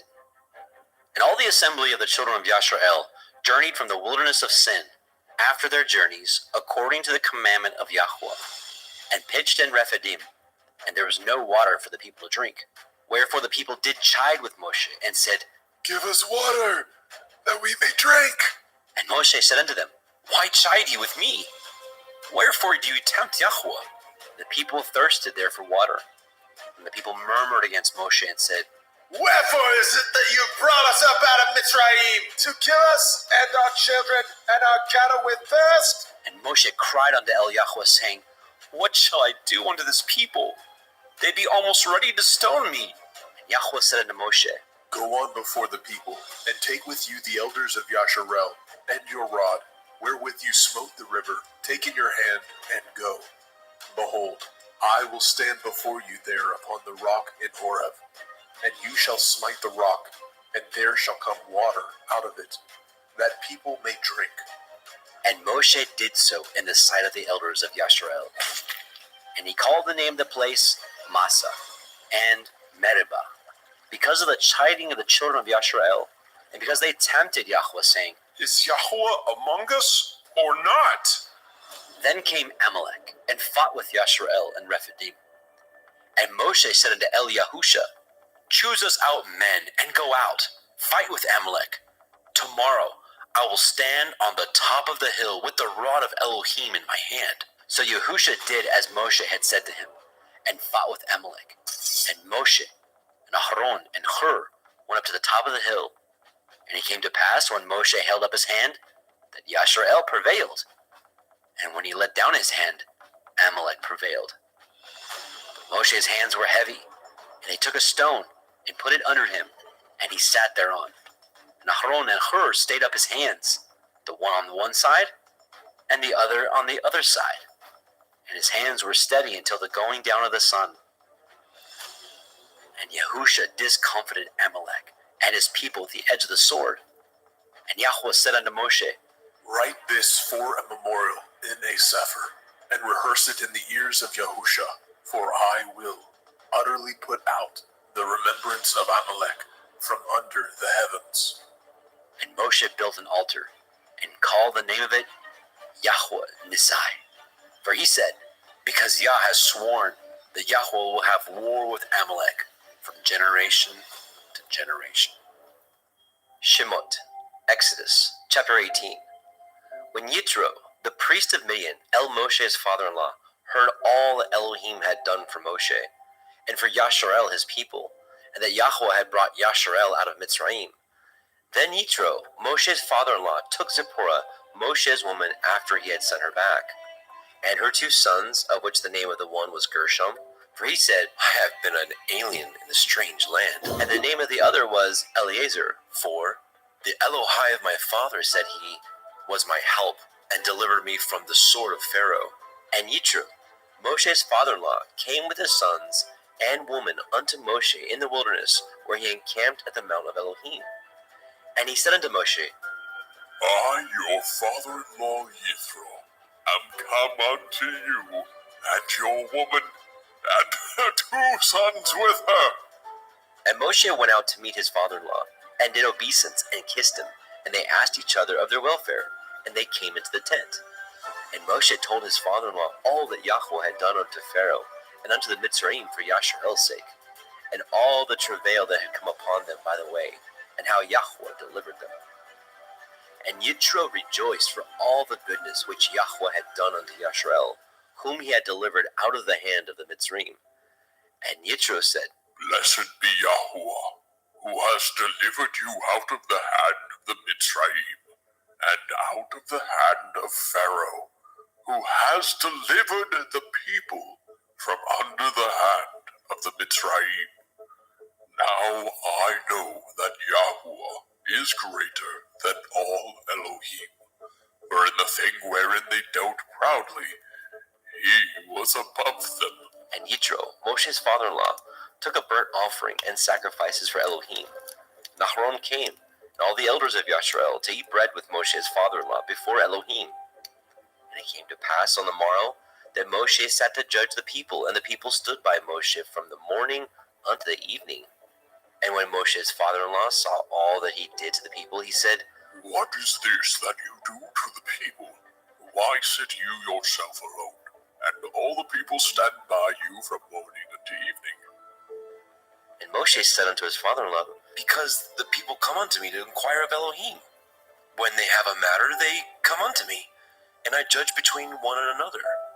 And I do make them know the statutes of Elohim and his Torah. And Moshe's father-in-law said unto him, The thing you do is not good. You will surely wear away, both you and this people that is with you, for this thing is too heavy for you. You are not able to perform it yourself alone. Hearken now unto my voice. I will give you counsel, and Elohim shall be with you. be for the people to Elohimward, that you may bring the causes unto Elohim. And you shall teach them ordinances and Torah, and shall show them the way wherein they must walk, and the work that they must do. Moreover, you shall provide out of all the people able men, such as fear Elohim, men of truth, hating covetousness, and place such over them to be rulers of thousands, and rulers of hundreds, rulers of fifties, and rulers of tens. And let them judge the people at all seasons, and it shall be that every great matter they shall bring unto you, but every small matter they shall judge. So shall it be easier for you, and they shall bear the burden with you. If you shall do this thing, and Elohim command you so, then you shall be able to endure, and all this people shall also go to their place in peace. So Moshe hearkened to the voice of his father-in-law, and did all that he had said. And Moshe chose able men out of all Yisrael, and made them heads over the people, rulers of thousands, rulers of hundreds, rulers of fifties, and rulers of tens. And they judged the people at all seasons. The hard causes they brought unto Moshe, but every small matter they judged themselves. And Moshe let his father-in-law depart, and he went his way into his own land. Shemot, Exodus, chapter 19. In the 3rd month, when the children of Yasharel were gone forth out of the land of Mitzrayim, the same day came they into the wilderness of Sinai. For they were departed from Rephidim, and were come to the desert of Sinai, and had pitched in the wilderness. And there Yasharel camped before the mount.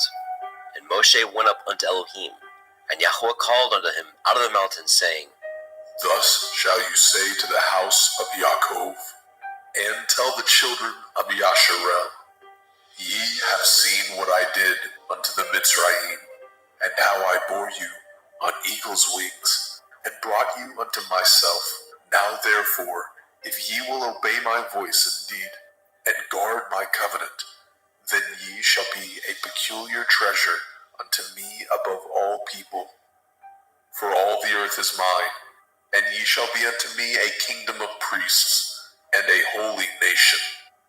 These are the words which you shall speak unto the children of Yasharel. And Moshe came and called for the elders of the people, and laid before their faces all these words which Yahweh commanded him. And all the people answered together and said, All that Yahweh has spoken, we will do. And Moshe returned the words of the people unto Yahweh. And Yahweh said unto Moshe, Lo, I come unto you in a thick cloud, that the people may hear when I speak with you, and believe you forever. And Moshe told the words of the people unto Yahweh. And Yahweh said unto Moshe, Go unto the people, and sanctify them today and tomorrow, and let them wash their clothes, and be ready against the 3rd day. For the 3rd day Yahweh will come down in the sight of all the people upon Mount Sinai. And you shall set bounds unto the people round about, saying, Take heed to yourselves, that ye go not up unto the mount, or touch the border of it. Whosoever touches the mount shall be surely put to death. There shall not a hand touch it, but he shall surely be stoned or shot through. Whether it be beast or man, it shall not live. When the shofar sounds long, they shall come up to the mount. And Moshe went down from the mount unto the people, and sanctified the people, and they washed their clothes. And he said unto the people, Be ready against the 3rd day, come not at your women. And it came to pass on the 3rd day in the morning, that there were thunders and lightnings, and a thick cloud upon the mount, and the voice of the shofar exceeding loud, so that all the people that was in the camp trembled. And Moshe brought forth the people out of the camp to meet with Elohim, and they stood at the nether part of the mount. And Mount Sinai was altogether on a smoke, because Yahweh descended upon it in fire, and the smoke thereof ascended as the smoke of a furnace, and the whole mount quaked greatly. And when the voice of the shofar sounded long, and waxed louder and louder, Moshe spoke, and Elohim answered him by a voice. And Yahweh came down upon Mount Sinai, on the top of the mount. And Yahweh called Moshe up to the top of the mount, and Moshe went up. And Yahweh said unto Moshe, Go down, charge the people, lest they break through unto El Yahuwah to gaze, and many of them perish. And let the priests also, which come near to El Yahuwah, sanctify themselves, lest Yahuwah break forth upon them. And Moshe said unto El Yahweh, The people cannot come up unto Mount Sinai, for you charged us, saying, Set bounds about the mount, and sanctify it. And Yahweh said unto him, Away, get you down, and you shall come up you and Aaron with you. But let not the priests and the people break through to come up unto El Yahuwah, lest he break forth upon them. So Moshe went down unto the people, and spoke unto them. Shemot, Exodus, chapter 20. And Elohim spoke all these words, saying, I am Yahuwah Elohika, which have brought you out of the land of Mitzrayim, out of the house of bondage. You shall have no other Elohim before me. You shall not make any graven image or any likeness of anything that is in the heavens above, or that is in the earth beneath, or that is in the water under the earth. You shall not bow yourself to them, nor serve them, for I, Yahuwah Elohika, am a jealous El, visiting the iniquity of the fathers upon the children unto the third and fourth generation of them that hate me, and showing mercy unto thousands of them that love me and guard my commandments. You shall not take the name of Yahuwah Elohika in vain, for Yahuwah will not hold him guiltless that takes his name in vain. Remember the day of the Sabbath, to keep it holy. 6 days shall you labor, and do all your work, but the seventh day is the Sabbath of Yahuwah Elohika. In it you shall not do any work, you, nor your son, nor your daughter, your manservant, nor your maidservant, nor your cattle, nor your stranger that is within your gates. For in 6 days Yahuwah made the heavens and the earth, the sea and all that is in them, and rested the seventh day.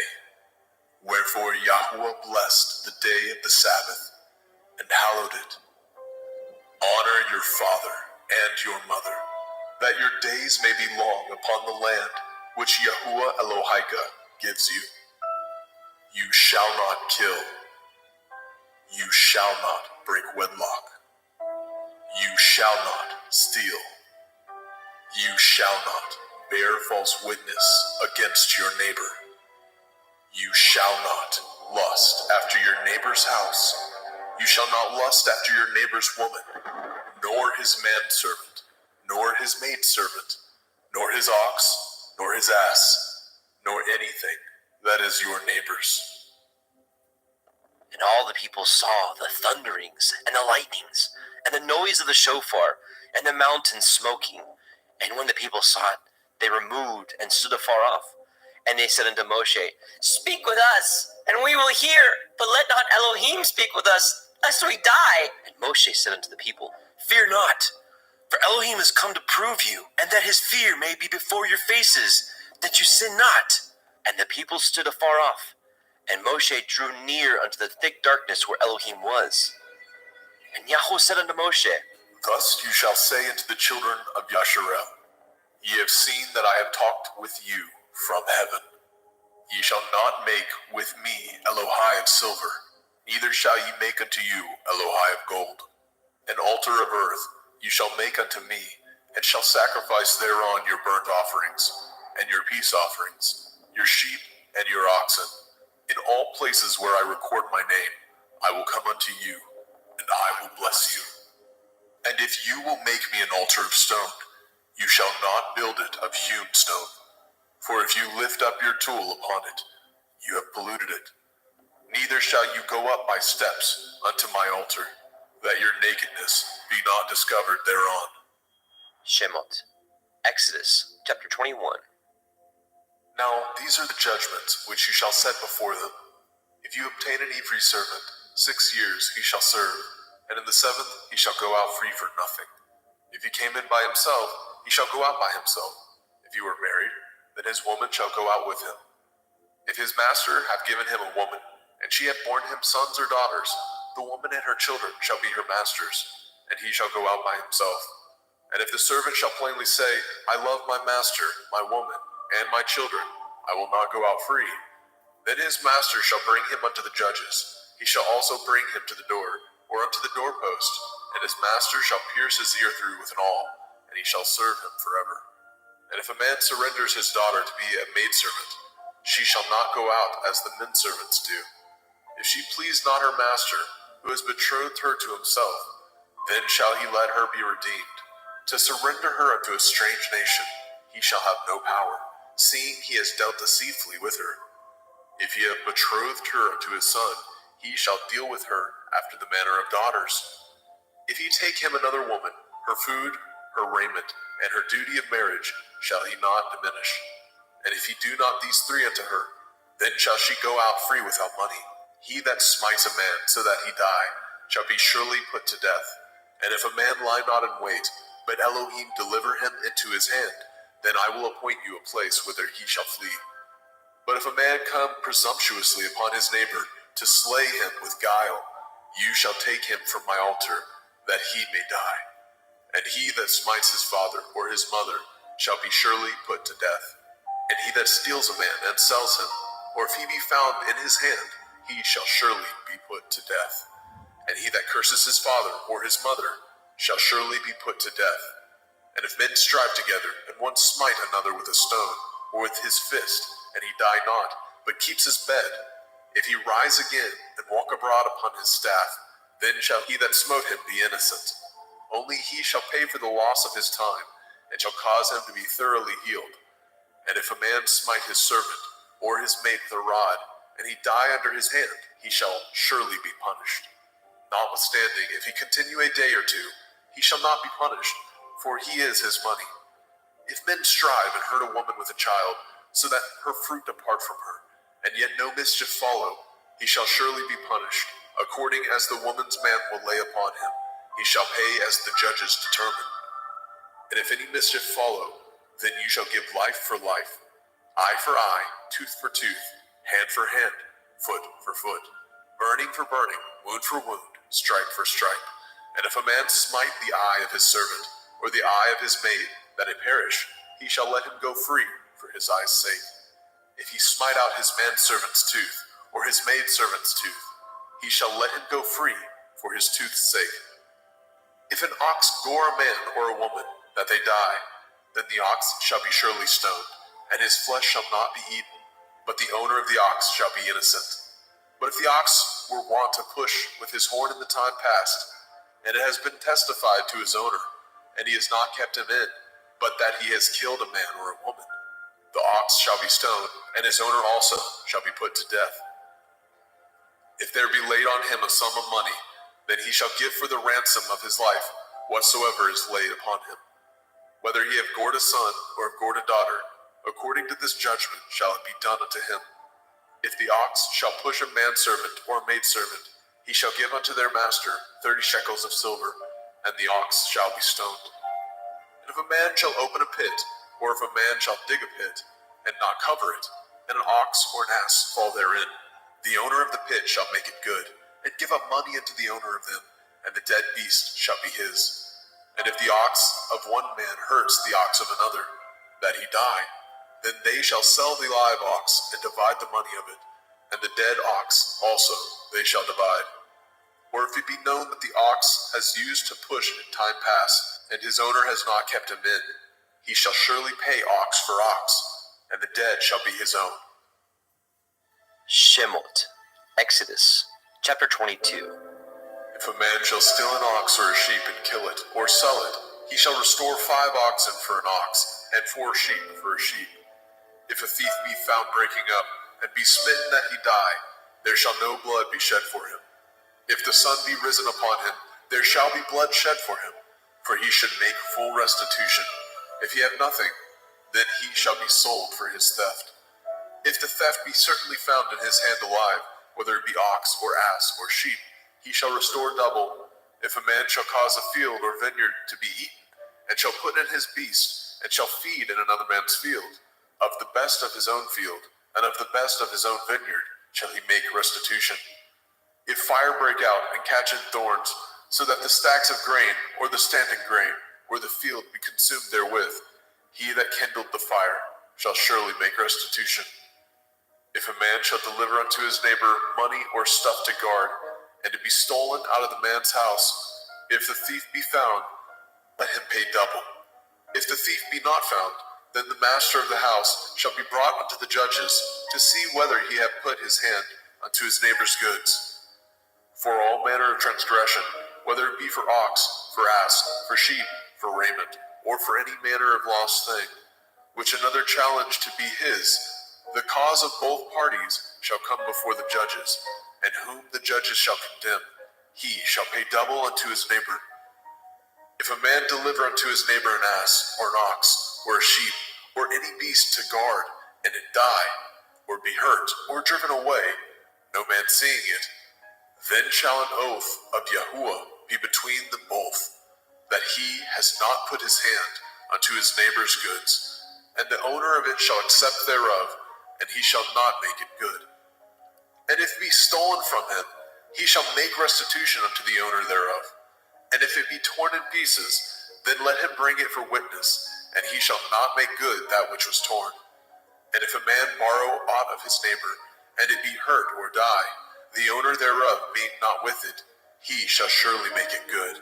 But if the owner thereof be with it, he shall not make it good. If it be a hired thing, it came for his hire. And if a man entice a maid that is not betrothed, and lie with her, he shall surely endow her to be his woman.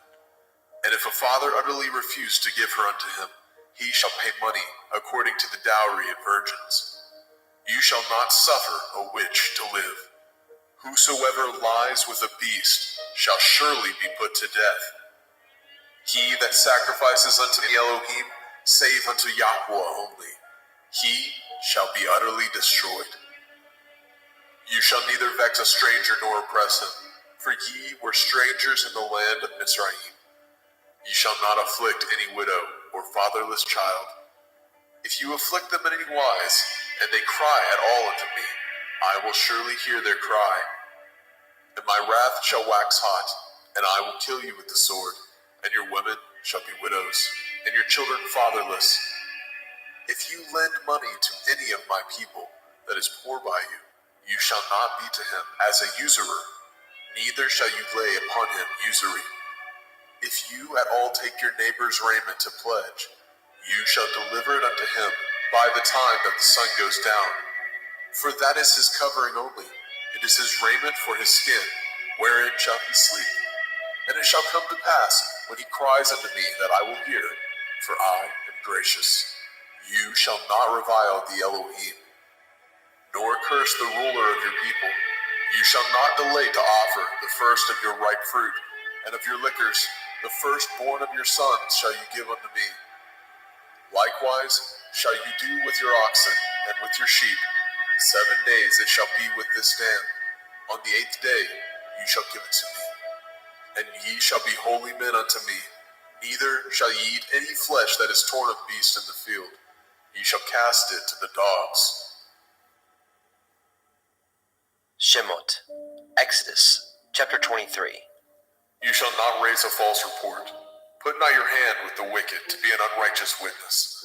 You shall not follow a multitude to do evil, neither shall you speak in a cause, to decline after many, to pervert judgment. Neither shall you countenance a poor man in his cause. If you meet your enemy's ox or his ass going astray, you shall surely bring it back to him again. If you see the ass of him that hates you lying under his burden, and would forbear to help him, you shall surely help with him. You shall not pervert the judgment of your poor in his cause. Keep far from a false matter, and the innocent and righteous slay you not, for I will not justify the wicked. And you shall take no gift, for the gift blinds the wise, and perverts the words of the righteous. Also, you shall not oppress a stranger, for ye know the heart of a stranger, seeing ye were strangers in the land of Mizraim. In 6 years you shall sow your land, and shall gather in the fruits thereof. But the 7th year you shall let it rest and lie still, that the poor of your people may eat. What they leave the beasts of the field shall eat. In like manner you shall deal with your vineyard and with your olive yard. 6 days you shall do your work, and on the 7th day you shall rest, that your ox and your ass may rest, and the sons of your handmaid and the stranger may be refreshed. And in all things that I have said unto you, be guarded, and make no mention of the name of other Elohim, neither let it be heard out of your mouth. 3 times you shall keep a feast unto me in the year. You shall guard the feast of matzah, unleavened bread. You shall eat matzah 7 days as I command you, in the time appointed of the month of Eve, for in it you came out from Mizraim, and none shall appear before me empty. And the feast of Katsir, harvest, the first fruits of your labors, which you have sown in the field, and the feast of Asif, in gathering, which is in the end of the year, when you have gathered your labors out of the field. 3 times in the year all your males shall appear before Adonai Yahuwah. You shall not offer the blood of my sacrifice with hametz, leavened bread. Neither shall the fat of my sacrifice remain until the morning. The first of the first fruits of your land you shall bring into the house of Yahuwah Elohika. You shall not seethe a kid in his mother's milk. Behold, I send an angel before you, to guard you in the way, and to bring you into the place which I have prepared. Beware of him, and obey his voice. Provoke him not, for he will not pardon your transgressions, for my name is in him. And if you shall indeed obey his voice, and do all that I speak, then I will be an enemy unto your enemies, and an adversary unto your adversaries. For my angel shall go before you, and bring you in unto the Emorym, and the Hittim, and the Perizim, and the Kenainim, and the Hivim, and the Yebusim, and I will cut them off. You shall not bow down to their Elohim, nor serve them, nor do after their works, but you shall utterly overthrow them, and quite break down their images. And ye shall serve Yahuwah Elohim, and he shall bless your bread and your water, and I will take sickness away from the midst of you. There shall nothing cast their young, nor be barren in your land, and the number of your days I will fulfill. I will send my fear before you, and will destroy all the people to whom you shall come, and I will make all your enemies turn their backs unto you. And I will send hornets before you, which shall drive out the Hivi, and the Kenaini, and the Hittai from before you. And I will not drive them out from before you in 1 year, lest the land become desolate, and the beasts of the field multiply against you. By little and little I will drive them out before you, until you be increased, and inherit the land. And I will set your bonds from the Red Sea, even unto the sea of the Pelishtim, and from the desert unto the river. For I will deliver the inhabitants of the land unto your hand, and you shall drive them out before you. You shall cut no covenant with them, nor with their Elohim. They shall not dwell in your land, lest they make you sin against me. For if you serve their Elohim, it will surely be a snare unto you. Shemot, Exodus, chapter 24. And he said unto Moshe, Come up unto Yahuwah, you and Aaron, Nadav and Abihu, and 70 of the elders of Yasharel, and worship ye afar off. And Moshe alone shall come near Yahuwah, but they shall not come nigh, neither shall the people go up with him. And Moshe came and told the people all the words of Yahuwah, and all the judgments. And all the people answered with one voice and said, All the words which Yahuwah said, we will do. And Moshe wrote all the words of Yahuwah, and rose up early in the morning, and built an altar unto the hill, and 12 pillars, according to the 12 tribes of Yasharel. And he sent young men of the children of Yasharel, which offered burnt offerings, and sacrificed peace offerings of oxen unto Yahuwah. And Moshe took half of the blood, and put it in the basins, and half of the blood he sprinkled on the altar. And he took the sefer of the covenant, and read it in the audience of the people. And they said, All that Yahuwah has said, we will do, and be obedient. And Moshe took the blood, and sprinkled it on the people, and said, Behold, the blood of the covenant, which Yahuwah has cut with you, concerning all these words. Then went up Moshe, and Aaron, Nadab, and Abihu, and 70 of the elders of Yashrael. And they saw the Elohai of Yashrael, and there was under his feet, as it were, a paved work of sapphire stone, and as it were the body of heaven in his clearness. And upon the nobles of the children of Yashrael he laid not his hand. Also they saw Elohim, and did eat and drink.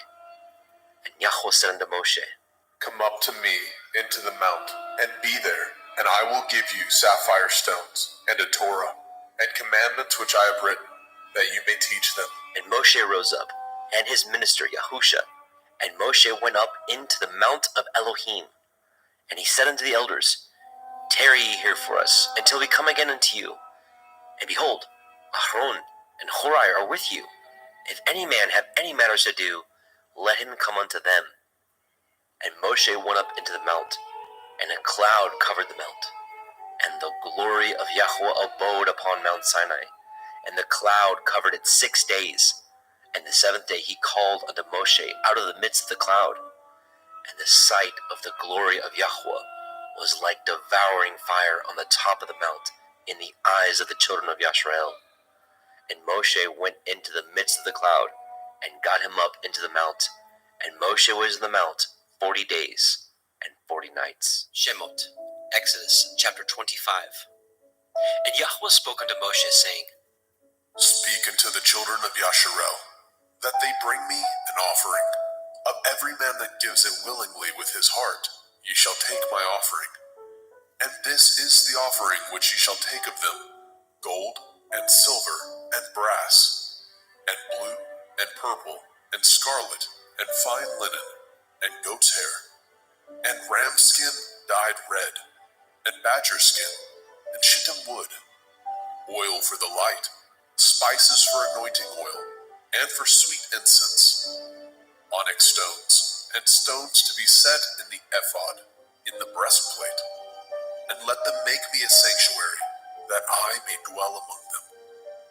According to all that I show you, after the pattern of the tabernacle, and the pattern of all the instruments thereof, even so shall ye make it. And they shall make an ark of shittim wood, 2 cubits and a half shall be the length thereof, and a cubit and a half the breadth thereof, and a cubit and a half the height thereof. And you shall overlay it with pure gold, within and without shall you overlay it, and shall make upon it a crown of gold round about. And you shall cast 4 rings of gold for it, and put them in the corners thereof. And 2 rings shall be in the one side of it, and 2 rings on the other side of it. And you shall make staves of shittim wood, and overlay them with gold. And you shall put the staves into the rings by the sides of the ark, that the ark may be borne with them. The staves shall be in the rings of the ark, they shall not be taken from it. And you shall put into the ark the testimony which I give you. And you shall make a mercy seat of pure gold. 2 cubits and a half shall be the length thereof, and a cubit and a half the breadth thereof. And you shall make 2 cherubim of gold, of beaten work shall you make them, in the 2 ends of the mercy seat. And make 1 cherub on one end, and the other cherub on the other end. Even of the mercy seat shall ye make the cherubim on the 2 ends thereof. And the cherubim shall stretch forth their wings on high, covering the mercy seat with their wings, and their faces shall look one to another. Towards the mercy seat shall the faces of the cherubim be. And you shall put the mercy seat above upon the ark, and in the ark you shall put the testimony that I shall give you. And there I will meet with you, and I will commune with you from above the mercy seat, from between the 2 cherubim, which are upon the ark of the testimony, of all things which I give you in commandment unto the children of Yasharel. You shall also make a table of shittim wood. 2 cubits shall be the length thereof, and a cubit the breadth thereof, and a cubit and a half the height thereof. And you shall overlay it with pure gold, and make thereto a crown of gold round about. And you shall make unto it a border of a handbreadth round about. And you shall make a golden crown to the border thereof round about. And you shall make it 4 rings of gold, and put the rings in the four corners that are on the 4 feet thereof. Over against the border shall the rings be for places of the staves to bear the table. And you shall make the staves of shittim wood, and overlay them with gold, that the table may be borne with them. And you shall make dishes thereof, and spoons thereof, and covers thereof, and bowls thereof. To cover withal of pure gold shall you make them. And you shall set upon the table showbread before me always. And you shall make a menorah, 7-branched candlestick of pure gold. Of beaten work shall the menorah be made. His shaft and his branches, his bowls, his knops, and his flowers shall be of the same. And 6 branches shall come out of the sides of it. 3 branches of the menorah out of the one side, and 3 branches of the menorah out of the other side.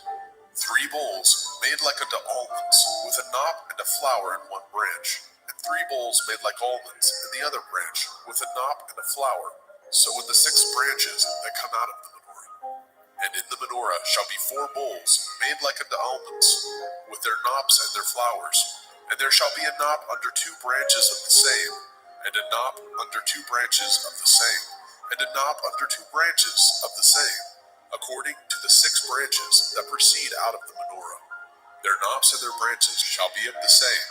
All of it shall be one beaten work of pure gold. And you shall make the 7 lamps thereof, and they shall light the lamps thereof, that they may give light over against it. And the tongs thereof, and the snuff dishes thereof, shall be of pure gold. Of a talent of pure gold shall he make it, with all these vessels. And look that you make them after the pattern, which was showed you in the mount. Shemot, Exodus chapter 26. Moreover, you shall make the tabernacle with 10 curtains of fine twined linen, and blue and purple, and scarlet, with cherubim of cunning work shall you make them. The length of one curtain shall be 8 and 20 cubits, and the breadth of one curtain 4 cubits. Every one of the curtains shall have one measure. The 5 curtains shall be coupled together, one to another, and other 5 curtains shall be coupled one to another. And you shall make loops of blue upon the edge of the one curtain from the selvage in the coupling, and likewise shall you make in the uttermost edge of another curtain in the coupling of the second. 50 loops shall you make in the one curtain, and 50 loops shall you make in the edge of the curtain that is the coupling of the second, and the loops may take hold one of another. And you shall make 50 taches of gold, and couple the curtains together with the taches, and it shall be one tabernacle. And you shall make curtains of goat hair to be a covering upon the tabernacle. 11 curtains shall you make. The length of one curtain shall be 30 cubits, and the breadth of one curtain 4 cubits, and the 11 curtains shall be all of one measure. And you shall couple 5 curtains by themselves, and 6 curtains by themselves, and shall double the 6th curtain in the forefront of the tabernacle. And you shall make 50 loops on the edge of the one curtain that is utmost in the coupling, and 50 loops in the edge of the curtain which couples the second. And you shall make 50 taches of brass, and put the taches into the loops, and couple the tent together, that it may be one.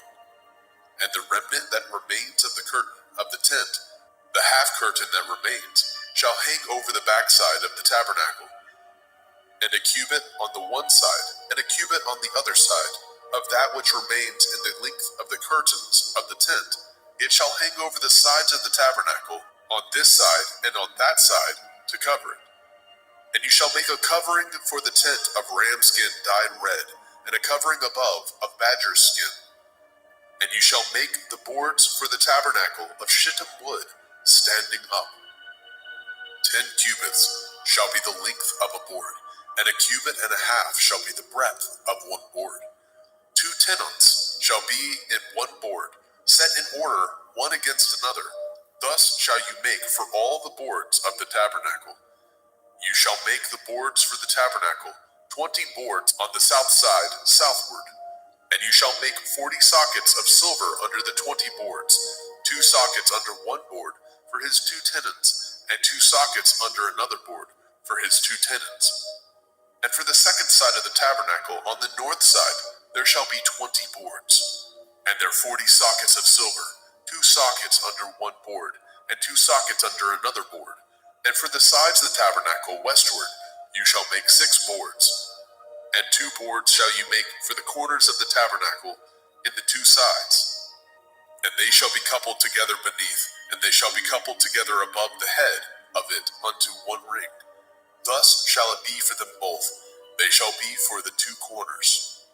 And they shall be 8 boards, and their sockets of silver, 16 sockets, 2 sockets under one board, and 2 sockets under another board.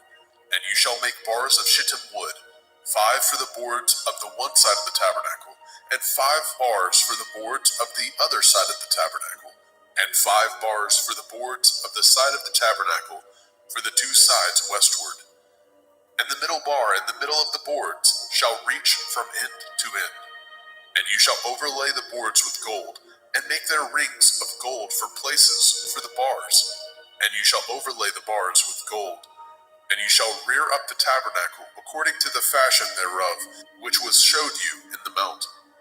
And you shall make a veil of blue, and purple, and scarlet, and fine twined linen of cunning work, with cherubim shall it be made. And you shall hang it upon the 4 pillars of shittim wood, overlaid with gold. Their hooks shall be of gold, upon the 4 sockets of silver. And you shall hang up the veil under the taches, that you may bring in hither within the veil the ark of the testimony. And the veil shall divide unto you between the holy place and the most holy. And you shall put the mercy seat upon the ark of the testimony in the most holy place. And you shall set the table without the veil, and the menorah, 7-branched candlestick, over against the table on the side of the tabernacle towards the south. And you shall put the table on the north side. And you shall make a hanging for the door of the tent of blue and purple and scarlet and fine twined linen, wrought with needlework. And you shall make for the hanging 5 pillars of shittim wood, and overlay them with gold, and their hooks shall be of gold. And you shall cast 5 sockets of brass for them. Shemot, Exodus chapter 27. And you shall make an altar of shittim wood, 5 cubits long, and 5 cubits broad. And the altar shall be 4 square, and the height thereof shall be 3 cubits. And you shall make the horns of it upon the 4 corners thereof. His horns shall be of the same, and you shall overlay it with brass.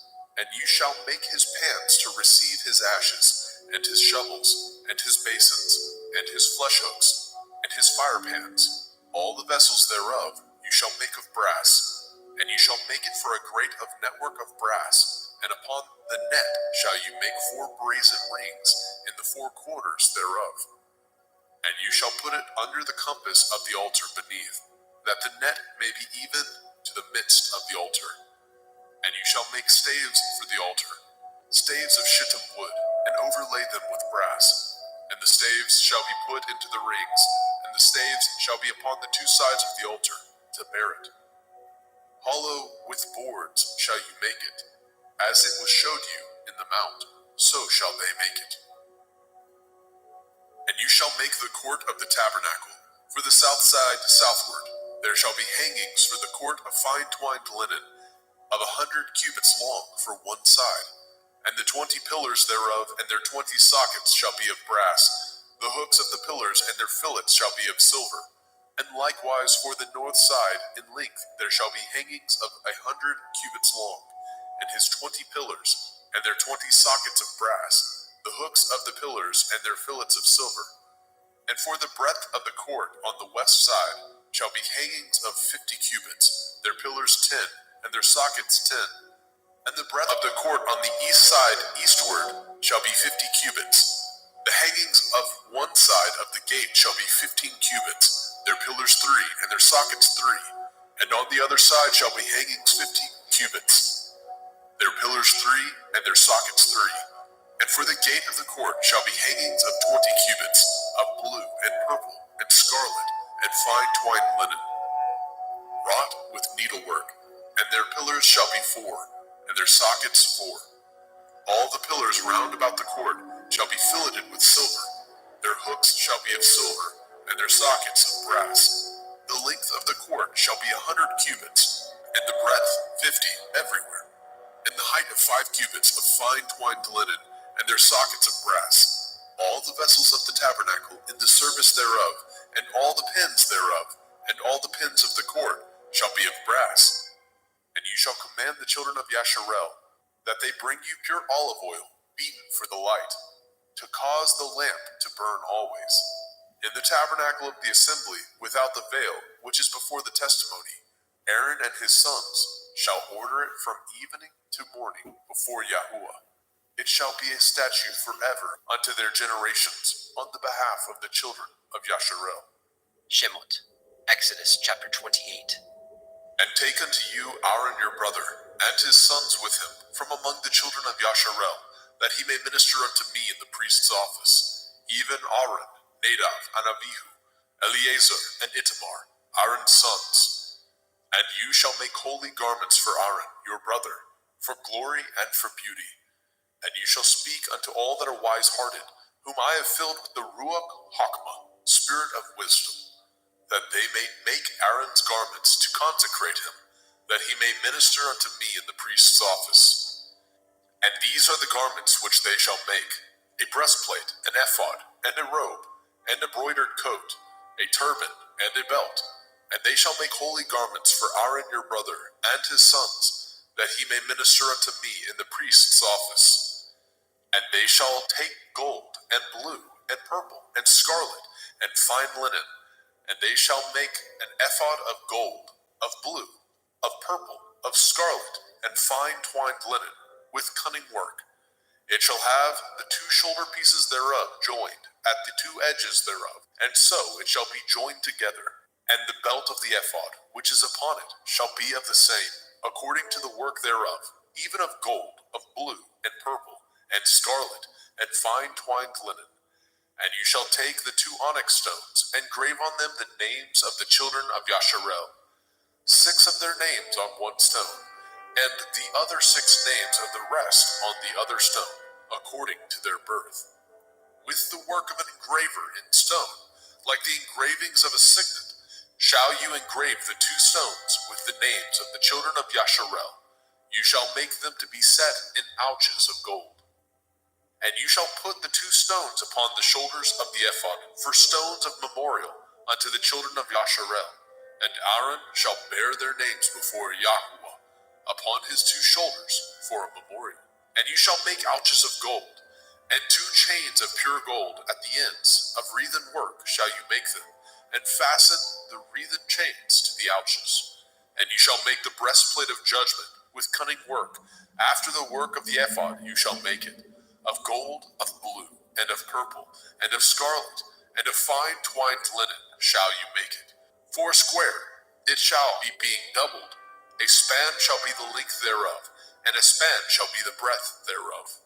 And you shall set in it settings of stone, even 4 rows of stones. The first row shall be sardius, a topaz, a carbuncle. This shall be the first row. And the second row shall be an emerald, a sapphire, and a diamond. And the third row a ligure, an agate, and an amethyst. And the fourth row a beryl, and an onyx, and a jasper. They shall be set in gold in their enclosings. And the stones shall be with the names of the children of Yasharel, 12, according to their names, like the engravings of a signet. Every one with his name shall they be according to the 12 tribes. And you shall make upon the breastplate chains at the end of wreathen work of pure gold. And you shall make upon the breastplate 2 rings of gold, and shall put the 2 rings on the 2 ends of the breastplate. And you shall put the 2 wreathen chains of gold in the 2 rings which are on the ends of the breastplate. And the other 2 ends of the 2 wreathen chains you shall fasten in the 2 ouches, and put them on the shoulder pieces of the ephod before it. And you shall make 2 rings of gold, and you shall put them upon the 2 ends of the breastplate in the order thereof, which is in the side of the ephod inward. And 2 other rings of gold you shall make, and shall put them on the 2 sides of the ephod underneath, towards the forepart thereof, over against the other coupling thereof, above the belt of the ephod. And they shall bind the breastplate by the rings thereof unto the rings of the ephod, with a lace of blue, that it may be above the belt of the ephod, and that the breastplate be not loosed from the ephod. And Aaron shall bear the names of the children of Yasharel in the breastplate of judgment upon his heart, when he goes in unto the holy place, for a memorial before Yahweh continually. And you shall put in the breastplate of judgment the Urim and the Thummim, and they shall be upon Aaron's heart, when he goes in before Yahweh. And Aaron shall bear the judgment of the children of Yasharel upon his heart before Yahweh continually. And you shall make the robe of the ephod all of blue, and there shall be a hole in the top of it. In the midst thereof it shall have a binding of woven work round about the whole of it, as it were the hole of a habergeon, that it be not rent. And beneath upon the hem of it you shall make pomegranates of blue, of purple, and of scarlet, round about the hem thereof, and bells of gold between them round about, a golden bell and a pomegranate, a golden bell and a pomegranate, upon the hem of the robe round about. And it shall be upon Aaron to minister, and his sound shall be heard when he goes in unto the holy place before Yahweh, and when he comes out, that he die not. And you shall make a plate of pure gold, grave upon it, like the engravings of a signet, Kodesh el Yahweh, holiness unto Yahweh. And you shall put it on a blue lace, that it may be upon the turban. Upon the forefront of the turban it shall be, and it shall be upon Aaron's forehead, that Aaron may bear the iniquity of the holy things, which the children of Yasharel shall hallow in all their holy gifts, and it shall be upon his forehead, that they may be accepted before Yahweh. And you shall embroider the coat of fine linen, and you shall make the turban of fine linen, and you shall make the belt of needlework. And for Aaron's sons you shall make coats, and you shall make for them belts, and bonnets shall you make for them, for glory and for beauty. And you shall put them upon Aaron your brother, and his sons with him, and shall anoint them, and consecrate them, and sanctify them, that they may minister unto me in the priest's office. And you shall make them linen breeches to cover their nakedness, from the loins even unto the thighs they shall reach. And they shall be upon Aaron and upon his sons, when they come in unto the tabernacle of the assembly, or when they come near unto the altar to minister in the holy place, that they bear not iniquity and die. It shall be a statute forever unto him and his seed after him. Shemot, Exodus chapter 29. And this is the thing that you shall do unto them, to hallow them, to minister unto me in the priest's office. Take 1 young bullock, and 2 rams without blemish, and matzah cakes tempered with oil, and matzah wafers anointed with oil. Of wheaten flour shall you make them. And you shall put them into 1 basket, and bring them in the basket, with the bullock and the 2 rams. And Aaron and his sons you shall bring unto the door of the tabernacle of the assembly, and shall wash them with water. And you shall take the garments and put upon Aaron the coat, and the robe of the ephod, and the breastplate, and gird him with the belt of the ephod. And you shall put the turban upon his head, and put the holy crown upon the turban. Then shall you take the anointing oil, and pour it upon his head, and anoint him. And you shall bring his sons, and put coats upon them. And you shall gird them with belts, Aaron and his sons, and put the bonnets on them. And the priest's office shall be theirs for a perpetual statute. And you shall consecrate Aaron and his sons. And you shall cause a bullock to be brought before the tabernacle of the assembly. And Aaron and his sons shall put their hands upon the head of the bullock. And you shall kill the bullock before Yahweh, by the door of the tabernacle of the assembly. And you shall take the blood of the bullock, and put it upon the horns of the altar with your finger, and pour all the blood beside the bottom of the altar. And you shall take all the fat that covers the inwards, and the caul that is above the liver, and the 2 kidneys, and the fat that is upon them, and burn them upon the altar. But the flesh of the bullock, and his skin, and his dung, shall you burn with fire without the camp. It is a sin offering. You shall also take 1 ram, and Aaron and his sons shall put their hands upon the head of the ram. And you shall slay the ram, and you shall take his blood, and sprinkle it round about upon the altar. And you shall cut the ram in pieces, and wash the inwards of him, and his legs, and put them unto his pieces, and unto his head. And you shall burn the whole ram upon the altar. It is a burnt offering unto Yahweh. It is a sweet savor, an offering made by fire unto Yahweh. And you shall take the other ram, and Aaron and his sons shall put their hands upon the head of the ram, and you shall kill the ram, and take his blood, and put it upon the tip of the right ear of Aaron, and upon the tip of the right ear of his sons, and upon the thumb of their right hand, and upon the great toe of their right foot, and sprinkle the blood upon the altar round about. And ye shall take the blood that is upon the altar, and of the anointing oil, and sprinkle it upon Aaron, and upon his garments, and upon his sons, and upon the garments of his sons with him, and he shall be hallowed, and his garments, and his sons' garments with him. Also you shall take of the ram the fat and the rump, and the fat that covers the inwards, and the caul above the liver, and the 2 kidneys, and the fat that is upon them, and the right shoulder, for it is a ram of consecration. And 1 loaf of bread, and 1 cake of oiled bread, and 1 wafer out of the basket of the matzah that is before Yahweh. And you shall put it all in the hands of Aaron, and in the hands of his sons, and shall wave them for a wave offering before Yahweh. And you shall receive them of their hands, and burn them upon the altar for a burnt offering, for a sweet savor before Yahweh. It is an offering made by fire unto Yahweh. And you shall take the breast of the ram of Aaron's consecration, and wave it for a wave offering before Yahweh, and it shall be your part. And you shall sanctify the breast of the wave offering, and the shoulder of the heave offering, which is waved, and which is heaved up, of the ram of the consecration, even of that which is for Aaron, and of that which is for his sons. And it shall be Aaron and his sons by a statute forever, from the children of Yasharel, for it is a heave offering, and it shall be a heave offering, from the children of Yasharel, of the sacrifice of their peace offerings, even their heave offering unto Yahweh.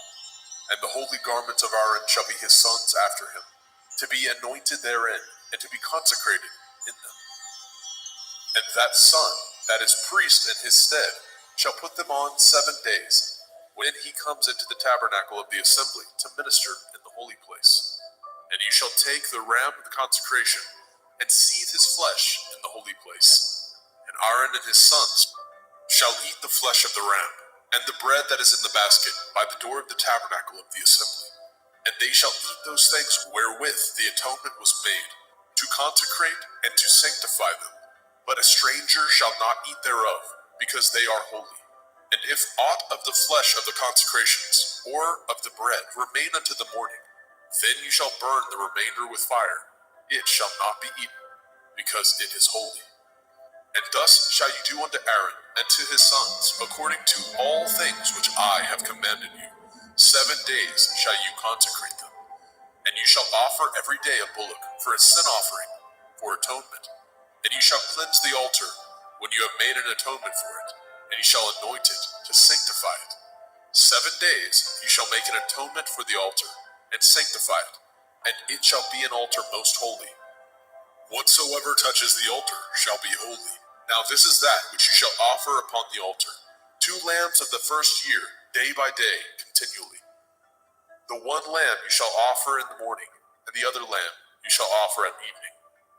And with the 1 lamb 1/10 deal of flour, mingled with the 4th part of a hin of beaten oil, and the 4th part of a hin of wine, for a drink offering. And the other lamb you shall offer at evening, and shall do thereto according to the meat offering of the morning, and according to the drink offering thereof, for a sweet savor, an offering made by fire unto Yahweh.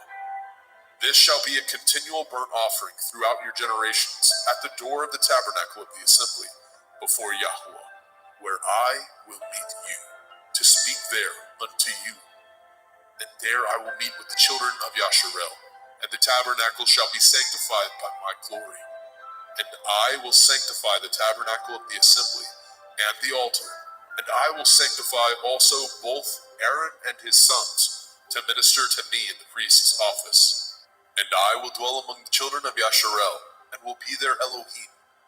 And they shall know that I am Yahuwah Elohim, that brought them forth out of the land of Mitzrayim, that I may dwell among them. I am Yahuwah Elohim.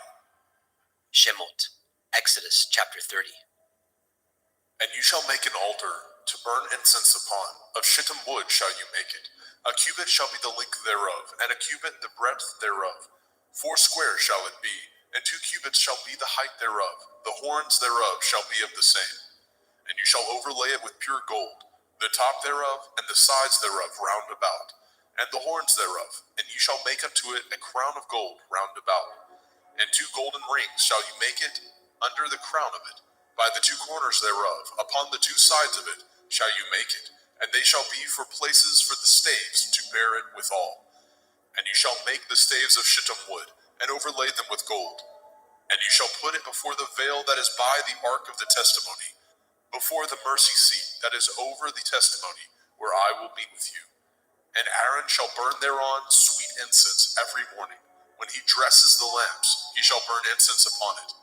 And when Aaron lights the lamp at evening, he shall burn incense upon it, a perpetual incense before Yahweh throughout your generations. Ye shall offer no strange incense thereon, nor burnt sacrifice, nor meat offering, neither shall ye pour drink offering thereon. And Aaron shall make an atonement upon the horns of it once in a year, with the blood of the sin offering of atonement. Once in the year shall he make atonement upon it throughout your generations. It is most holy unto Yahweh. And Yahweh spoke unto Moshe, saying, When you take the sum of the children of Yasharel after their number, then shall they give every man a ransom for his soul unto Yahweh, when you number them, that there be no plague among them when you number them. This they shall give, every one that passes among them that are numbered, half a shekel after the shekel of the sanctuary. A shekel is 20 gerahs. A half shekel shall be the offering of Yahweh. Every one that passes among them that are numbered, from 20 years old and above, shall give an offering unto Yahweh. The rich shall not give more, and the poor shall not give less than half a shekel, when they give an offering unto Yahweh to make an atonement for your souls. And you shall take the atonement money of the children of Yasharel, and shall appoint it for the service of the tabernacle of the assembly, that it may be a memorial unto the children of Yasharel before Yahweh, to make an atonement for your souls.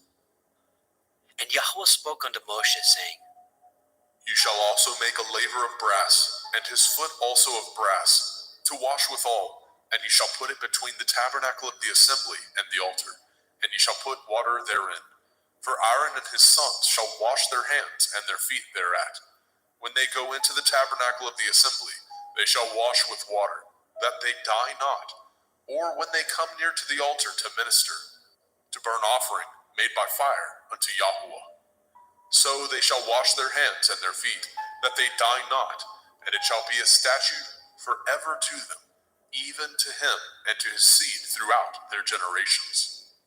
And Yahweh spoke unto Moshe, saying, Take also unto you principal spices of pure myrrh, 500 shekels, and of sweet cinnamon, half so much, even 250 shekels, and of sweet calamus, 250 shekels, and of cassia, 500 shekels, after the shekel of the sanctuary, and of olive oil, a hin. And you shall make it an oil of holy ointment, an ointment compound after the art of the apothecary. It shall be holy anointing oil. And ye shall anoint the tabernacle of the assembly therewith, and the ark of the testimony, and the table and all his vessels, and the menorah and his vessels, and the altar of incense, and the altar of burnt offering with all his vessels, and the laver and his foot. And ye shall sanctify them, that they may be most holy. Whatsoever touches them shall be holy. And you shall anoint Aaron and his sons, and consecrate them, that they may minister unto me in the priest's office. And you shall speak unto the children of Yasharel, saying, This shall be a holy anointing oil unto me throughout your generations. Upon man's flesh shall it not be poured, neither shall ye make any other like it. After the composition of it, it is holy, and it shall be holy unto you. Whosoever compounds any like it, or whosoever puts any of it upon a stranger, shall even be cut off from his people. And Yahweh spoke unto Moshe, saying, Take unto you sweet spices, stacte, and onycha, and galbanum, these sweet spices, and pure frankincense, of each shall be a like weight. And you shall make it a perfume, a confection after the art of the apothecary, tempered together, pure and holy. And you shall beat some of it very small, and put of it before the testimony in and the tabernacle of the assembly, where I will meet with you. It shall be unto you most holy. And as for the perfume which you shall make, ye shall not make to yourselves according to the composition thereof. It shall be unto you holy for Yahweh. Whosoever shall make like unto that, to smell thereto, shall even be cut off from his people.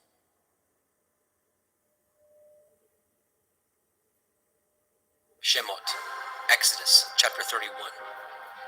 And Yahweh spoke unto Moshe, saying, See, I have called by name Bezalel, the son of Uri, the son of Hori, of the tribe of Yehudah, and I have filled him with the Ruach Elohim, in wisdom and in understanding, and in knowledge, and in all manner of workmanship, to devise cunning works, to work in gold, and in silver, and in brass, and in cutting of stones, to set them, and in carving of timber, to work in all manner of workmanship. And I, behold, I have given with him Aholiab, the son of Ahisamach, of the tribe of Dan, and in the hearts of all that are wise-hearted I have put wisdom, that they may make all that I have commanded you. The tabernacle of the assembly, the ark of the testimony, the mercy seat that is thereupon, and all the furniture of the tabernacle, and the table and his furniture, and the pure menorah with all his furniture, and the altar of incense, and the altar of burnt offering, with all his furniture, and the laver and his foot, and the cloths of service for Aaron the priest, and the garments of his sons, to minister in the priest's office, and the anointing oil, and the sweet incense for the holy place. According to all that I have commanded you, shall they do. And Yahweh spoke unto Moshe, saying, Speak also unto the children of Yasharel, saying, Truly my Shabbathot ye shall guard, for it is a sign between me and you throughout your generations, that ye may know that I am Yahuwah Mekodeshim, Yahuwah who sanctifies you. Ye shall guard the Sabbath, therefore, for it is holy unto you. Every one that defiles it shall surely be put to death, for whosoever does any work thereon, that soul shall be cut off from among his people. 6 days may work be done, but in the seventh is the Sabbath of rest, holy unto Yahuwah. Whosoever does any work in the Sabbath, he shall surely be put to death. Wherefore the children of Yasharel shall guard the Sabbath, to keep the Sabbath throughout their generations, for a perpetual covenant. It is a sign between me and the children of Yasharel forever. For in 6 days Yahuwah made the heavens and the earth, and on the seventh day he rested, and was refreshed. And he gave unto Moshe, when he had made an end of communing with him upon Mount Sinai, 2 sapphires of testimony, sapphire stones, written with the finger of Elohim. Shemot, Exodus chapter 32. And when the people saw that Moshe delayed to come down out of the mount, the people gathered themselves together unto Aaron, and said unto him, Up, make us Elohim, which shall go before us. As for this Moshe, the man that brought us up out of the land of Mitzrayim, we know not what is become of him. And Aaron said unto them, Break off the golden earrings, which are in the ears of your women, of your sons and of your daughters, and bring them unto me. And the people broke off the golden earrings which were in the ears, and brought them unto Aaron. And he received them at their hand, and fashioned it with a graving tool, after he had made it a molten calf. And they said, These be your Elohim, O Yasharel, which brought you up out of the land of Mitzrayim. And when Aaron saw it, he built an altar before it. And Aaron made proclamation, and said, Tomorrow is a feast to Yahuwah. And they rose up early on the morrow, and offered burnt offerings, and brought peace offerings. And the people sat down to eat and to drink, and rose up to play. And Yahweh said unto Moshe, Go, get you down, for your people, which you brought out of the land of Mitzrayim, have corrupted themselves. They have turned aside quickly out of the way which I commanded them. They have made them a molten calf, and have worshipped it, and have sacrificed thereunto, and said, These be your Elohim, O Yasharel, which have brought you up out of the land of Mitzrayim. And Yahweh said unto Moshe, I have seen this people, And behold, it is a stiff-necked people. Now therefore let me alone, that my wrath may wax hot against them, and that I may consume them, and I will make of you a great nation. And Moshe besought Yahweh Eloheinu and said, Yahweh, why does your wrath wax hot against your people, which you have brought forth out of the land of Mitzrayim with great power and with a mighty hand? Wherefore should the Mitzrayim speak and say, For mischief did he bring them out, to slay them in the mountains, and to consume them from the face of the earth? Turn from your fierce wrath, and repent of this evil against your people. Remember Avraham, Yitzchak, and Yashrael, your servants, to whom you swore by your own self and said unto them, I will multiply your seed as the stars of heaven. And all this land that I have spoken of will I give unto your seed, and they shall inherit it forever. And Yahweh repented of the evil which he thought to do unto his people. And Moshe turned and went down from the mount, and the 2 sapphires of the testimony were in his hand.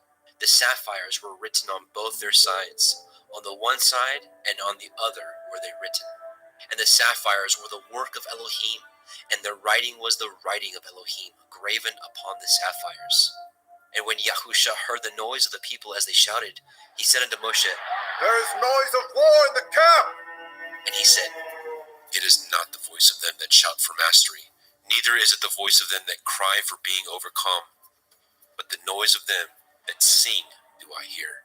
And it came to pass, as soon as he came nigh unto the camp, that he saw the calf and the dancing. And Moshe's anger waxed hot, and he cast the sapphires out of his hands, and broke them beneath the mount. And he took the calf which they had made, and burnt it in the fire, and ground it to powder, and strawed it upon the water, and made the children of Yashrael drink of it. And Moshe said unto Aharon, What did this people unto you, that you have brought so great a sin upon them? And Aharon said, Let not the anger of my lord wax hot.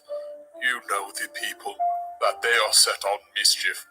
For they said unto me, Make us Elohim, which shall go before us. For as for this Moshe, the man that brought us up out of the land of Mitzrayim, we know not what is become of him. And I said unto them, Whosoever has any gold, let them break it off. So they gave it me, and I cast it into the fire. And there came out this calf.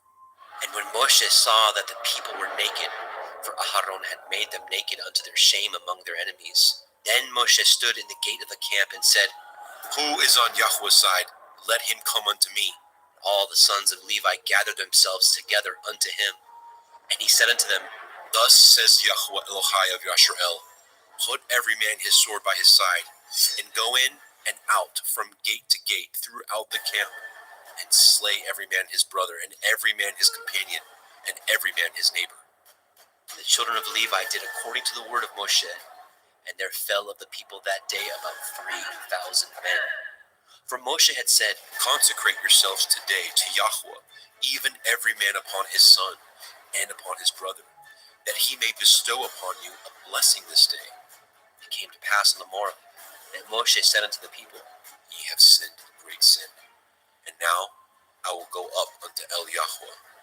Perchance I shall make an atonement for your sin.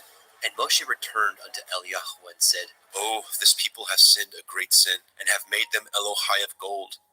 Yet now, if you will forgive their sin, and if not, blot me, I pray you, out of your sefer which you have written. And Yahweh said unto Moshe, Whosoever has sinned against me, him will I blot out of my sefer. Therefore now go, lead the people into the place of which I have spoken unto you. Behold, my angel shall go before you. Nevertheless, in the day when I will visit their sin upon them. And Yahweh plagued the people, because they made the calf which Aharon made. Shemot, Exodus chapter 33.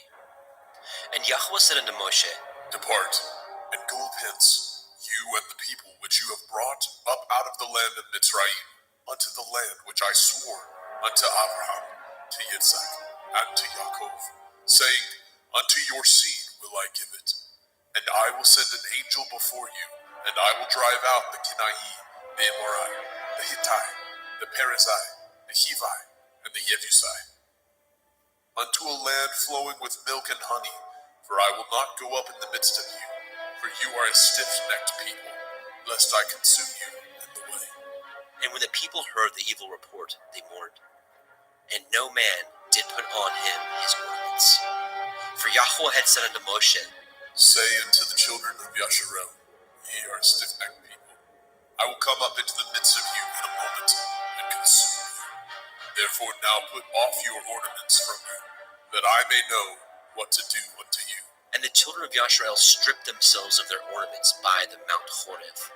And Moshe took the tabernacle, and pitched it without the camp, afar off from the camp, and called it the tabernacle of the assembly.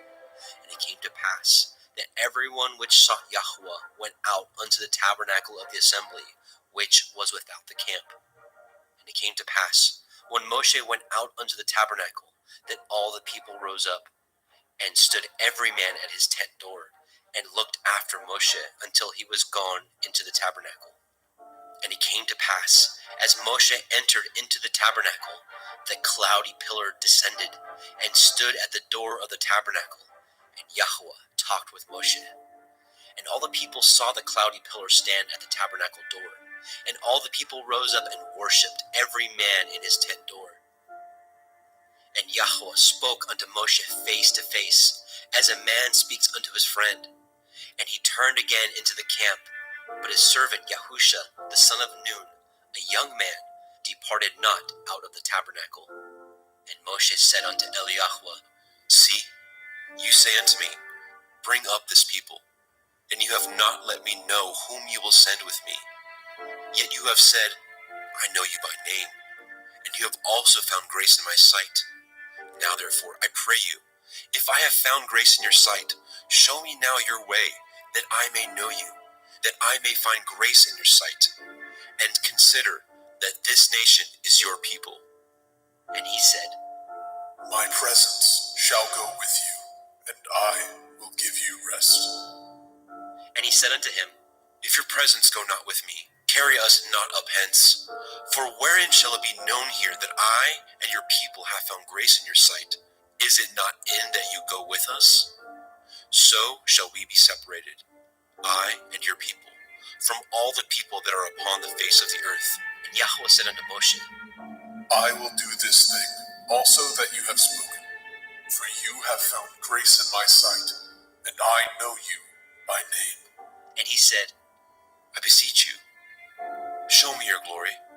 And he said, I will make all my goodness pass before you, and I will proclaim the name of Yahweh before you, and will be gracious to whom I will be gracious, and will show mercy on whom I will show mercy. And he said, You cannot see my face, for there shall no man see me and live. And Yahweh said, Behold, there is a place by me, and you shall stand upon a rock. And it shall come to pass, while my glory passes by, that I will put you in the cleft of the rock, and will cover you with my hand, while I pass by. And I will take away my hand, and you shall see my back parts, but my face shall not be seen.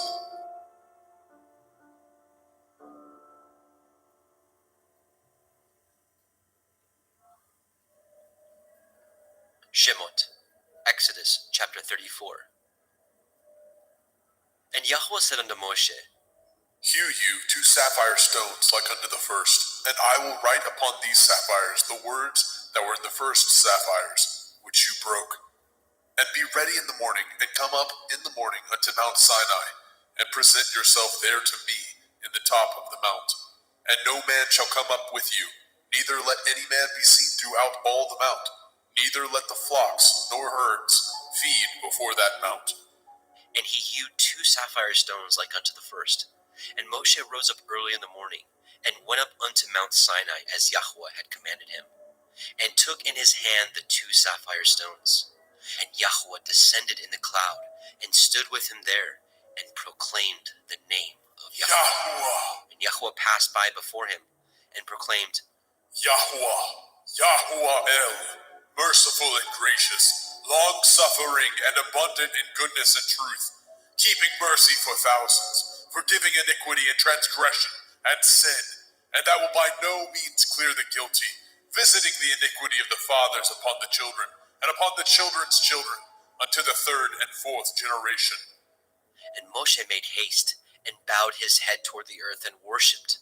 And he said, If now I have found grace in your sight, O Adonai, let my Adonai, I pray you, go among us, for it is a stiff-necked people, and pardon our iniquity and our sin, and take us for your inheritance. And he said, Behold, I cut a covenant before all your people. I will do wonders, such as have not been done in all the earth, nor in any nation. And all the people among which you are shall see the work of Yahuwah. For it is a terrible thing that I will do with you. Guard that which I command you this day. Behold, I drive out before you the Emorai, the Kenani, the Hittite, and the Perizzai, and the Hivi, and the Yebusai. Take heed to yourselves, lest you cut a covenant with the inhabitants of the land whither you go, lest it be for a snare in the midst of you. But ye shall destroy their altars, break their images, and cut down their Asherah poles. For you shall worship no other El, for Yahuwah Kana. Yahuwah is jealous, is my name. He is a jealous El. Lest you cut a covenant with the inhabitants of the land, and they go a-whoring after their Elohim, and do sacrifice unto their Elohim, and one call you, and you eat of his sacrifice. And take of their daughters unto your sons, and their daughters go a-whoring after their Elohim, and make your sons go a-whoring after their Elohim. You shall make no molten Elohai. The feast of matzah, unleavened bread, shall you guard. 7 days you shall eat matzah, unleavened bread, as I commanded you, in the time of the month of Eve. For in the month of Eve you came out from Mitzrayim. All that opens the womb is mine, and every firstling among your cattle, whether ox or sheep, that is male. But the firstling of an ass you shall redeem with a lamb, and if you redeem him not, then shall you break his neck. All the firstborn of your sons you shall redeem, and none shall appear before me empty. 6 days you shall work, but on the 7th day you shall rest. In earing time and in harvest you shall rest. And you shall observe the feast of Katsir, harvest, of the first fruits of wheat harvest, and the feast of Asif, ingathering, at the year's end. Thrice in the year shall all your men children appear before Adonai Yahuwah, the Elohai of Yasharel. For I will cast out the nations before you, and enlarge your borders. Neither shall any man desire your land, when you shall go up to appear before Yahuwah Elohika, thrice in the year. You shall not offer the blood of my sacrifice with leaven, neither shall the sacrifice of the feast of the Pesach be left unto the morning. The first of the first fruits of your land you shall bring into the house of Yahuwah Elohika. You shall not see the kid in his mother's milk. And Yahweh said unto Moshe, Write these words, for after the tenor of these words I have cut a covenant with you and with Yasharel. And he was there with Yahweh 40 days and 40 nights. He did neither eat bread nor drink water. And he wrote upon the sapphires the words of the covenant, the 10 Devarim. And it came to pass, when Moshe came down from Mount Sinai with the 2 sapphires of testimony in Moshe's hand, when he came down from the mount, that Moshe knew not that the skin of his face shone while he talked with him. And when Aharon and all the children of Yasharel saw Moshe, behold, the skin of his face shone, and they were afraid to come nigh him. And Moshe called unto them, and Aharon and all the rulers of the assembly returned unto him. And Moshe talked with them. And afterward, all the children of Yasharel came nigh, and he gave them in commandment all that Yahweh had spoken with him in Mount Sinai. And till Moshe had done speaking with them, he put a veil on his face. But when Moshe went in before Yahweh to speak with him, he took the veil off until he came out. And he came out and spoke unto the children of Yasharel, which he was commanded. And the children of Yasharel saw the face of Moshe, that the skin of Moshe's face shone. And Moshe put the veil upon his face again, until he went in to speak with him. Shemot, Exodus chapter 35. And Moshe gathered all the assembly of the children of Yashrael together, and said unto them, These are the words which Yahweh has commanded, that ye should do them. 6 days shall work be done, but on the seventh day there shall be to you a holy day, a Shabbat of rest to Yahweh. Whosoever does work thereon shall be put to death. Ye shall kindle no fire throughout your habitations upon the Sabbath. And Moshe spoke unto all the assembly of the children of Yashrael, saying, This is the thing which Yahweh commanded, saying, Take ye from among you an offering unto Yahweh.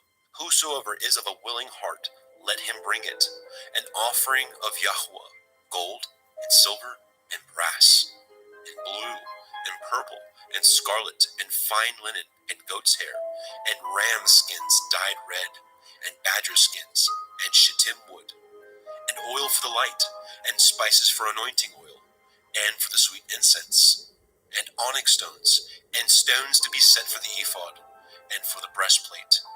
And every wise-hearted among you shall come, and make all that Yahweh has commanded.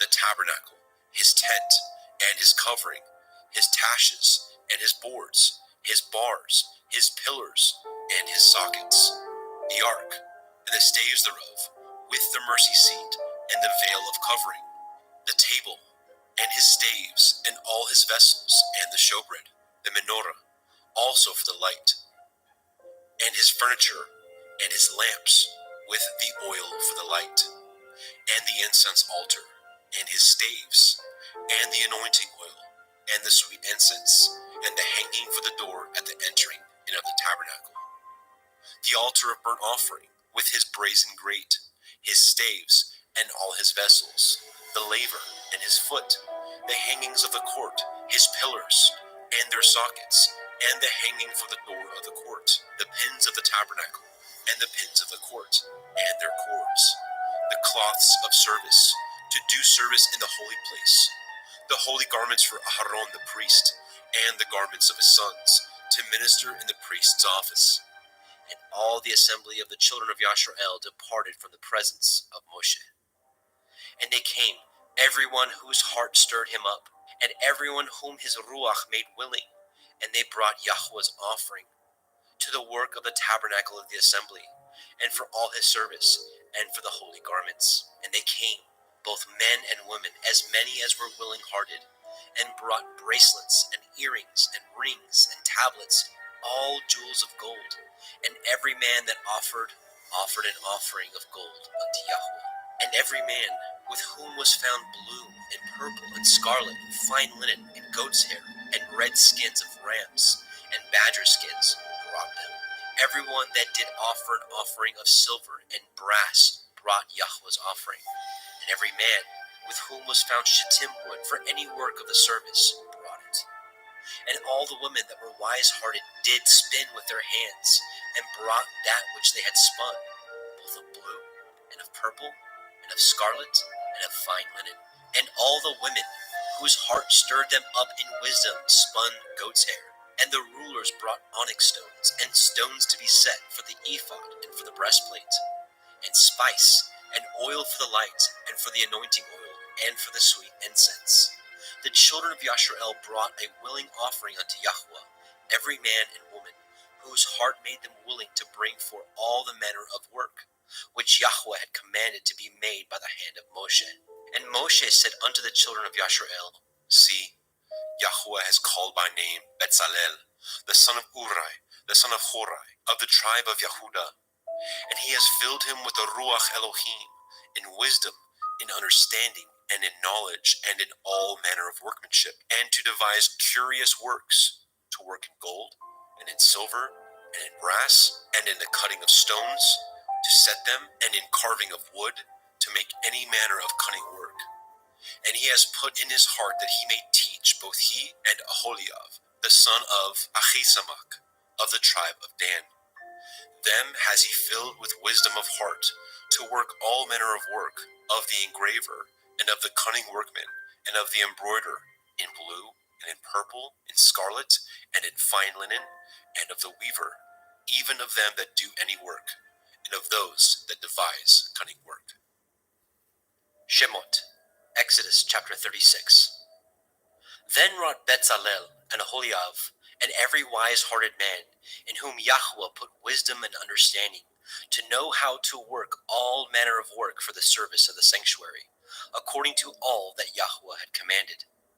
And Moshe called Bezalel and Aholiab, and every wise-hearted man, in whose heart Yahweh had put wisdom, even everyone whose heart stirred him up to come unto the work to do it. And they received of Moshe all the offering, which the children of Yashrael had wrought for the work of the service of the sanctuary, to make it withal. And they brought yet unto him free offerings every morning. And all the wise men that wrought all the work of the sanctuary came every man from his work which they had made. And they spoke unto Moshe, saying, The people bring much more than enough for the service of the work which Yahweh commanded to make. And Moshe gave commandment, and they caused it to be proclaimed throughout the camp, saying, Let neither man nor woman make any more work for the offering of the sanctuary. So the people were restrained from bringing, for the stuff they had was sufficient for all the work to make it, and too much. And every wise-hearted man among them that wrought the work of the tabernacle made 10 curtains of fine twined linen, and blue, and purple, and scarlet. With cherubim of cunning work made he them. The length of one curtain was 28 cubits, and the breadth of one curtain 4 cubits. The curtains were all of one size. And he coupled the 5 curtains one unto another, and the other 5 curtains he coupled one unto another. And he made loops of blue on the edge of one curtain from the selvage in the coupling. Likewise, he made in the uttermost side of another curtain in the coupling of the second. 50 loops made he in one curtain, and 50 loops made he in the edge of the curtain which was in the coupling of the second. The loops held one curtain to another. He made 50 taches of gold, and coupled the curtains one unto another with the taches. So it became one tabernacle. And he made curtains of goat's hair for the tent over the tabernacle. 11 curtains he made them. The length of one curtain was 30 cubits, and 4 cubits was the breadth of one curtain. 11 curtains were of one size. And he coupled the 5 curtains by themselves, and 6 curtains by themselves. And he made 50 loops upon the uttermost edge of the curtain in the coupling, and 50 loops made he upon the edge of the curtain which couples the second. And he made 50 taches of brass to couple the tent together, that it might be one. And he made a covering for the tent of ram skins dyed red, and a covering of badger skins above that. And he made the boards for the tabernacle of shittim wood, standing up. The length of a board was 10 cubits, and the breadth of a board 1 cubit and a half. One board had 2 tenons, equally distant one from another. Thus did he make for all the boards of the tabernacle. And he made the boards for the tabernacle, 20 boards for the south side, southward. And 40 sockets of silver he made under the 20 boards, 2 sockets under one board for his 2 tenons, and 2 sockets under another board for his 2 tenons. And for the other side of the tabernacle, which is toward the north corner, he made 20 boards, and there 40 sockets of silver, 2 sockets under one board, and 2 sockets under another board. And for the sides of the tabernacle westward, he made 6 boards. And 2 boards made he for the corners of the tabernacle and the 2 sides. And they were coupled beneath, and coupled together at the head thereof, to one ring. Thus he did to both of them in both of the corners. And there were 8 boards, and their sockets were 16 sockets of silver, and under every board 2 sockets. And he made bars of shittim wood, 5 for the boards of the one side of the tabernacle, and 5 bars for the boards of the other side of the tabernacle, and 5 bars for the boards of the tabernacle for the sides westward. And he made the middle bar to shoot through the boards from the one end to the other. And he overlaid the boards with gold, and made their rings of gold, to be places for the bars, and overlaid the bars with gold. And he made a veil of blue, and purple, and scarlet, and fine twined linen. With cherubim he made it of cunning work. And he made thereunto 4 pillars of shittim wood, and overlaid them with gold. Their hooks were of gold. And he cast for them 4 sockets of silver. And he made a hanging for the tabernacle door of blue, and purple, and scarlet, and fine twined linen of needlework. And the 5 pillars of it, their hooks, and he overlaid their chapiters and their fillets with gold. But their 5 sockets were of brass. Shemot, Exodus chapter 37. And Bezalel made the ark of shittim wood. 2 cubits and a half was the length of it, and a cubit and a half the breadth of it, and a cubit and a half the height of it. And he overlaid it with pure gold, within and without, and made a crown of gold to it round about. And he cast for it 4 rings of gold, to be set by the 4 corners of it, even 2 rings upon the one side of it, and 2 rings upon the other side of it. And he made staves of shittim wood, and overlaid them with gold. And he put the staves into the rings by the sides of the ark, to bear the ark. And he made the mercy seat of pure gold. 2 cubits and a half was the length thereof, and 1 cubit and a half the breadth thereof. And he made 2 cherubim of gold, beaten out of one piece made he them, on the 2 ends of the mercy seat. 1 cherub on the end of this side, and another cherub on the other end of that side. Out of the mercy seat made he the cherubim on the 2 ends thereof. And the cherubim spread out their wings on high, and covered with their wings over the mercy seat, with their faces one to another, even to the mercy seatward were the faces of the cherubim. And he made the table of shittim wood. 2 cubits was the length thereof, and a cubit the breadth thereof, and a cubit and a half the height thereof. And he overlaid it with pure gold, and made thereunto a crown of gold round about. Also he made thereunto a border of a handbreadth round about, and made a crown of gold for the border thereof round about. And he cast for it 4 rings of gold, and put the rings upon the 4 corners that were in the 4 feet thereof. Over against the border were the rings, the places for the staves to bear the table. And he made the staves of shittim wood, and overlaid them with gold, to bear the table. And he made the vessels which were upon the table, his dishes, and his spoons, and his bowls, and his covers to cover withal of pure gold. And he made the menorah of pure gold, of beaten work he made the menorah, his shaft, and his branch, his bowls, his knops, and his flowers were of the same. And 6 branches going out of the sides thereof, 3 branches of the menorah out of the one side thereof, and 3 branches of the menorah out of the other side thereof. 3 bowls made after the fashion of almonds in one branch, a knop and a flower, and 3 bowls made like almonds in another branch, a knop and a flower. So throughout the 6 branches going out of the menorah. And in the menorah were 4 bowls made like almonds, his knops and his flowers, and a knop under 2 branches of the same, and a knop under 2 branches of the same, and a knop under 2 branches of the same, according to the 6 branches going out of it. Their knops and their branches were of the same. All of it was one beaten work of pure gold. And he made his 7 lamps, and his snuffers, and his snuff dishes of pure gold. Of a talent of pure gold made he it, and all the vessels thereof. And he made the incense altar of shittim wood. The length of it was a cubit, and the breadth of it a cubit. It was 4 square. 2 cubits was the height of it. The horns thereof were of the same. And he overlaid it with pure gold, both the top of it and the sides thereof round about. And the horns of it also he made unto it a crown of gold round about. And he made 2 rings of gold for it under the crown thereof, by the 2 corners of it, upon the 2 sides thereof, to be places for the staves to bear it withal. And he made the staves of shittim wood, and overlaid them with gold. And he made the holy anointing oil, and the pure incense of sweet spices, according to the work of the apothecary.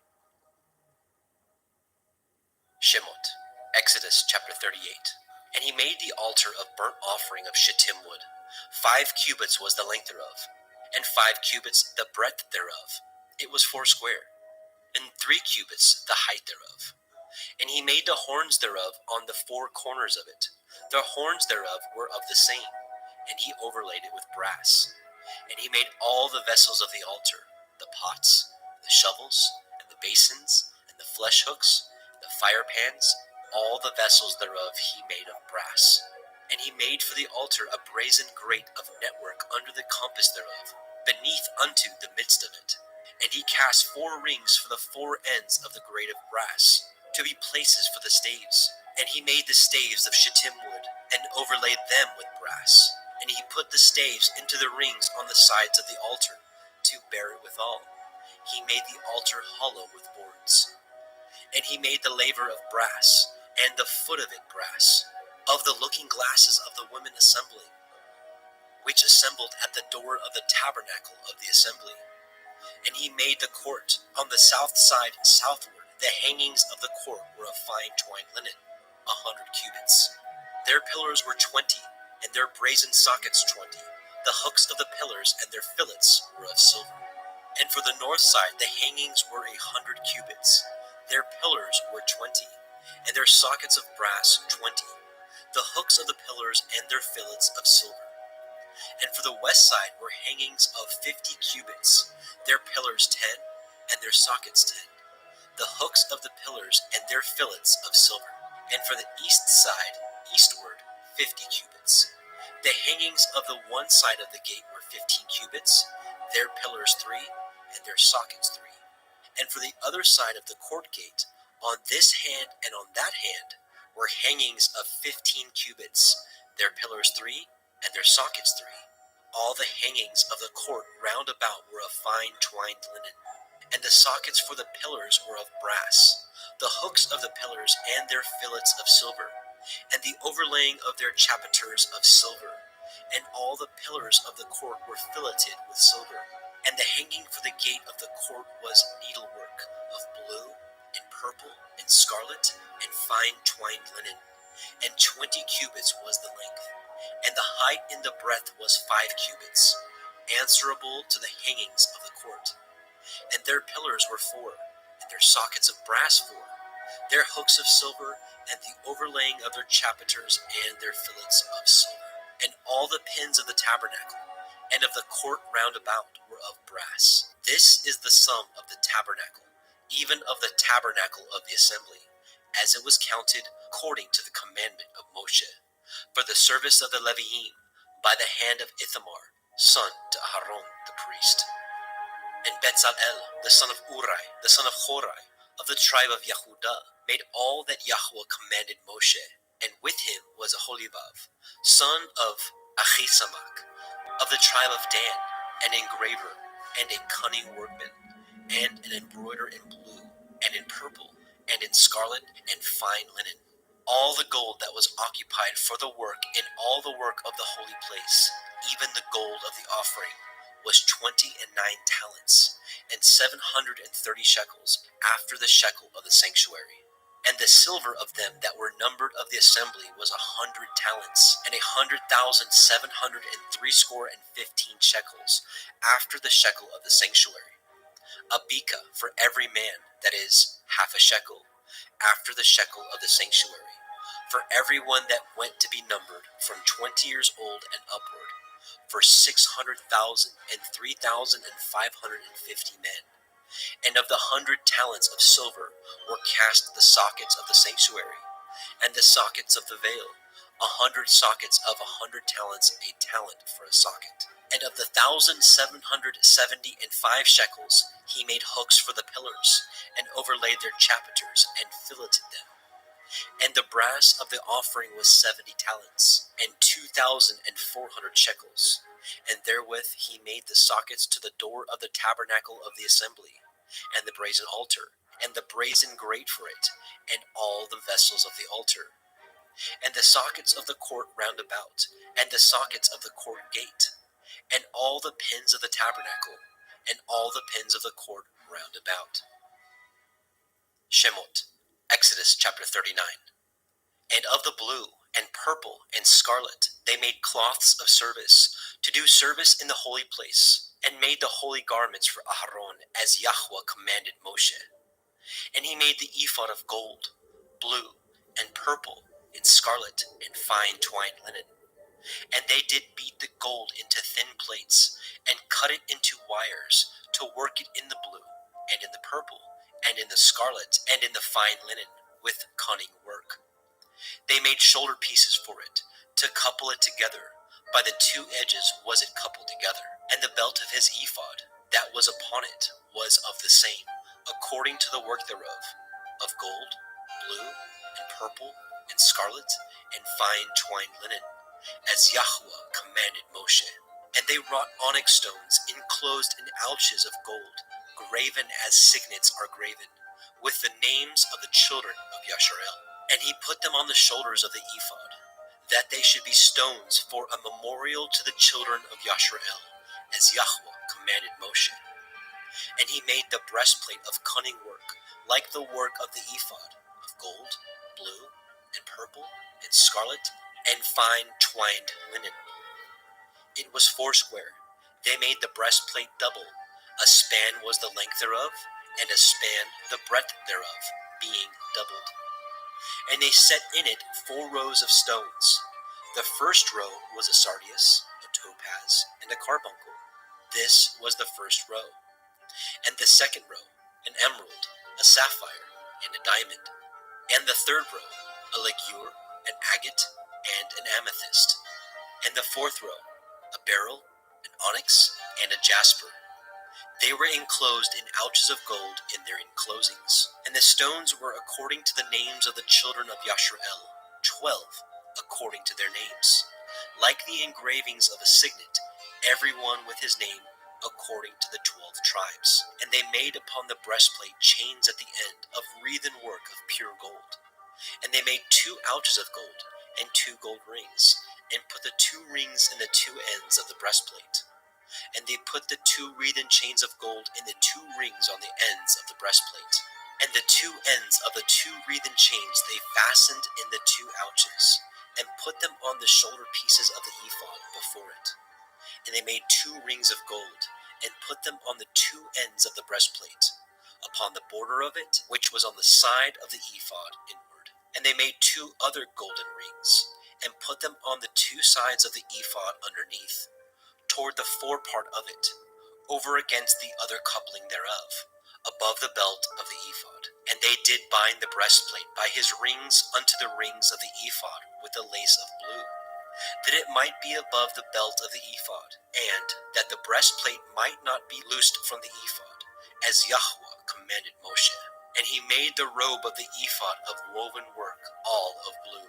And there was a hole in the midst of the robe, as the hole of a habergeon, with a band round about the hole, that it should not rend. And they made upon the hems of the robe pomegranates of blue, and purple, and scarlet, and twined linen.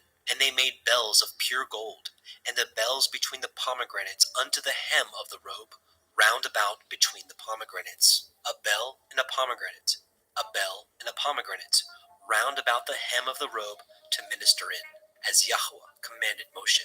And they made coats of fine linen of woven work for Aharon, and for his sons, and a turban of fine linen, and goodly bonnets of fine linen, and linen breeches of fine twined linen, and a belt of fine twined linen, and blue, and purple, and scarlet of needlework, as Yahweh commanded Moshe. And they made the plate of the holy crown of pure gold, and wrote it upon a writing, like the engravings of a signet, Kodesh el Yahweh. And they tied it unto a lace of blue, to fasten it on high upon the turban, as Yahweh commanded Moshe.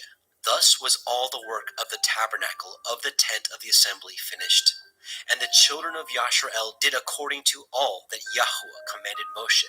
So did they. And they brought the tabernacle unto El Moshe, the tent, and all his furniture, his taches, his boards, his bars, and his pillars, and his sockets, and the covering of ram skins dyed red, and the covering of badger skins, and the veil of the covering, the ark of the testimony, and the staves thereof, and the mercy seat, the table, and all the vessels thereof, and the showbread, the pure menorah, with the lamps thereof, even with the lamps to be set in order, and all the vessels thereof, and the oil for light, and the golden altar, the anointing oil, and the sweet incense, and the hanging for the tabernacle door, the brazen altar, his grate of brass, his staves, and all his vessels, the laver, and his foot, the hangings of the court, his pillars, his sockets, and the hanging for the court gate, his cords, and his pins, and all the vessels of the service of the tabernacle, for the tent of the assembly, the cloths of service to do service in the holy place, and the holy garments for Aharon the priest, and for his son's garments to minister in the priest's office, according to all that Yahweh commanded Moshe. So the children of Yashrael made all the work. And Moshe did look upon all the work, and behold, they had done it as Yahweh had commanded. Even so had they done it, and Moshe blessed them. Shemot, Exodus chapter 40. And Yahweh spoke unto Moshe, saying, On the first day of the first month shall you set up the tabernacle of the tent of the assembly, and you shall put therein the ark of the testimony, and cover the ark with the veil. And you shall bring the table, and set in order the things that are to be set in order upon it. You shall bring the menorah, and light the lamps thereof. And you shall set the altar of gold for the incense before the ark of the testimony, and put the hangings of the door to the tabernacle.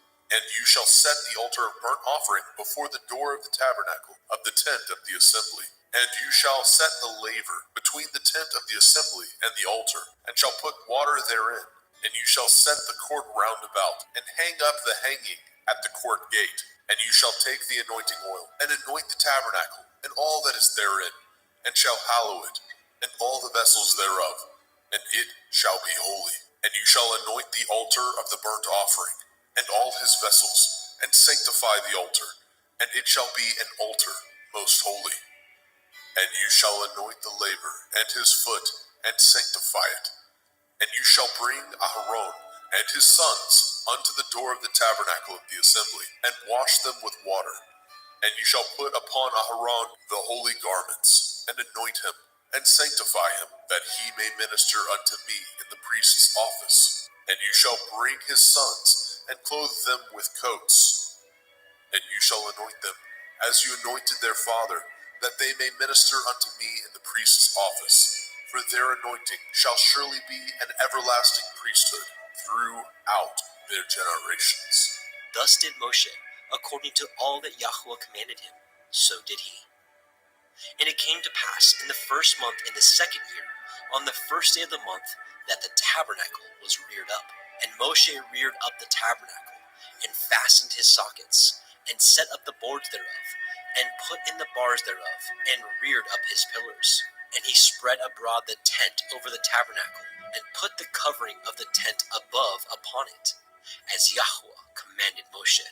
And he took and put the testimony into the ark, and set the staves on the ark, and put the mercy seat above upon the ark.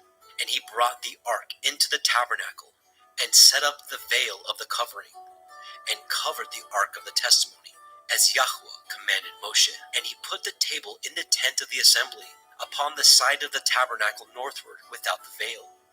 And he set the bread in order upon it before Yahweh, as Yahweh commanded Moshe. And he put the menorah in the tent of the assembly, over against the table, on the side of the tabernacle southward.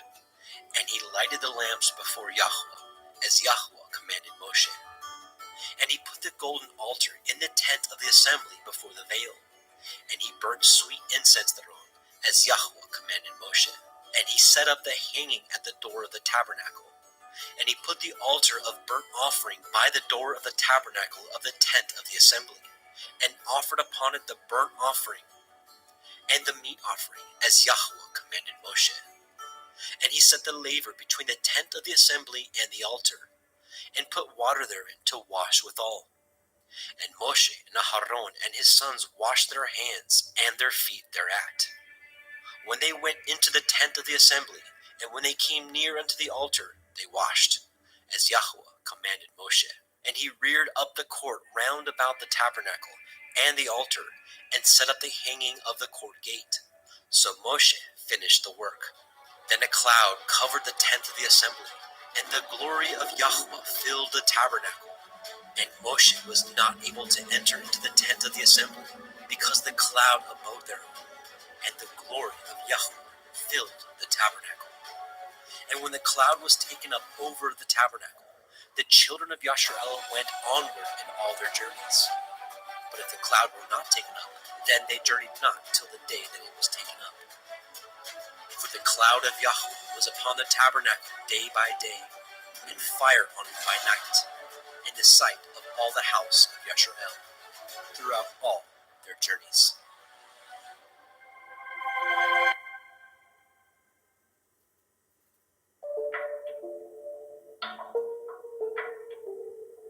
We could have been born at any time in history, and the Most High Yahweh chose for us to be here and now, a time when knowledge has increased and many go to and fro.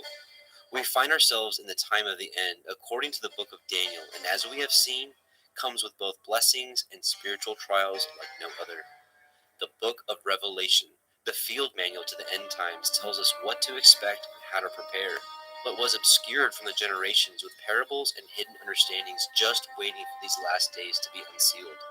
While we may also not get everything right, we will be leaning on the spirit of truth of the Most High Yahuwah Sebaoth in the name of Yahushua HaMashiach to reveal to us the proper understanding. For who knows if you have come to the kingdom for such a time as this.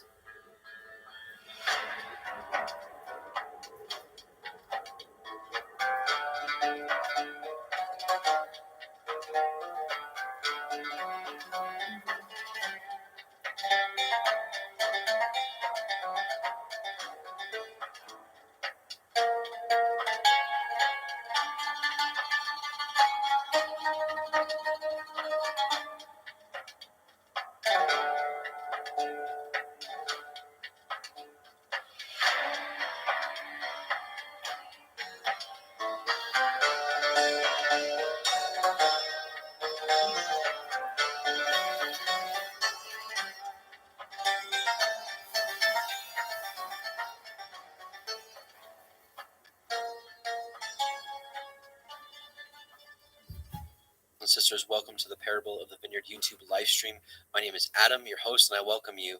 Brothers and sisters, welcome to what may be one of the most important line-by-line studies we have done on Parable of the Vineyard. The book of Revelation has truly been veiled over the centuries, and I do believe that Yahweh has begun to unseal it over the past few years. Now, with that being said, let it be known that I am merely a student of the Word and have felt led to share the little bit of wisdom that Yahweh may have bestowed upon me, which means that I will not get everything right. This study, I ask you to test everything, and honestly, with all studies for that matter, and with all studies out there. This study will be so in depth that even the new believer will be able to understand it, and likewise, the learned disciple will also be able to glean new information. Some concepts shared during the study may give you confirmations to understandings you may already have, and some may be new to you. Either way, take all matters to Yahweh in prayer, and he will guide you, as it must be known that 1 John 2:27 says, "The anointing which you have received of him abides in you, and you need not that any man teach you, but as the same anointing teaches you of all things, and is truth, and is no lie, and even as it has taught you, you shall abide in him." Again, 1 John 2:27. And one more verse to start this out. Matthew 23:8 says, "But be ye not called rabbi," which means teacher, right, or master, "for one is your master, even Mashiach, and all you are brethren." So let that be known that Messiah is the teacher, the Ruach HaKodesh is the teacher. We're just study partners together. So before we get started, let's do a quick prayer and supplicate to Yahweh. Let's bow our hearts. Heavenly Father, Yahweh, in Yahusha's name we come before you. We thank you first and foremost for Messiah Yahusha, because we know, as the scripture says, that no one can come to you but by belief in Messiah. So we thank you for his blood that has washed us from our sins. We ask you to continue to cultivate in our heart fruit that you've always been looking for from us, obedience to your ways. We just pray that you open our eyes and ears to the understanding tonight, to understanding of your word tonight. And we just pray that you continue to strengthen us as the world gets darker and darker. We pray that your light shines through us, that we can be a witness of your majesty. We bless you in Yahusha's name. Amen.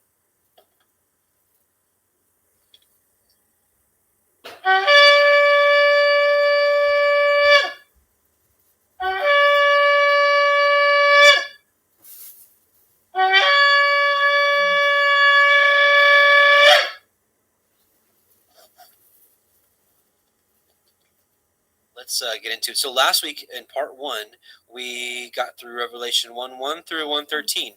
Hopefully hopefully it was beneficial to you. If you're just watching this and you haven't seen part 1, I would recommend watching part 1 first, but definitely not needed because you can pick back up at any time. So I want to address a few things. Many of you actually had questions regarding the 2 witnesses, and please keep the questions and rebuttals coming, because when we get to Revelation chapter 11, we're going to do an even deeper study on the 2 witnesses, and I'm going to do my best to answer every question, as I know that this is a sensitive topic to many, just like the 144,000. These are studies that people really dig their heels in once they kind of make their mind up. So, which I don't blame you. I don't. We all kind of tend to do that. But I definitely want to keep this study as open and transparent and as close to scriptures as possible, without reaching, without making assumptions, those type of things. But I do want to answer a few quick questions that came up. Now, a lot of you are really sticking to it's 2 physical men coming here, breathing fire on everybody like a dragon, and that kind of stuff. And that may be the case. I will address the Enoch Elijah or Moses Elijah theory real quick. Think about this. What if it's like kind of a dual understanding? And by the way, I am addressing what we talked about last week. For those of you that may just be stumbling upon this live or as recording, we talked a lot about the 2 witnesses. But what if it's not just 2 physical men? What if it's the spirit of Elijah and the spirit of Enoch, or the spirit of Moses and the spirit of Elijah, whatever you kind of hold to? Because it's kind of reminds me a little bit of what we saw with John the Baptist. And let me pull up a little scripture if you don't mind. And let's get this study started. So in Malachi 4:4-6, it says, "Remember ye the Torah of Moshe, my servant, which I command." The Hebrew word here for law is Torah. "Remember ye the Torah of Moshe, my servant, which I commanded unto him in Horeb," which is Mount Sinai, "for all Israel with the statutes and judgments. Behold, I will send you Elijah the prophet before the coming of the great and dreadful day of Yahuwah, and he shall turn the heart of the fathers to the children, and the heart of the children to their fathers, lest I come and smite the earth with a curse." All right, so this is what was kind of left out there, hanging out there before Messiah Yahushua came. So let's see what Messiah said about this. Matthew 17:10-13 says, "And his disciples asked him, saying, Why then say the scribes that Elias," which is Elijah, "must first come? And Yahushua answered and said unto him, Elias truly shall first come and restore all things. But I say unto you that Elias is come already. And they knew him not, but have done unto him whatsoever they listed. Likewise shall also the Son of Man suffer of them. Then the disciples understood that he spake unto them of John the Baptist," Yehochanan the Baptist, the immerser. So what we're seeing here is it wasn't physically Elijah coming back, the first fulfillment of it. It was his spirit. The spirit of Elijah was in John the Baptist. And so I say to you, we know that history repeats itself. And honestly, we're starting to see a lot of things that happened 2,000 years ago is happening now. You have you had Messiah come on the scene 2,000 years ago, rebuking at that time modern day traditions of men that made of no effect the commandments of Yahuwah, and he came to teach. I think he's sending that spirit again, and we're learning. We're coming back to Torah. We're coming back to his covenant, and people are rejecting it. People are still clinging to their doctrines of men and whatnot. And I think that a lot of us, which my conclusion last week was that Israel, his 2 houses, the house of Ephraim and the house of Judah, are his 2 witnesses. It's the 2 candlesticks, as we saw in Zechariah 4. We had the 2 olive branches pouring out oil into the candlestick, which it's interesting that that came up in last week's Torah portion and this week. Specifically, this week it talks about in Exodus 28 talks about how the children of Israel are to bring oil for the lamp, for the light to burn continually. And we know through Solomon, in the wisdom of Solomon in Proverbs, it's Proverbs 6:23. It says that the Torah is light, right? The commandment is a lamp, and the Torah is light. And we know that the commandment was for the light to burn continually. So my point being is, I really do believe that he's raising up his remnant. He's raising up his witnesses, and we're starting to share what he's given to us. And so I think he may be endowing us with the spirit of Enoch, the spirit of Elijah. let's talk about the spirit of Elijah really quickly and kind of what that may look like. We saw with John the Baptist, right? I mean, he was reproving the people. He's like, turn them back, repent, bring forth fruits worthy of repentance. What's the fruit has always been? The fruit has always been, if you don't mind here, those of you that are familiar with this or are regulars here, you're very familiar with Psalm 1:1-3. Blessed is the man that walketh not in the counsel of the ungodly, nor standeth in the way of sinners, nor sitteth in the seat of the scornful, but his delight is in the Torah of Yahweh, and in his Torah doth he meditate day and night. And he, so the person that delights in the Torah and meditates on it, he shall be like a tree planted by the rivers of water that bringeth forth his fruit in his season. His leaf also shall not wither, and whatsoever he doeth shall prosper. That's the fruit that Yahweh's always been seeking from us. We're his planting, we're his creation. Just like when he creates a tomato plant, he expects that tomato plant to bring forth a tomato. He plants the olive tree, he expects the olive tree to bring forth its olives. What is man supposed to bring forth? This, obedience to his ways. That's what it's always been about. So let's talk about the spirit of Elijah really quickly. We're going to turn to Jubilees chapter 23, Yovelim chapter 23. For those of you that may be unfamiliar with this was found in the Dead Sea Scroll finding. They found 15 copies of this book in Hebrew intact that was preserved. All right, so I want to read verses 16, 19, and 26, and I think this explains the spirit of Elijah. And in that generation, this is the end time generation, in which I believe we are in, and in that generation, the sons shall convict their fathers and their elders of sin and unrighteousness, and of the words of their mouth, and the great wickedness which they perpetrate, and concerning their forsaking the covenant which Yahweh made between them and him, that they should observe and do all his commandments and his ordinances and his laws without departing either to the right hand or to the left. Okay, this is part one. Part two, and they shall strive one with another. Now, I will say that Paul has given us a better way of doing this, to be patient, to be meek, to be kind, to be humble, to be long-suffering, to be apt to teach. That's 2 Timothy 2, I think 19 through 24 or something like that. And they shall strive one with another, the young with the old, and the old with the young, the poor with the rich, the lowly with the great, the beggar with the prince, on account of the Torah and the covenant, for they have forgotten commandment and covenant and feasts and months and Sabbaths and jubilees and all judgments, right? And this is what's happening this generation. It's coming back. And I believe the spirit of Elijah is doing the very same thing that we saw in Malachi, right? Let me bring that up again real quick. And I'll send you Elijah, right? And he shall turn the heart of the fathers to the children, and the heart of the children to their fathers, lest I come and smite the earth with a curse. And again, what does that come back to right here? Remembering the Torah of Moshe. That's what it's been all about.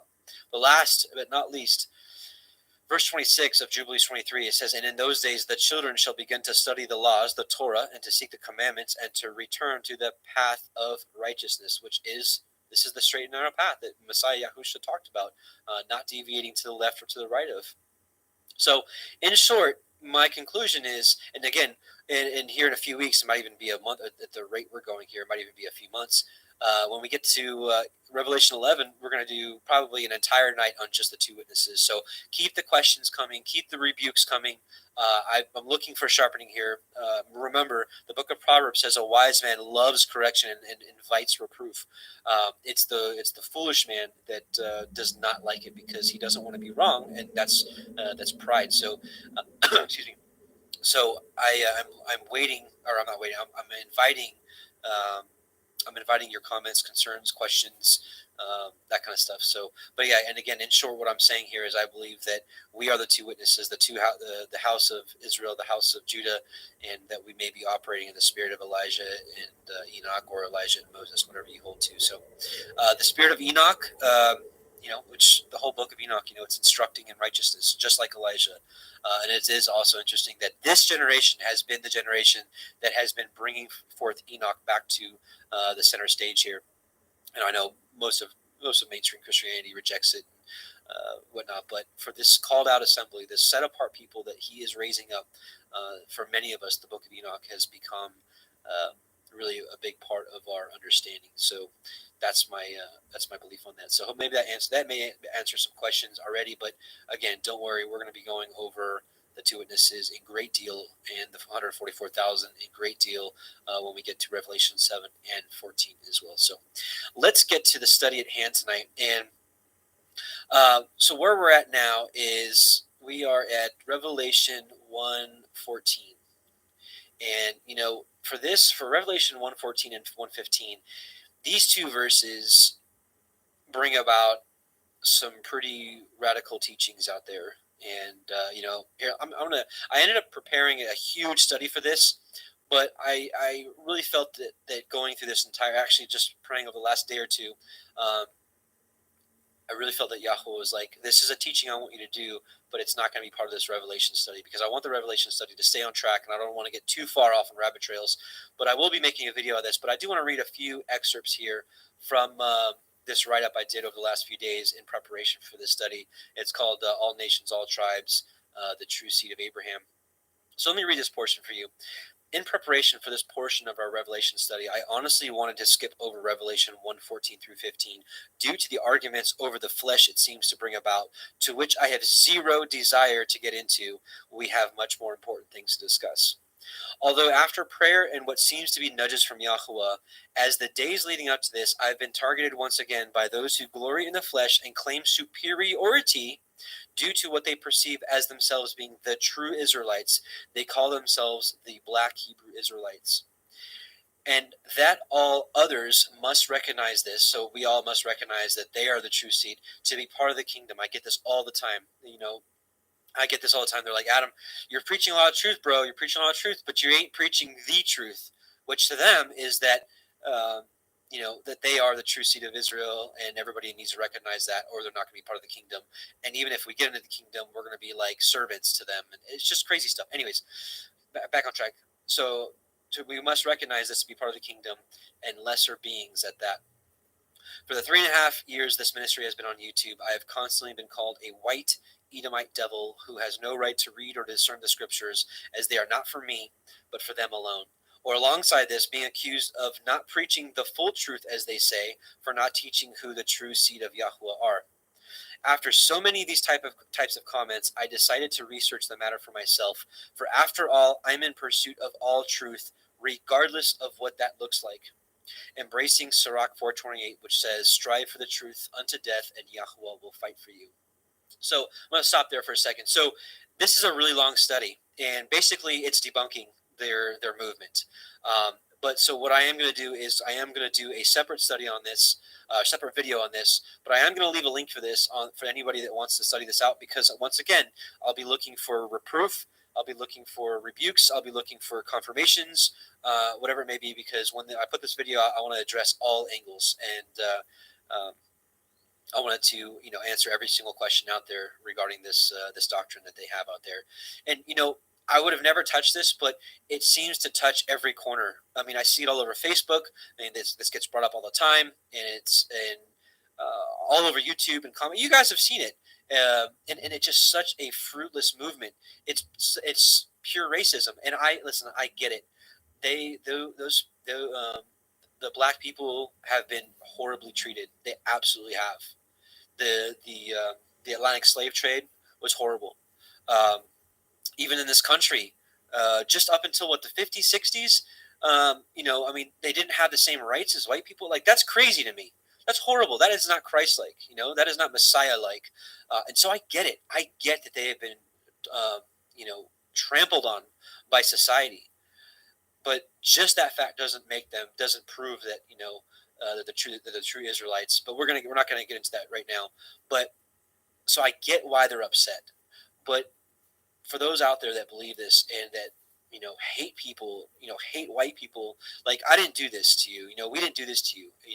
It was generations beforehand. But don't turn around and make the same mistakes that they did. We're supposed to be ambassadors for Messiah. How can we be ambassadors for Messiah if you're going around and telling people that they're inferior to you because of skin color? So you're making the same mistakes that other generations have. So we know that Messiah said, no longer is it eye for an eye, tooth for a tooth, but do good to them, right? Even do good. If you think that we're your enemies, you're still supposed to love us, right? So anyways, so I'm not going to go through this whole study. I am going to leave a link for this if you want to study it for yourself, but I am going to be making a video on this in the coming weeks. But I am going to at least go through the part here that talks about Revelation 1:14 and 1:15 that brings about so much strife. So first, it should be made clear that it does not matter to me what skin color we are. We are the true seed by faith in Messiah Yahusha. Beware of anyone who teaches superiority based off skin color or being the true seed because of their race. My goal for this study is not to glory in the flesh, but to free those who are held captive by this belief. Yes, they are held captive by this belief because it's a glory in the flesh. It's not. This is not from the Ruach. That there is something to boast about in our racial genealogy. Let's review the scriptures, as with these three short passages I'll include will clearly state that the grace and salvation of Yahuwah through Yahusha is free to all men and women who believe, and that this shouldn't even be a topic of discussion. Nevertheless, here we are. And this is not even complete. There's probably 40 verses I could have included here, but I'm just including three sections. Galatians 3:28 through 29 says, there is neither Jew nor Greek, which I would interpret as Gentile. There is neither bond nor free. There is neither male nor female, for you are all one in Messiah Yahusha. And if you be messiahs, then are you Abraham's seed and heirs according to the promise. This right here is the true seed of Israel. Don't let anybody fool you. This is Revelation 7:9. This is a picture of the multitudes saved out of tribulation. After this I beheld, and lo, a great multitude, which no man could number, of all nations and kindreds and peoples and tongues, stood before the throne and before the Lamb, clothed with white robes and palms in their hands. Here it is right here, right? All nations, kindreds, peoples, tongues. This is all races, all of them. White, black, red, yellow, whatever. Acts 10:34 through 36. Then Peter opened his mouth and said, of a truth I perceive that Elohim is no respecter of persons, but in every nation he that feareth him and worketh righteousness is accepted with him. The word which Elohim sent unto the children of Israel, preaching peace by Yahushua HaMashiach, for he is Adonai of all. Amen and hallelujah for the real truth of the real seed, which are those by faith in Messiah and keep his commandments. That's it. That's it. So I'm going to skip all this here. We're going to do another study on that at another time. But I do want to address the conclusion again. So my conclusion remains: skin color should be of no importance to us, nor cause quarrels within the body of Messiah, recognizing the true seed are those who believe in Yahusha, the word and begotten of Yahuwah, and keep his commandments, not a particular skin color or race. When you read opposing comments to this discussion, discern the spirit they carry and the fruits they bear, as this will be the most telling sign as to who is holding the truth. Blessings in Yahusha's name. And I look forward to seeing you all in the great gathering in marriage supper of the Lamb. And actually, excuse me, I forgot to actually go over what is written in Revelation 1:14-15. So what do the scriptures say regarding skin color? Before we go here, I need to reiterate that I despise having to do this. But again, there is a large group of people claiming the heritage of the biblical Israelites based off their skin color. So as with all false doctrine, we must expose it by sharing the truth. And in his infinite wisdom, Yahuwah thought it meet to express the color of his people and his son, Yahushua HaMashiach, through the scripture. So, Yahusha, Revelation 1:14 says, his head and his hairs were white like wool, as white as snow, and his eyes were as a flame of fire. Now, interestingly enough, this movement that I'm talking about actually uses this verse to say that they're the true race. But it says right here, right, his head and his hairs. Well, actually, let me read it here. So notice it emphasizes the color twice. It does not say his hair was the texture of wool, but the color. Then continues to reinforce his complexion being white as snow. Backing up to the beginning of that verse, it says his head was also white alongside his hair. What do we do with that? Other than take it at face value, have we not learned our lesson with biblical earth, i.e. pillars, immovable or unmovable, the compass upon the face of the deep, etc., etc.? Then Revelation 1:15, it says, and his feet like unto fine brass, as if they burn in a furnace. So let's look at the Greek word used for fine brass. It's chalk. Kalkolebanon. All right. So it's a root word, or the root word here, in the implied mean of whiteness or brilliancy. The KJV translated as fine brass twice, and it says some metal like of gold, if not more precious. So let's just read this here. Neuter of a compound of G, such and such and such and such, in the implied mean of whiteness or brilliancy, burnished copper, an alloy of copper or gold, and silver having a brilliant luster, fine brass. Okay, so that's the best description of what he was actually looking at. So again, this is here. This is what we just read. So skipping here, let's look at what fine brass looks like. Oops. Let's go to here.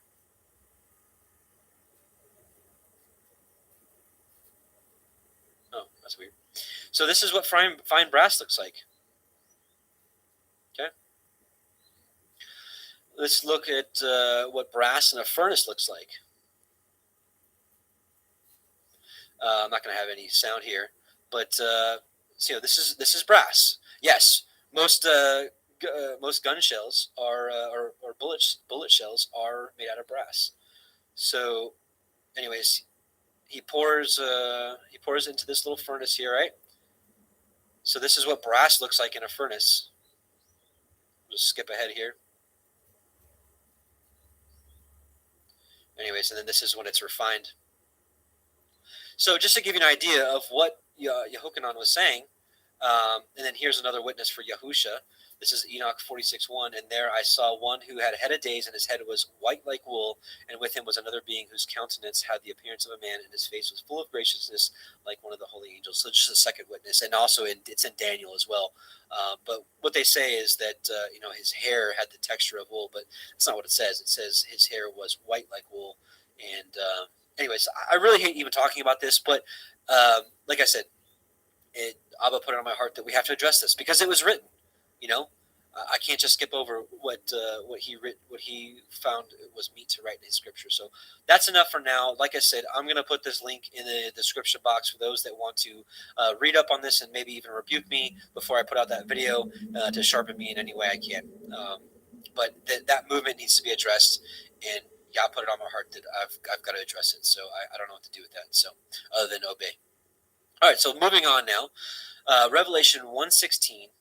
And he had in his right hand 7 stars, and out of his mouth went a sharp 2-edged sword, which we're going to read that here in Yeshayah here in a second. And his countenance was white as the sun shines in his strength. Yeah, his countenance was as the sun shines in his strength. Amen. So let's actually, my goodness, I'm all over the place here. I forgot to address the second part of Revelation 1:15, and his voice as the sound of many waters. There's actually lots of different scriptures we can pull up about this, but I actually want to pull up a vision that included this section right here. So we're going to take a look at 2 Ezra chapter 6 verses 1 through 28, and this is going to have a little section in here about the sound of many waters. So. And he said to me, at the beginning of the circle of the earth, before the portals of the world were in place, and before the assembled winds blew. And by the way, it is interesting, right? The circle of the earth, just like we see in Yeshayah, in Isaiah 40:22. It reminds me of the compass set upon the face of the deep, right? A circle does not mean a ball. And in Isaiah 22, he actually says the word gadur, which is ball. And so he could have said that in Isaiah, but he didn't. He said circle. Anyways. And before the rumblings of the thunder sounded, and before the flashes of lightning shone, and before the foundations of paradise were laid, and before the beautiful flowers were seen, and before the powers of movement were established, and before the innumerable hosts of angels were gathered together, and before the heights of the air were lifted up, and before the measures of the firmaments were named, and before the footstool of Zion was established, and before the present years were reckoned, and before the imaginations of those who now sin were estranged, and before those who stored up treasures of faith were sealed, then I planted these things, and they were made through me and not through another, just as the end shall come through me and not through another. And I answered, this is Ezra speaking, right, to the angel Uriel, and I answered and said, what will be the dividing of times, or when will be the end of the first age and the beginning of the age that follows? And he said to me, from Abraham to Yitzchak, because from him were born Yaakov and Esau. For Jacob's hand held Esau's heel from the beginning. For Esau is the end of this age, and Jacob is the beginning of the age that follows. For the beginning of a man is his hand, and the end of the man is his heel. Between the heel and the hand, seek for nothing else, Ezra. It is interesting that right now, technically, Esau is ruling this earth in the physical sense. With the Rothschilds, the royal families, the DuPonts, the Rockefellers. These are all Esau.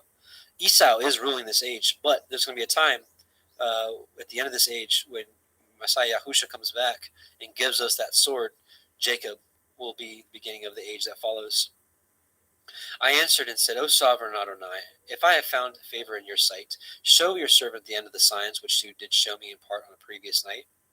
He answered and said to me, Rise to your feet, and you will hear a full resounding voice. And if the place where you are standing is greatly shaken, while the voice is speaking, do not be terrified, because the word concerns the end, and the foundations of the earth will understand that the speech concerns them, right? The foundations of the earth, right? Just like a house is built, it has foundations it's set upon. They will tremble and be shaken, for they know that their end must be changed. When I heard this, I rose to my feet and listened, and behold, a voice was speaking, and its sound was like the sound of many waters. So what we just saw, right? And his voice, the sound of many waters. This is Messiah Yahusha speaking to Ezra. And it said, Behold, the days are coming, and it shall be that when I draw near to visit the inhabitants of the earth, and when I require from the doers of iniquity the penalty of their iniquity, right? Iniquity is lawlessness.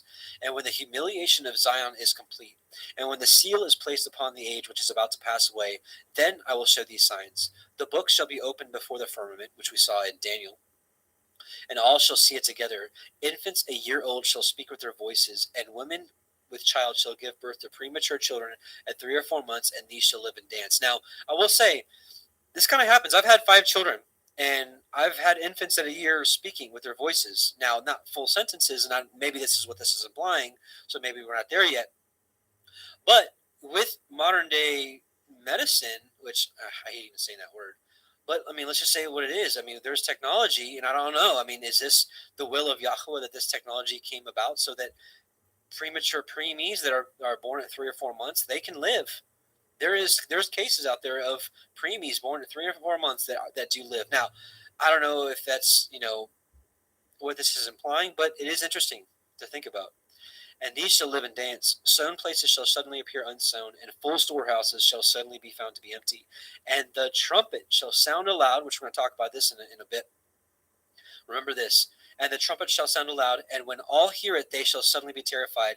At that time, friends shall make war on friends like enemies, and the earth and all those who inhabit it shall be terrified, and the springs of the fountains shall stand still, so that for 3 hours they shall not flow. This is hard for me to understand exactly what's going on here, just being honest. And it shall be that whoever remains after that I have foretold you shall himself be saved. Right, so there's going to be an end times remnant that lasts till the end, and shall see my salvation at the end of my world, and they shall see the men, so a different group, who were taken up, who from their birth have not tasted death, and the heart of the earth's inhabitants shall be changed and converted to a different spirit. For evil shall be blotted out, and deceit shall be quenched. Faithfulness shall flourish, and corruption shall be overcome. And the truth, the Torah, which has been so long without fruit, we talked about this earlier, shall be revealed, which this is happening now. So it is interesting how all this is going on. But remember this trumpet. I think we're going to go over this a little bit later on today, if I have this right. Oh, you know what? I didn't save that. Let's pull it up now. It's what is it? If I remember correctly, it was Joel 2.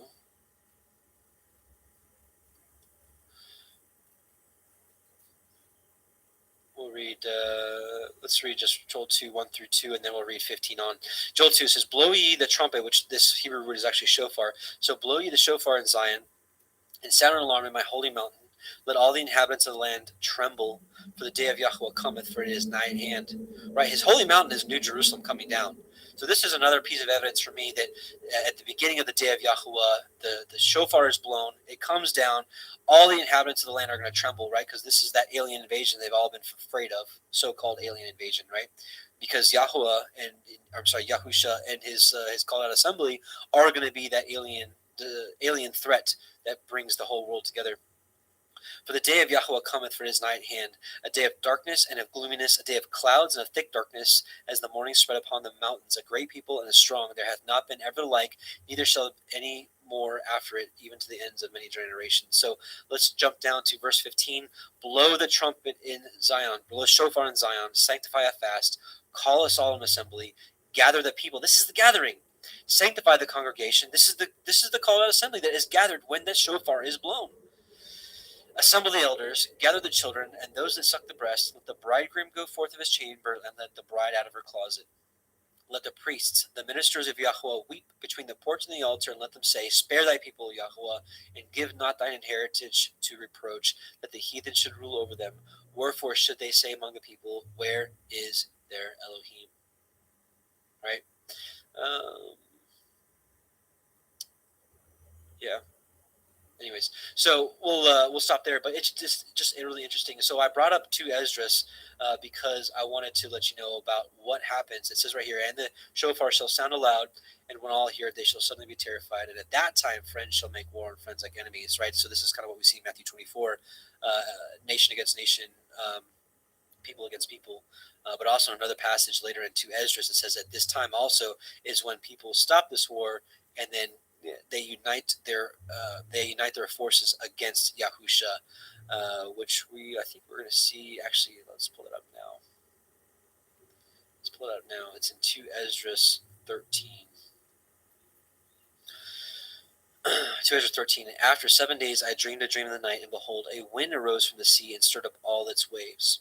And I looked, and behold, this wind made something like the figure of a man come up out of the heart of the sea. And I looked, and behold, that man flew with the clouds of heaven. For those of you that did watch part 1, we did a huge rabbit trail on who the clouds of heaven are.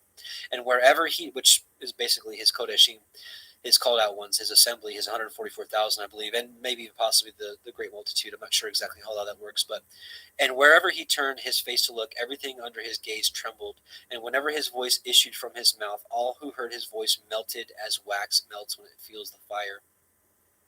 After this I looked, and behold, an innumerable multitude of men were gathered together from the 4 winds of heaven to make war against the man who came up out of the sea.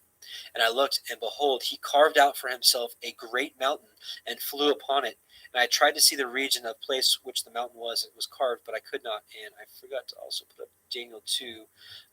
Daniel 2, I think it's 34 through 35, but I'll put 36. Oops. So maybe wrong. Oh. Yeah, here we go. Thou sawest till that stone was cut without hands. So backing up, I know I'm jumping all over the place. Hopefully you can follow me here. This is the dream that Nebuchadnezzar was given, and Daniel interpreted that giant statue that had the head of gold, the chest and arms of silver, the waist and thighs of bronze or brass, and then the feet and the legs of iron and the feet of iron mixed with clay. And then at the end of those kingdoms, the stone that was cut without hands came and broke all these to pieces. And we're going to see what that is. Thou sawest till that stone was cut without hands. Right? And I looked, and behold, he carved out for himself a great mountain. He carved it out, right? So cut without human hands, which smote the image upon his feet that were of iron and clay, and brake them into pieces. Then was the iron, the clay, the brass, the silver, and the gold broken to pieces together, and became like the chaff of the summer threshing floors. And the wind carried them away, that no place was found for them. And the stone that smote the image became a great mountain.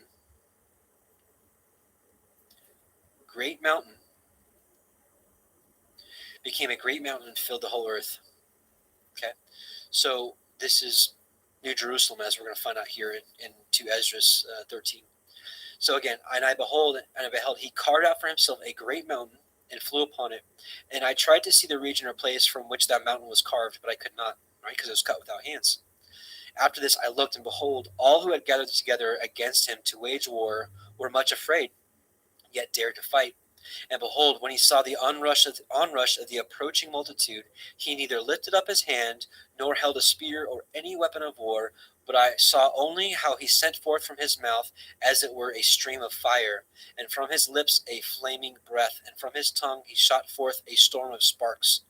All these were mingled together, the stream of fire, and the flaming breath, and the great storm, and fell on the onrushing multitude, which was prepared to fight, and burned them all up, so that suddenly nothing was seen of the innumerable multitude, but only the dust of ashes and the smell of smoke. When I saw it, I was amazed. After this, I saw the same man come down from the mountain and call to himself another multitude which was peaceable. Then many people came to him, some of whom were joyful and some sorrowful. This is, I believe, the wise and the foolish. I believe the wise will be joyful and the foolish will be sorrowful. Some of them were bound, and some were bringing others as offerings. This is the interpretation of the vision. So some of that might have sounded really confusing to you. The great news is the angel Uriel gives us the interpretation. Sorry. Then in great fear I awoke and besought the Most High, and said, From the beginning thou hast shown thy servant these wonders, and hast deemed me worthy to have my prayer heard by thee. Now show me also the interpretation of this dream, for as I consider it in my mind, alas, for those who will be left in those days, and still more, alas, for those who are not left. For those who are not left will be sad, because they understand what is reserved for the last days, but cannot attain it. But alas for those who also are left, and for that very reason, for they shall see great dangers and much distress, as these dreams show. Yet it is better to come into these things through incurring peril than to pass from the world like a cloud, and not see what shall happen in the last days. He answered me and said, I will tell the interpretation of the vision, and I will also explain to you the things which you have mentioned. As for what you have said about those who are left, this is the interpretation. He who brings the peril at that time will himself protect those who fall into peril, who have works and have faith in the Almighty, right? Faith without works is dead. Understand, therefore, that those who are left are more blessed than those who have died. This is the interpretation of the vision. As for you seeing a man come up from the heart of the sea, this is he whom the Most High has been keeping for many ages, who himself will deliver his creation, and he will direct those who are left. And as for your seeing wind and fire and a storm coming out of his mouth, and as for his not holding a spear or weapon of war, yet destroying the onrushing multitude which came to conquer him, this is right, the great battle where multitudes are destroyed. This is the interpretation. Behold, the days are coming when the Most High will deliver those who are on the earth, and bewilderment of mind shall come over those who dwell on the earth. And they shall plan to make war against one another, city against city, place against place, people against people, kingdom against kingdom. This is exactly what we saw in I know a lot of you are familiar with Matthew 24, which says this verbatim. City against, make war one against another, city against city, place against place, people against people, and kingdom against kingdom, right? And when these things come to pass, and these signs occur, which I showed you before, then my son shall be revealed. So I believe we're still on the cusp of this great war, this World War III that everybody's been talking about. I believe that's going to happen before this day that we're waiting for is going to happen. Excuse me. So far, so good. So when this happens, then my son will be revealed, whom you saw as a man coming up from the sea. And when all the nations hear his voice, every man shall leave his own land and the warfare that they have against one another, and an innumerable multitude shall be gathered together, as you saw, desiring to come and conquer him. So isn't that interesting? Let's pause for a second. This is the Hollywood narrative right here in one verse. What I was saying earlier about the alien deception, the alien threat, well, Hollywood keeps putting in the minds of the people that there's going to be this invasion, right? And when this invasion comes, people are going to have to gather together to fight this force. I mean, Independence Day is like the epitome of that. And in that movie, you see how everybody puts their differences aside, and they're like, "Hey, we're not each other's enemy. This is the real enemy." You see it in the Avengers movie, like Thanos and all that, right? Everybody unites. Everybody, even enemies, unite to go against this threat, to take it down. And and Hollywood teaches that if everybody comes together, they can defeat this force. Which this force comes down with superior technology. They come down with impenetrable barriers. I believe that they'll be shooting rockets at New Jerusalem, and it's going to be like we see in these alien movies. They have this superior technology, which obviously Yahweh has. All these weapons, I think, will be of none effect. But people will have in their minds, we just got to figure this out because we figured it out in these movies. If we come together, we can take this down. We can take this threat down. Sorry, I'm like getting excited here. But I think this is it right here. So let me read it again. Remember, I think we're going to see great war, people against people, nation against nation. But then this is going to happen right in the middle of that. The shofar is going to sound. The people are going to be gathered. New Jerusalem's coming down, and the world will turn their weapons against each other towards New Jerusalem and come together to take this down. So keep that in mind and read this again. So once again, And they shall plan to make war against another, city against city, place against place, people against people, kingdom against kingdom. And when these things shall come to pass, and the signs occur which I showed you before, then my son will be revealed, whom you saw as a man coming up from the sea. And when all the nations hear his voice, every man shall leave his own land, and the warfare that they have against one another, right? They're going to take the guns off each other and point it towards New Jerusalem. And an innumerable multitude shall be gathered together, as you saw, desiring to come and conquer him, Messiah. But he will stand on the top of Mount Zion, and Zion will come and be made manifest to all people, prepared and built, as you saw the mountain carved without hands. Right? So it just showed us right here that mountain that we saw in Daniel, that mountain that we saw at the beginning of this chapter, is New Jerusalem, cut without hands. And he, my son, will reprove the assembled nations for their ungodliness. This was symbolized by the storm.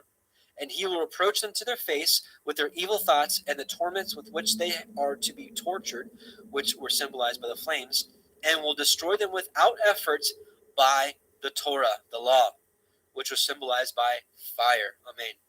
And as you see for your, and as for your seeing himself gather to him another, and as for your seeing him gather to himself another multitude that was peaceable, these are the 10 tribes which were led away from their own land into captivity in the days of King Hoshea, whom Shalmaneser, the king of the Assyrians, led captive.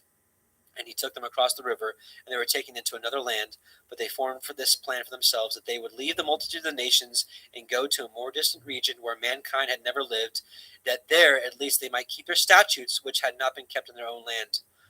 And they went by the narrow passages of the Euphrates River, for at that time the Most High performed signs for them, and stopped the channels of the river until they passed over. Through that region there was a long way to go, a journey of a year and a half, and that country is called Arzreth. I believe this is the dispersion of the 10 tribes into Europe, and then ultimately into America, which a lot of people do believe Arzreth here is America. So something interesting. And then lastly, then there they dwelt until the last times. Here we are. And now, when they are about to come again, the Most High will stop the channels of the river again, that they may be able to pass over. And therefore you saw the multitude gather in peace. Yeah. Anyways, so that's a long rabbit trail, but I thought that was really interesting of a passage to talk about with, and his voice was the sound of many waters. So really off topic, but I wanted to share with you another section where it was shown that he has a voice of many waters, and what that prophecy would bring forth. So pretty interesting, right? Revelation 1:16, and he had in his right hand 7 stars, and out of his mouth went a sharp 2-edged sword, and his countenance was as the sun shines in his strength. Let's take a look at some passages here. Isaiah 49, Yeshayah 49, 1-2. Listen, O isles, unto me, and hearken ye, people from far. Yahweh has called me from the womb. This is specifically Messiah Yahusha, right? From the bowels of my mother hath he made mention of my name. Now, we saw that some of the apostles took hold of this as well. And his prophets like Jeremiah, same thing. And I think for his called out assembly, his end times remnant, which I know you guys know by now that I believe are his witnesses. In a sense, we are not, we're prophesying because we're sharing the scriptures with discernment and sharing it with people. So this can also, kind of in a shadow relate to us as well, because he separated us from the beginning of the earth. He knew who would be who from the beginning, from the foundation of the earth. Let that sink in. Think about it. He thought about you before the world was made. And he had made my mouth like a sharp sword. In the shadow of his hand he hath hid me, and made me a polished shaft. In his quiver hath he hid me. Hebrews 4:12. For the word of Yahweh is quick and powerful and sharper than any 2-edged sword, piercing even to the dividing asunder of soul and spirit and the joints and marrow, and as a discerner of the thoughts and the intents of the heart. Amen. And then lastly, so that's talking about the sharp 2-edged sword out of his mouth. It's the law, it's the Torah, it's the prophets, it's the writings, it's all of it. And his countenance was as the sun shines in his strength. And we saw that in the transfiguration, Matthew 17, 1-2. After 6 days, Yahusha taketh Peter, James, and John his brother, and bring them up to a high mountain apart, and was transfigured before them, and his face did shine as the sun, and his raiment was as white as the light. So amen to that. Awesome. So Okay, so next verse, Revelation 1:17. And when I saw him, I fell at his feet as dead, and he laid his right hand upon me, saying unto me, Fear not, I am the first and last. And we went over this in pretty good detail in part one. So if you didn't watch part one and you want some more discernment on this, check out part one. No need for us to go over it again. Revelation 1:18, I am he that lives and was dead, and behold, I am alive forevermore. Amen. And have the keys of Sheol and of death. And we talked about this last week as well. So this is kind of repetitive of what we talked about last week. So Revelation 1:19, write the things which you have seen, and the things which are, and the things which shall be hereafter, the mystery of the 7 stars which you saw in my right hand, and the 7 golden menorah. This is the candlestick, 7-branch candlestick. The 7 stars are the angels of the 7 called out assemblies, and the 7 menorah, the 7 candlesticks which you saw, are the 7 called out assemblies. So very simply, this has always symbolized the church, the ecclesia, if you will, is a little better description. This has always symbolized the called out assembly, the Kodeshim of Yahuwah. And as we saw earlier, we know that it's the branches that put forth the oil in it, and the light. This light was to continually be burning. The light symbolizes the law, so the law should always be in our heart, soul, and mind. It should be on our lips. It should be on our thoughts, as Deuteronomy 6 says. That we should wake up thinking about it. We should go to bed thinking about it. We should walk by the way. We should teach it to our children. It should continually be on our hearts. So the law should be burning within us at all times. Now, interesting, it says here also the 7 stars are the angels of the 7 called out assemblies. Now, the only place I could really find this is really interesting. Let's take a look at this. This is in Enoch 20. Here, this is the 7 archangels. Are these the 7 angels that he mentions? It's not conclusive, but I think it's interesting, and I think it's worthy of testing. And these are the names of the holy angels, the Kodesh angels who watch. Uriel, this is the same angel that was talking to Ezra in the passage that we just read, or the passages we read. Uriel, one of the holy angels who is over the world and over Tartarus. Raphael, one of the holy angels who is over the spirits of men. Raguel, one of the holy angels who takes vengeance on the world of the luminaries. Michael, one of the holy angels who, to wit, he that is set over the best part of mankind and over chaos. Sarakael, one of the Kodesh angels who is set over the spirits, the Ruachs, who sin in the spirit. Gabriel, one of the holy angels, the Kodesh angels, who is over paradise and the serpents and the cherubim. Remiel, one of the holy angels whom Elohim set over those who rise. So, could this be the 7?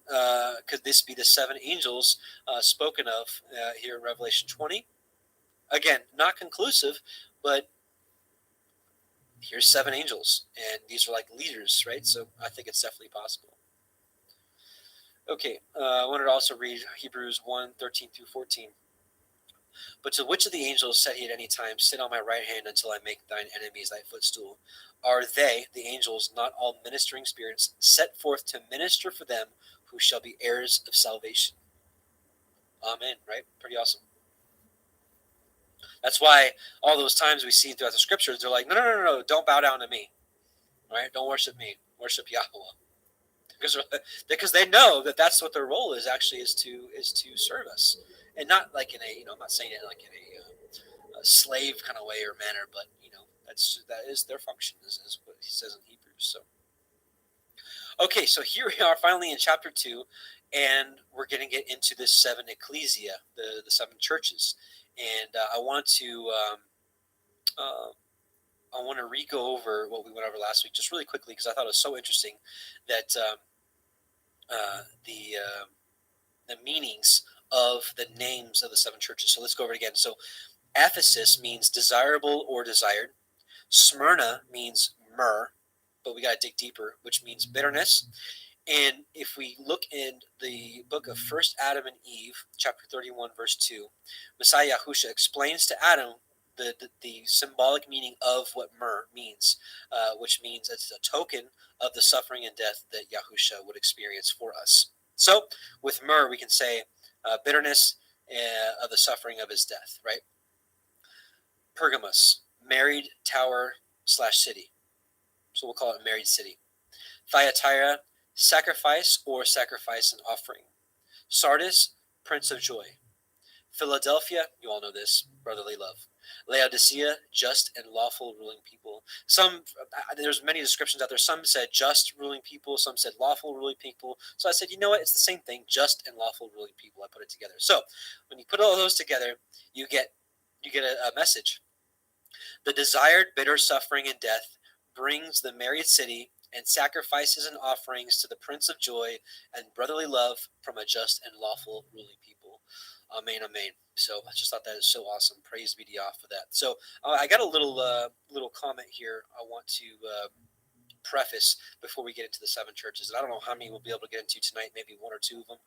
But I want to read this real quickly. So with the descriptions of the 7 churches, the ecclesias, I've seen many interpretations regarding them. Some will say these 7 ecclesias span from the time of the apostles until now, so one following after the other in a timeline fashion. Another says that 1 or 2 may be around in these last days, but the rest have passed. As we dig into each ecclesia, you will notice that you may recognize the qualities of all of these ecclesia may be around now, and that is what the Ruach, the Spirit, has led me to understand. Now, I don't like making this comparison, but just so you can understand it better. The qualities of each of these 7 called out assemblies reminds me of, this is totally secular, so just bear with me here. Okay, I'm not really I'm not equating it to be the same. I'm just giving you a something to think about, a comparison. Some of you are familiar with the Briggs-Meyer MTBI, the personality exam, which puts people in categories in a basic sense based off your personality and the choices you make. Of course, you can't box everybody into 16 personality types, but this is a modern way of explaining as to what we're going to see in the 7 called out assemblies. They all have good characteristics. Some of them only have good characteristics, and some of them have some good characteristics, but some of them have some things they got to work on, right? So it's like what I truly believe is that in the teaching of these 7 ecclesia, you're going to see great qualities in some of these, and you're going to see some things that they need to work on. But the great news is I think we can glean from all of these called out assemblies, right? And what's interesting is at the end of them, you'll see a reward, but I don't think that reward is specifically for that church or that ecclesia. I think that reward is for everybody, because we all have this, we have the eventual same reward, which we'll see. Now, people will have different crowns and that kind of stuff, but the basic premise of these rewards, which is to have everlasting life and to walk with Him in white and whatnot, for all those that overcome, that is, because I believe all those that overcome out of each church each ecclesia will have their reward, which we'll talk about here as we get into it. So yeah, like that Briggs-Myers thing, like I took that long ago, and I'm not saying that that it's something to be heralded or whatever, but like it said, I was an INFJ, and then you look at the explanation of it, and you're like, well, that's pretty close to who I am, But again, that's really secular, not part of this discussion. But I just want to give you an example of kind of maybe what the theme overall of what these 7 ecclesia are. Is it kind of it describes certain 7 different types of people that I think that are alive right now that are quote unquote believers. So, all right, without further delay, let's get into the church, the Ecclesia of Ephesus, right? And so let's give a quick synopsis of Ephesus. This is not going to be quick. Oh, yeah, well, let us read it anyways because we have to subscribe. Oh, I've got ad blocker. Okay, I get it. Okay. Well, darn. I wanted to share with you guys some basic stuff. How do I do this? Maybe not this time. Okay. Let's read this quick description of Ephesus. Ephesus, the capital of proconsular Asia, which was the western. Let me zoom in a little more. I know you guys want to like to read this sometimes with me. Here we go. Ephesus, the capital of proconsulate Asia, which was the western part of Asia Minor. This is proconsulate. This is the consulate before Rome turned into a consulate, I imagine. Which was the western part of Asia Minor. It was colonized principally from Athens. In the times of the Romans, it bore the title of the first and greatest metropolis of Asia. It was distinguished for the temple of Diana, who there had her chief shrine, and for its theater, which was the largest in the world, capable of containing 50,000 spectators. It was like all ancient theaters open to the sky. Here were exhibited the fights of wild beasts and of men with beasts. Many Jews took up their residence in this city, and here the seeds of the gospel were sown immediately after Pentecost. At the close of his second missionary journey, about 51 AD, when Paul was returning from Greece to Syria, he first visited the city. He remained, however, for only a short time, as he was hastening to keep the feast. Right? So people say that Paul, did away with the law of the feasts. You just misunderstand it. Now, we're going to get into it because there's some things that it's really hard to understand with Paul. I'm going to be honest with you, especially when you get into these churches and we're talking about food sacrificed to idols, because Yahusha says, don't do it, get away from it. And Paul's like, it's not a big deal. You're like, well, I'm going to go with Yahusha on this one. So, as he was hastening to keep the feast, probably of Pentecost at Jerusalem, but he left Aquila and Priscilla behind him to carry on the work of spreading the gospel. During his third missionary journey, Paul reached Ephesus from the upper coasts, i.e., from the inland parts of Asia Minor, and tarried here for about 3 years. And so successful and abundant were his labors that all they which dwelt in Asia heard the word of the Adonai Yahusha, both Jews and Greeks. Probably during this period, the 7 churches of the Apocalypse were founded, not by Paul's personal labors, but by missionaries whom he may have sent out from Ephesus, and by the influence of converts returning to their homes.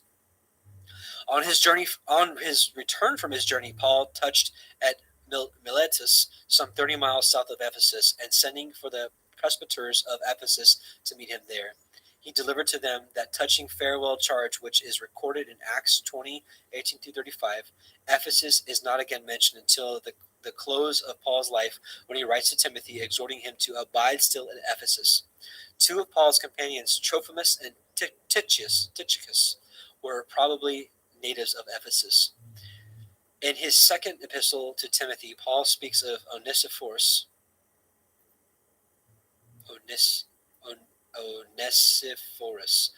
as having served him in many things at Ephesus. He also sent Tychicus to Ephesus, probably to attend to the interests of the church there. Ephesus is twice mentioned in the Apocalypse.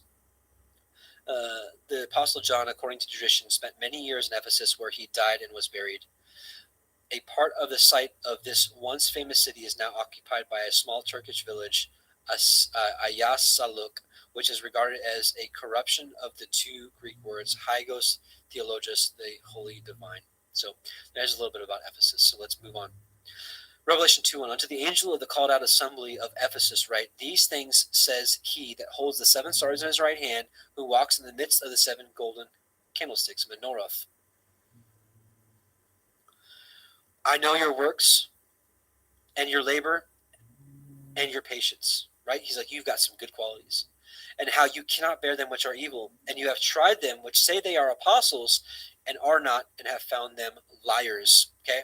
So, as I was just saying before, there's some interesting things that Paul says that I'm just going to straight up say I don't agree with.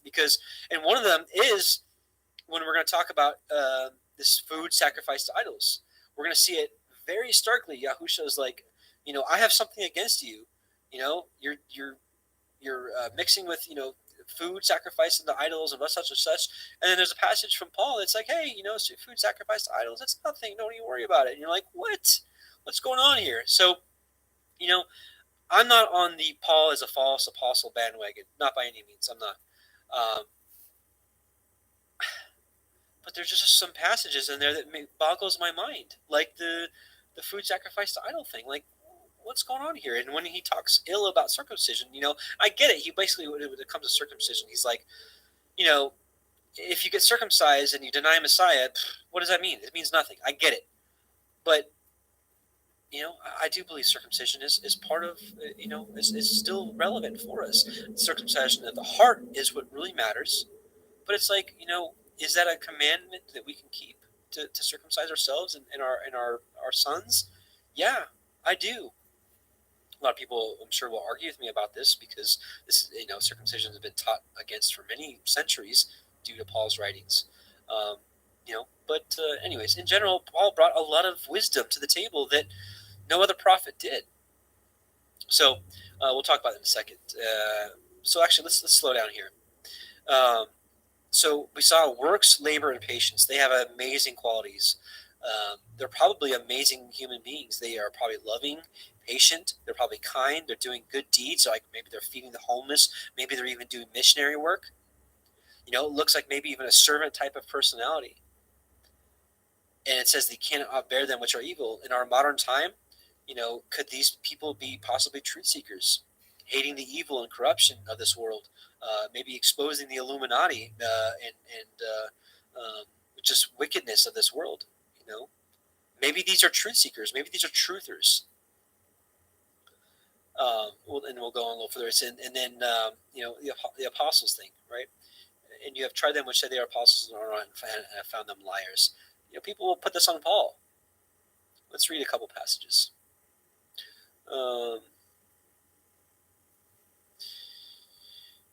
This is I think this is pinpointing the false apostles or false prophets here. 1 John 4:1, Beloved, believe not every spirit, but try the spirits whether they are of Elohim, because many false prophets are gone out into the world. Matthew 7:15-23, Beware of false prophets, which come to you in sheep's clothing, but are inwardly are ravening wolves. Ye shall know them by their fruits. And it's always been about the Torah. That's the fruits Yahuwah has always been looking for. And Yahusha taught nothing different. He just taught in parables, so to veil the understanding for those that don't love his word and don't understand what the word actually says. Do men gather grapes of thorns or figs of thistles? Right? Even so, every good tree bringeth forth good fruit, but a corrupt tree bringeth forth evil fruit. A good tree cannot bring forth evil fruit, neither can a corrupt tree bring forth good fruit. Every tree that bringeth forth not good fruit is hewn down and cast into the fire. Wherefore by their fruits ye shall know them. Not everyone that saith unto me, Adonai, Adonai, shall enter into the kingdom of heaven, but he that doeth the will of my Father which is in heaven. Now, let's back up. Let's talk about Ephesus for a second here. These people in Ephesus, he's like, I know your works and your labor and your patience, right? And how you bear them which are evil. These are all good qualities you have, right? What kind of works do they have? Maybe it's right here. Many will say to me that day, Adonai, Adonai, have we not prophesied in their name? That's a good work. And in your name have cast out devils. That's a great work. And in your name have done many wonderful works. I've done missionary work. I've fed the poor, the homeless. I've given them a place to stay. I've done all these great things. And the Messiah says, and then I'll profess unto them, I never knew you. Depart from me, you that work iniquity. This word is lawlessness. They were lawless to his Torah. And we're going to see that they were rebuked here in Ephesus, right? So we'll just keep reading. And have borne and have had patience for my name's sake, and have labored and have not fainted. All great stuff from this church. Nevertheless, it's like, nevertheless, I have somewhat against you because you have left your first love. So we're going to talk about your first love in a second, but I'm getting ahead of myself. I want to go back to this Paul thing, right? This Paul is a false apostle thing. It's not Paul, in my opinion. Let's read a couple passages. Acts 20:17-31. And from Miletus he sent to Ephesus and called the elders of the church. And when they were come into him, he said to them, You know from the first day that I came into Asia, after what manner I have been with you at all seasons, serving Yahuwah with all humility of mind, and with many tears and temptations which befell me by the lying in wait of the Jews. And how I kept back nothing that was profitable unto you, but have showed you and have taught you publicly from house to house, testifying both to the Jews and also to the Greeks, repentance towards Elohim and faith towards our Adonai Yahusha HaMashiach. Now, behold, I go bound in the Spirit unto Jerusalem, not knowing the things that shall befall me there, save that the Ruach HaKodesh witnesses in every city, saying that the bonds and afflictions abide me. But none of these things move me, neither count I my life dear unto myself, so that I might finish my course with joy, and the ministry which I have received of the Adonai Yahusha, to testify the gospel of the grace of Elohim. And now, behold, I know that ye all among whom I have gone preaching the kingdom of Elohim shall see my face no more. Here we go. He's got some warnings here. Wherefore I take to you this record this day, that I am of pure pure from the blood of all men. For I have not shunned to declare unto you all the counsel of Elohim. Take heed therefore unto yourselves and to all the flock over which the Ruach HaKodesh hath made you overseers, to feed the ecclesia of Elohim, which he hath purchased with his own blood. Here it is. This is the false apostles that I think he's talking about. For I know this, that after my departing shall grievous wolves enter in among you, not sparing the flock. Also of your own selves shall men arise, speaking perverse things, to draw away disciples after them. Therefore watch and remember that by the space of 3 years I cease not to warn every one night and day with tears. 2 Corinthians 11:12-15. But what I do, that I will do, that I may cut off occasion from them which desire occasion, that wherein they glory they may be found even as we are. For such are false apostles, deceitful workers, transforming themselves into the apostles of Mashiach. And no marvel, for Satan himself is transformed into an angel of light. Therefore it is no great thing if his ministers also shall be transformed as the ministers of righteousness, whose end shall be according to their works. And how do we judge them? According to their fruits, right? You have men that will be drawing people unto themselves, gathering followers for themselves, and they will not be bringing forth fruits of the Torah.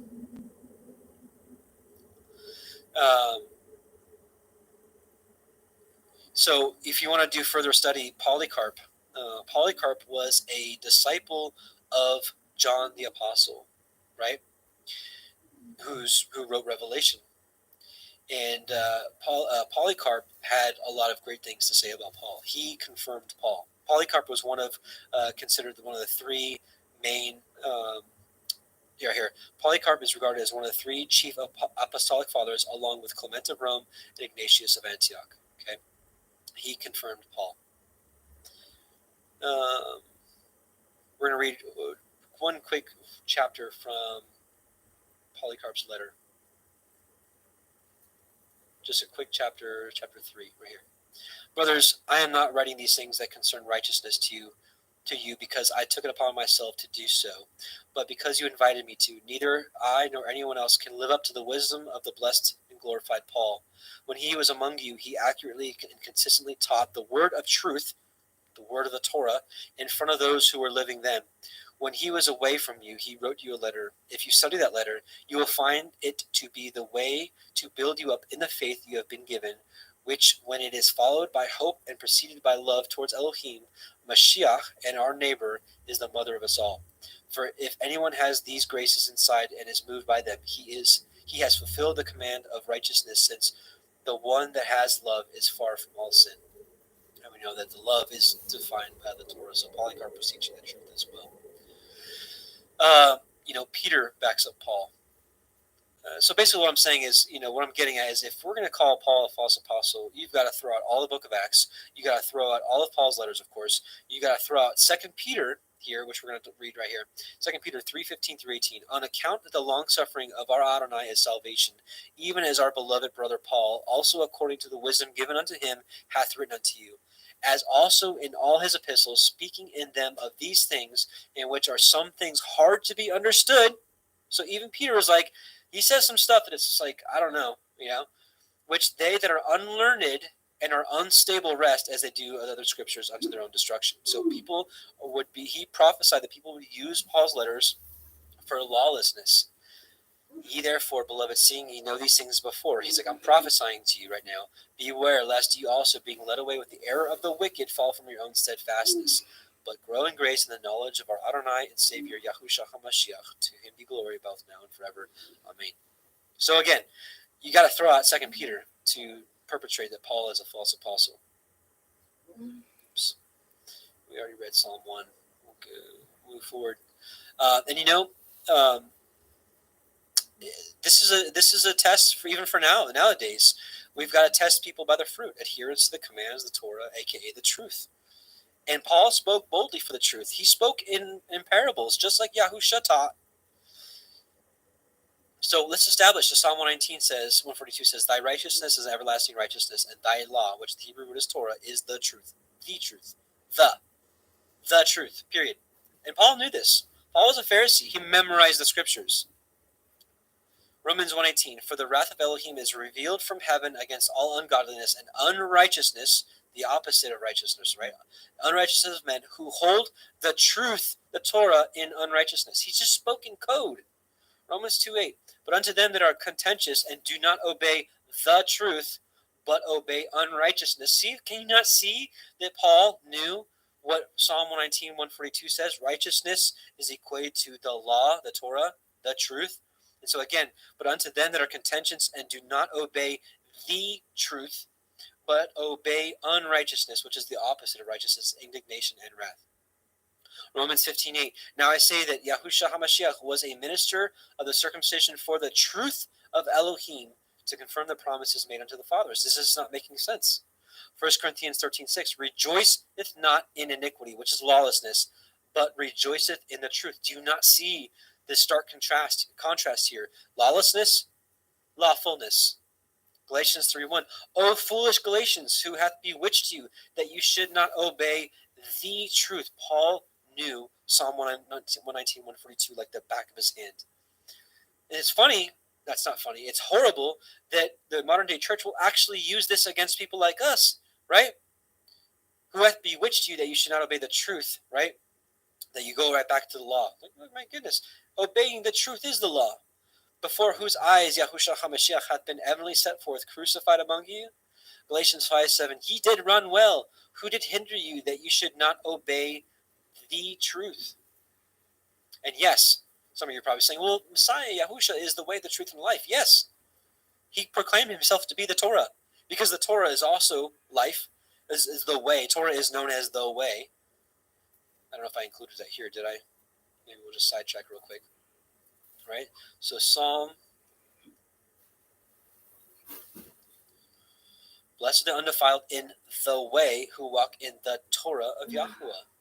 I'm not going to get into it now, but also Torah says that by keeping it, it is your life. And we also just saw it's the truth. Ephesians 4:15, but in speaking the truth in love may grow up into all things which is the head, even Mashiach. Ephesians 4:21, if so be that ye have heard him and have been taught by him as the truth is in Yahusha. 2 Thessalonians 2:7-13, for the mystery of iniquity, lawlessness, doth already work. Only he who now letteth will let until he be taken out of the way. And then shall that wicked be revealed, whom the Adonai shall consume with the spirit of his mouth, and shall destroy with the brightness of his coming, even him whose coming is after the working of Satan, with all power and signs and lying wonders, and with deceivableness of unrighteousness in them that perish, because they receive not the love of the truth, that they might be saved. And for this cause Elohim shall send them a strong delusion, that they should believe a lie, that they might all be damned who believed not the truth, but had pleasure in unrighteousness. But we are bound to give thanks always to Elohim for you, brethren, beloved,